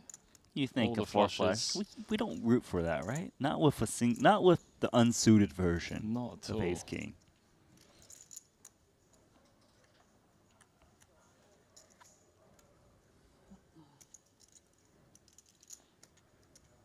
Usually someone makes a joke here about hitting a 4 flush, but just dead silent. This is the wrong table for it.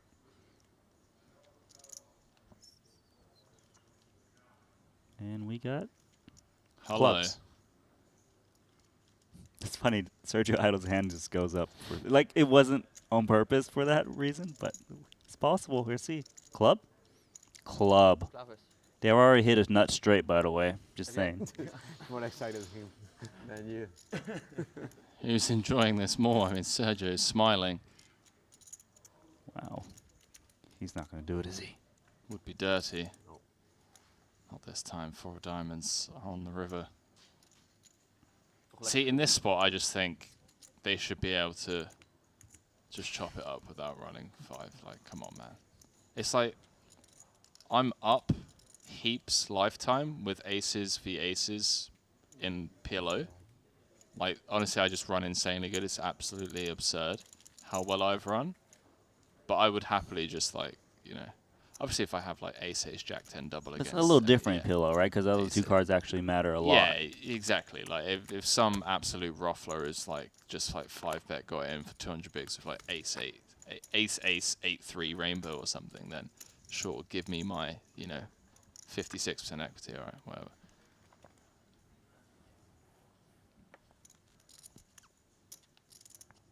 You think these guys want to dodge variance? This is Triton. Okay. Like, I did the short deck, okay? They're like, you know, like the pros are playing a little bit bigger, or, you know, like Makito. Or, and it wasn't Makito, it was someone else, like, run it twice? It was Jungle Man, I believe, run it twice, and then got, no, run it once. All of the Asian businessmen run it once every single time. That's pretty sick.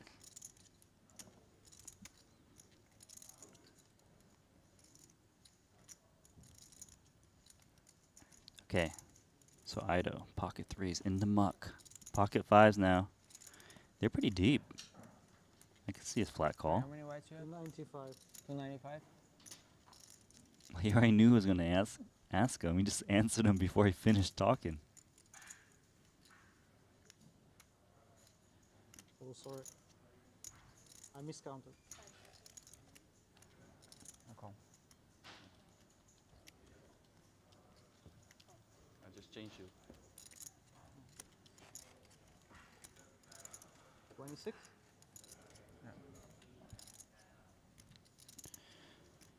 Queen 8. Is it gonna throw in one big blind? Is not. So heads up. I mean, I guess every pot's a crusher versus a crusher, right?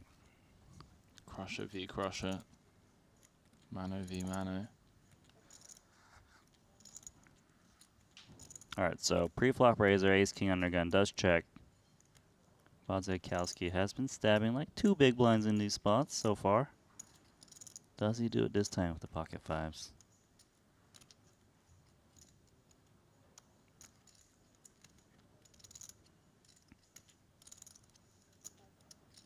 Check.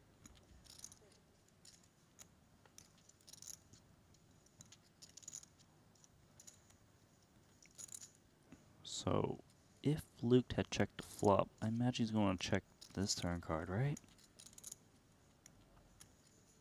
Does have the ace of diamonds. If a third diamond was to roll off, that would be getting extremely creative late in the evening. Do we charge the 2 overcards with pocket fives? I think once you get checked to twice, right, it's going to be ace king, ace queen. So often, as well right? As, yeah, I mean, it's going to be Why rare give him? occasions, some 8s and 9s in there. Very unlikely, I think. I guess you just gotta wait how often is those high cards and how often it's that pocket 8s or pocket 9s and 10s. Yeah, exactly. I wouldn't expect Luke to check 8s, 9s, or 10s twice. There's the 27,000. And he's actually going to call here. Yeah, this hand looks exactly as it's been played, right? Still got 14%. Does not hit. I check. Ace high. I beat.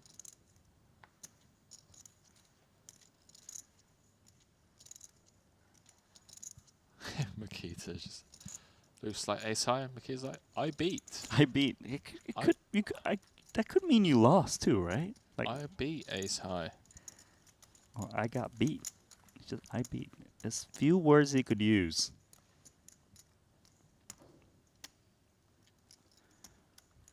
But well done.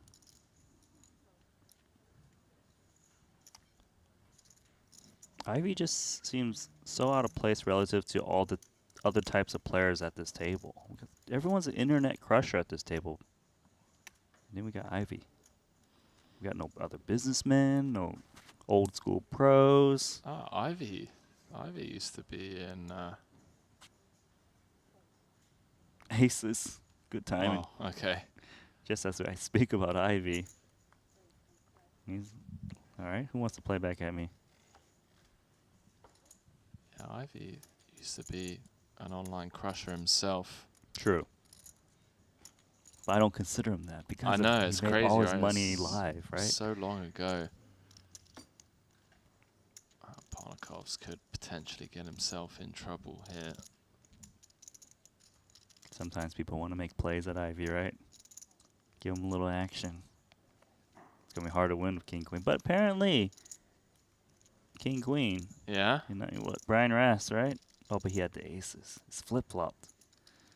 Yeah, Brian Rast, the aces. Ivy had the king queen in the small. It's flip-flopped. We got a third party.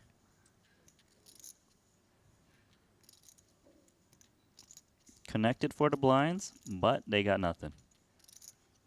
Yeah, it's a board that Luke would want to do some leading on potentially, but his hand obviously not too interested.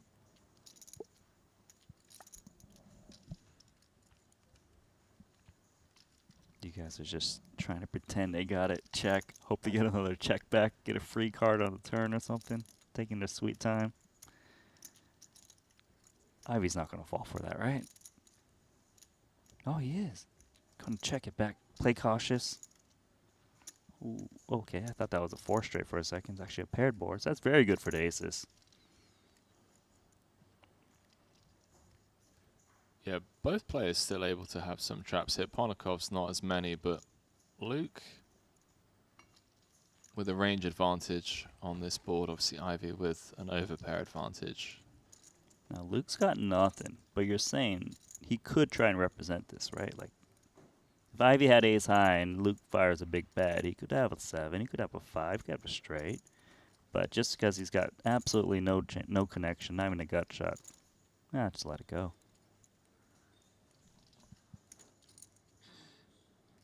All right, so Ivy's not going to let 2 guys get a free card again. Comes up for the delayed half pot.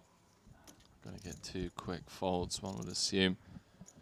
And yeah, I was saying, Randy, one of my favorite stories on my podcast from Phil Galfond was when Phil Galfond was working his way up through the ranks in the nosebleed stakes. The first opponent he played at 300, 600 online was Phil Ivey. And in his 3rd ever hand of playing 300, 600 heads up online, he got set undersetted against Phil Ivey and got smacked straight back down to the 25, 50 streets after dusting. You know, I even said to him on the podcast, I was like, Galfond, man, hang on a minute. Listen, yeah.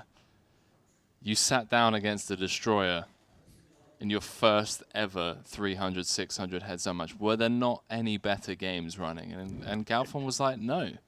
He was like, I was ready to shot take, scrolling through the lobby.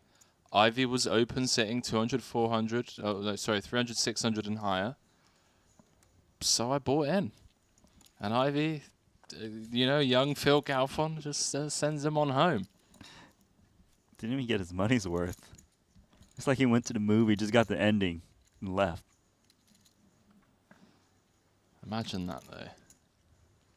Don't even, the nerves don't even get the chance to settle. You flop a set.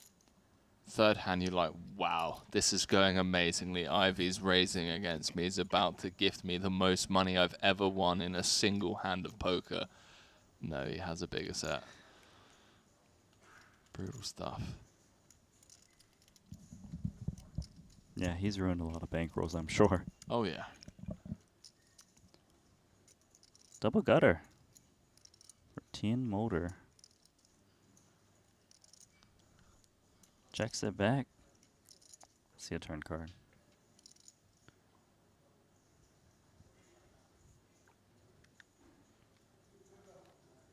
Pairs the top card. Vogel saying it's got no stack, 11 big blinds.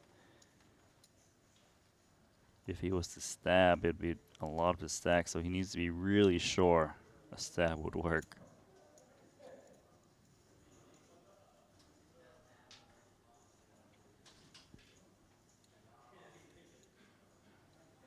Doing a little tank.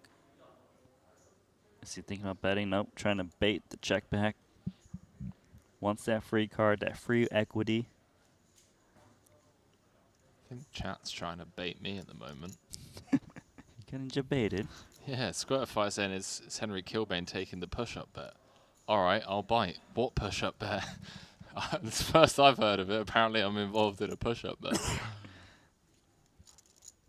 Deuce of spades on the river.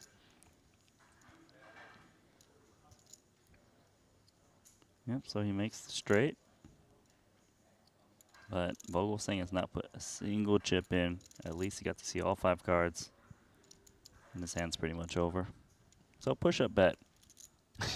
What's going on? Yeah, thanks, Twitch.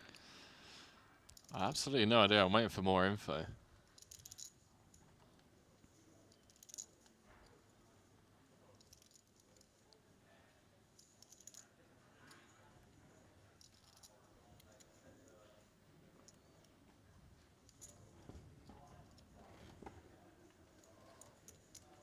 hoodie back down.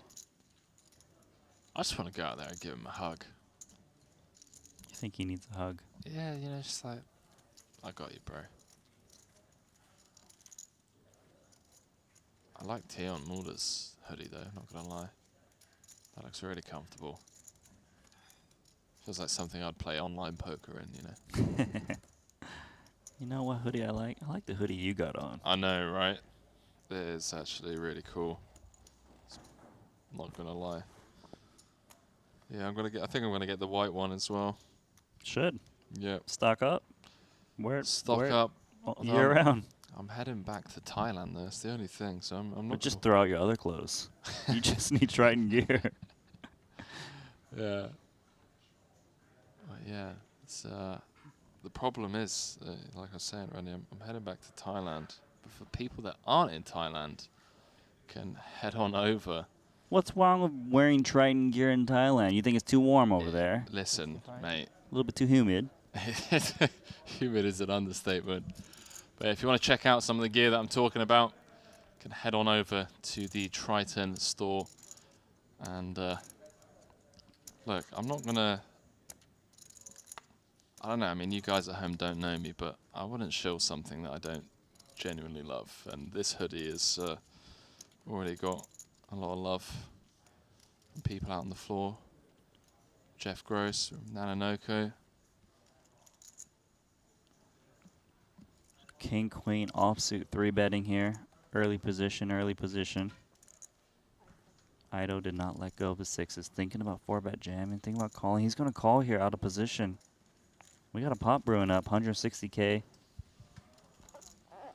Undergun versus undergun +1. And that ends it. It's like you're defending. Whenever you see the ace or king, you're just like, I don't care. You throw any bet out. You put one big blind, I'm out.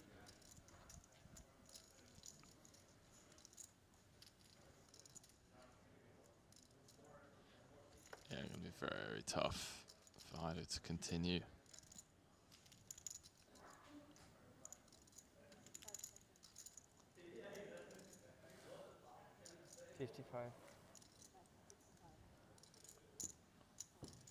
Easy money.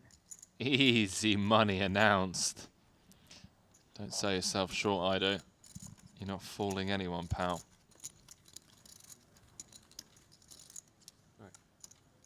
And, well. Oh, we're losing the hometown champ. Hopefully see him tomorrow at some point.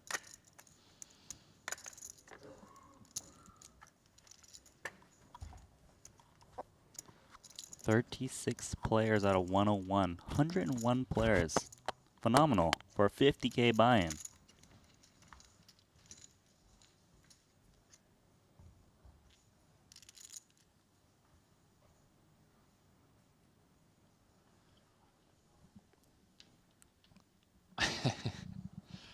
Who's cracking you up now? Tell me. Absolutely.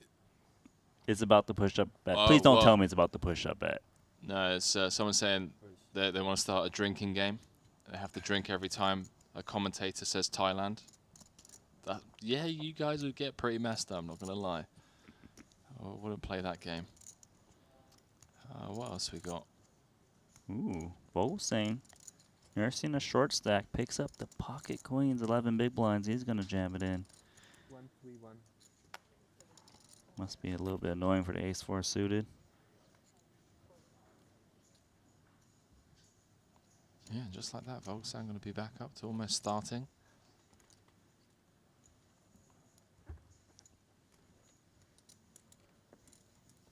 You raise from under the gun, so Vogelstein's got to be shoving stronger, right?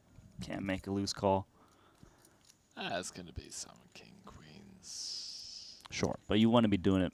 If you're going to call, you want to raise on the button, you know, against a small blind or something, right? So they got like the jack-10s or the queen-jack suited. Passes up while Joe trying to get some free merchandise out of us. Nano saying, don't forget there's a competition to win merch signed by myself. I don't remember that being a thing either, but maybe. I mean, who knows? I do like these hoodies, and I would love to give one away. So listen, chat. I'll speak with the the team and see what we can get together, maybe for the main event or something.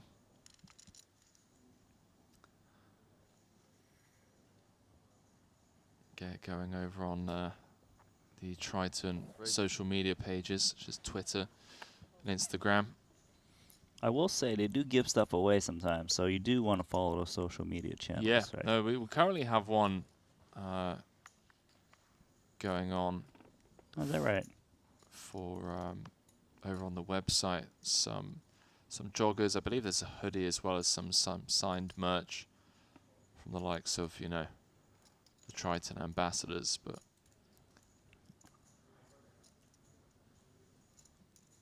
Queen 3 offsuit. Not the greatest hand, but for practically a min raise, I guess you can almost defend anything.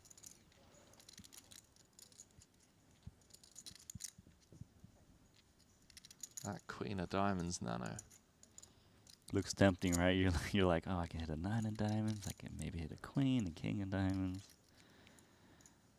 But then you're sitting on 20 big blinds. You're like, do I really want to make some ambitious plays? Someone c-betting on the Jack 10. You know, they got a lot of hands that can continue, right? Whether it's Jack X, 2 broadways, 8, 9, like it's tough.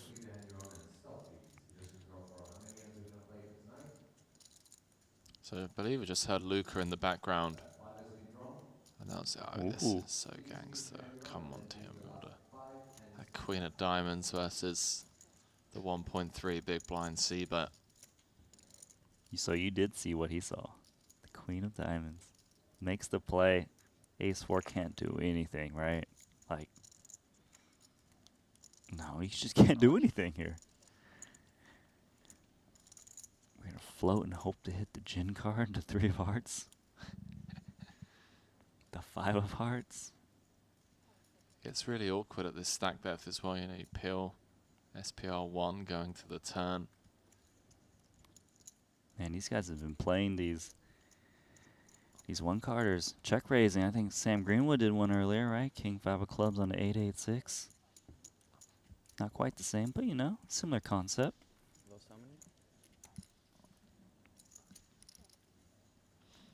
Yeah, I believe Luke and Tion have battled quite a bit. You know, you can defend hands like Queen 3 offsuit if you're making plays like this, right? Some guys that just play straightforward, you can't really defend it so much. But if you got moves, you know how to attack, read your opponent's bet sizings, you can make it profitable.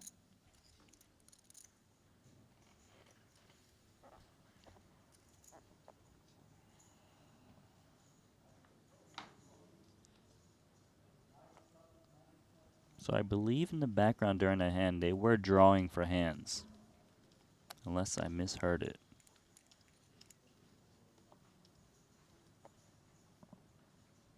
$10-8 of clubs. This guy's sitting on 844K. Crushing. Now, speaking earlier to Jeff Gross, and we were saying, who's going to be the first 4-time champ? Yeah, well, Jason had a little FT today. But if you had to pick between, let's just assume you didn't know the stack sizes, right? Who's more likely? Is it Jason Kuhn or Bodzikowski or Wai-Kin Young? I was saying it wasn't Wai-Kin Young because he doesn't play every single event. So I'm thinking it's between Makita and Jason Kuhn. And I think it's dead even because they're both good at short deck and they're both good at no limit hold'em. Like, no one has an edge, right? Trying to think. Literally. Who would have a PLO edge? So that's the line, right? The PLO edge. Does Jason Kuhn play PLO?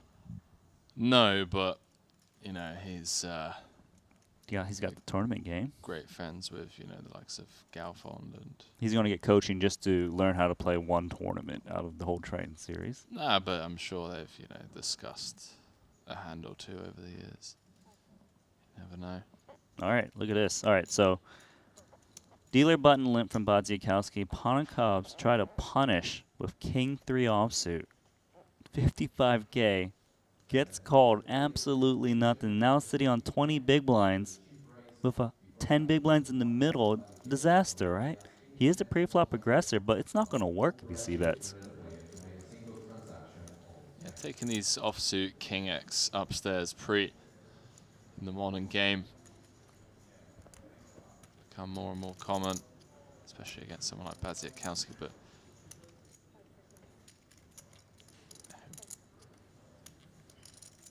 Nikita. Just such a tough post-flop player. Yeah, it really is. I mean, it's one of the reasons why I would kind of lean more towards just defending the King 3. Yeah, if your opponent's got this limp call game on the button, like it's just, once you get called, you better hope they didn't hit because you're not going to win with King 3 usually. All right, so check, check. He's got a little 3 of spades. It is ammo. Is it enough to fire? This pot's important. There's 128,000 in there. Yeah, good for 25% equity. Hard to bet, right? If you bet and get called, you're like, man, I don't know if this guy's got 2 pair or if he's got 1 pair and a spade. He's got a naked spade. It's just a guessing game at this point. Tricky now. 2 checks to you. His opponent looks so weak. Do you bet and risk getting jammed on with the 10-8? But if you don't bet, you might give someone free equity with King 3 of spades when they shouldn't have 25%. Yeah, you want to get some protection from, like you said, you know, the offsuit single spade type holdings. And Badziakowski knocking on the million chip mark door. Is it last 5 hands? 4. So 4 hands left. I just love watching the cash game guys come into these tournaments. Their post flop is too good.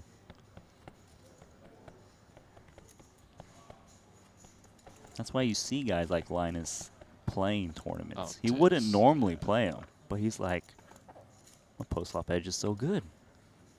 I'm not trying to take anything away from the tournament guys, you know. They, of course, have their strengths, mainly, you know, deep in the final tables and stuff like this, right?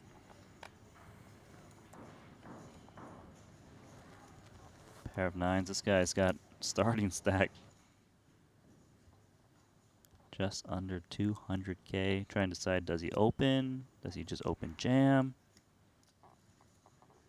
24. A little mini race. 24. Yeah, Volkswagen going to have raise folds off of 13, even from early position. Oh, sorry, I apologize. It's more. It's 15, so yeah, definitely makes sense. Agree with that. Don't want to be open jamming. Arguments to potentially limping off of 15, but not as common from under the gun.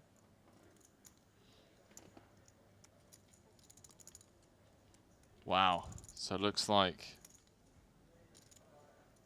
the payouts are in. No. Is it? What are we looking at? 1.3 million.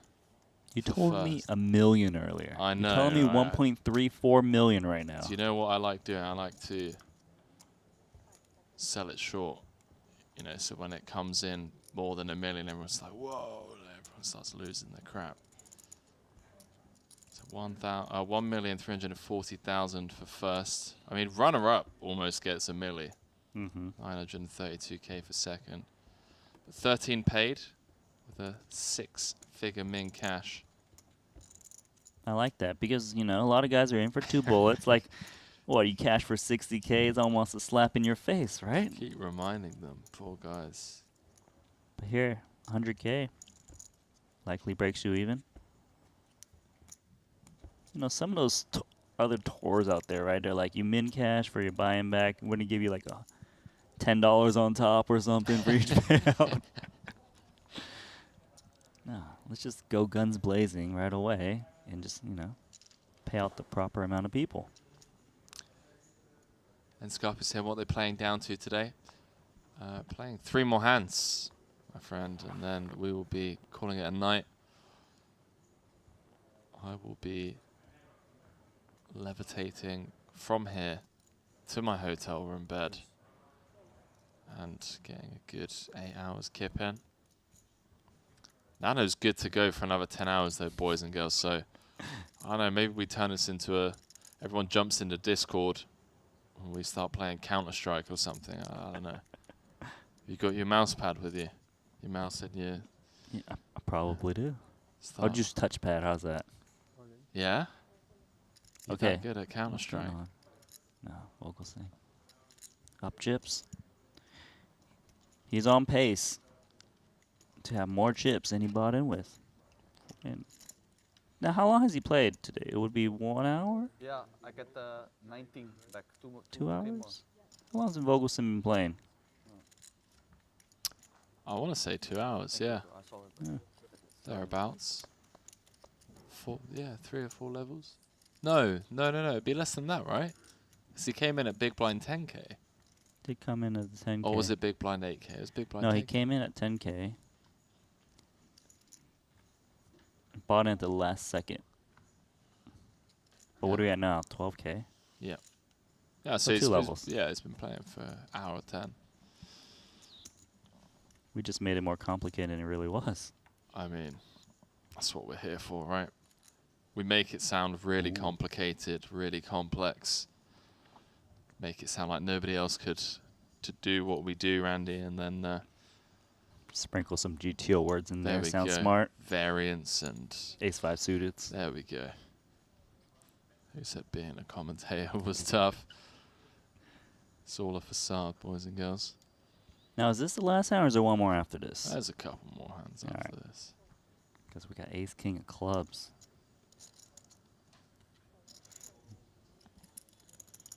Pocket eights. Hey, this is a battle, right? Is this an all-in on a call? You're sitting on 21 big blinds and a small blind versus a huge stacks open. Playing 6-handed, I believe, possibly 7. I think. Yeah. This is Good a luck, jam. Vogelsang. Yeah, 20 bigs from the small. All in. I was about to say this guy, he might be out of the tournament. He needs to hold. Snap call. You jinxed him, Nano.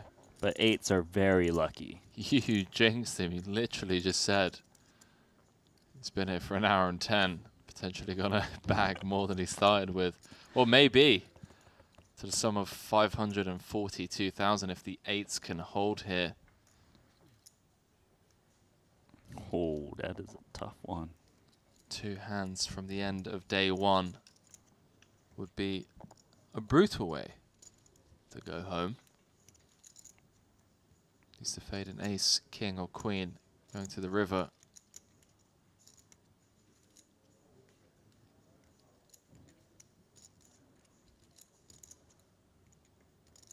Oh, and I jinxed him.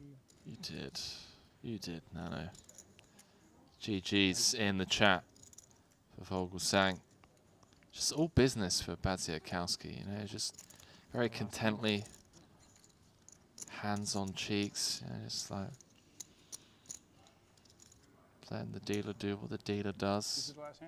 Yeah, I think so. Never in doubt, right? It's almost like he knew. 100 big blinds exactly. 1.2 million just crushed today. Nano the sniper. Nano sniping players from the commentary booth there.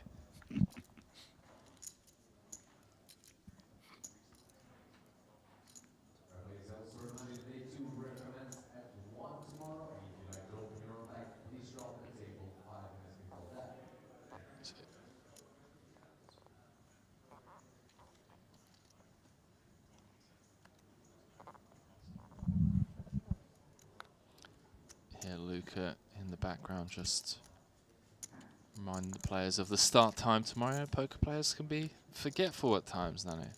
Sometimes. Is that right? I forget what day it is. I don't know about you. What day is it actually? One more battle?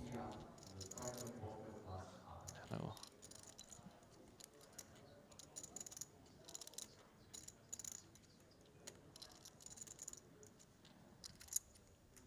Sometimes you just sit and watch.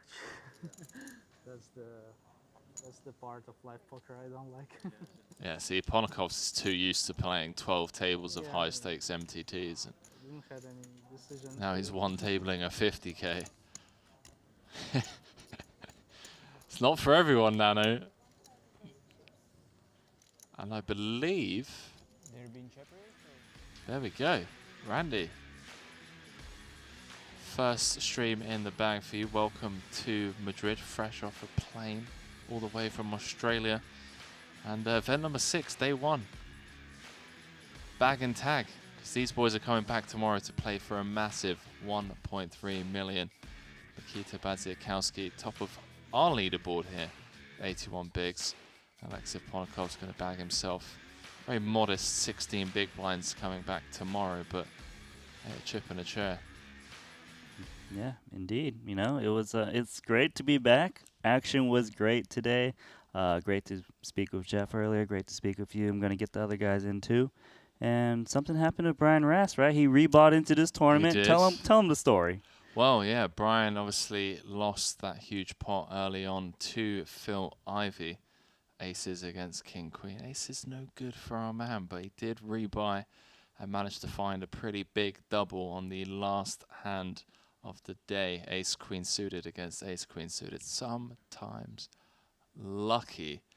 And he's going to be back tomorrow battling out with the remaining 35 players for 1.34 million. I want to ask you, Nana, was there anyone, before we wrap up tonight, that really stood out for you today? Any of these newer players that you saw that... I really love all the new players. I really like Luke Giles. I thought he played really well today. He was really confident with his ace-jack, 4-bet jamming, making moves. Tien Mulder plays really well too. Certainly does. I think all these new guys that came in are phenomenal. They're not like B-tier regs. These are like the best of the best, and they're not coming in for a 10K buy-in. They're coming for a 50K buy-in. They're probably going to play the 100K too later, right? They're just stunning players, and it's a good mix. We're making this Triton tournament just world-class, toughest players all the time. And we get to commentate from the back and not have to put a single dollar in. There we go. Well, 32 players going to be returning at 1 p.m. local time, which means 2 p.m. Central European time for you guys and girls at home. And just to give you a quick round out of the top 5, Linus Love coming back with a chip lead, followed by Fedor Holtz, Nikita Badziakowski in 3rd, Tom Bettle in 4th, and Henrik Hecklin rounding out the top 5. And as always, my name is Henry Kilbane, joined by Randy Liu. Nananoka. We'll see you guys tomorrow as we will be crowning a champion here at the Gran Via in Madrid. Good night.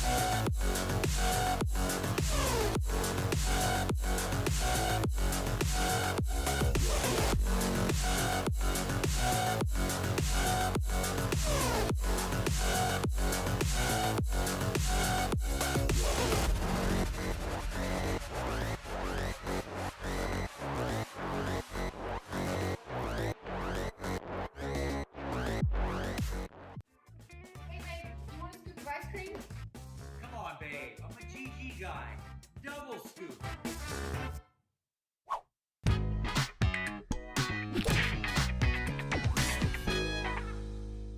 We double up on everything. Come play now on GG Poker.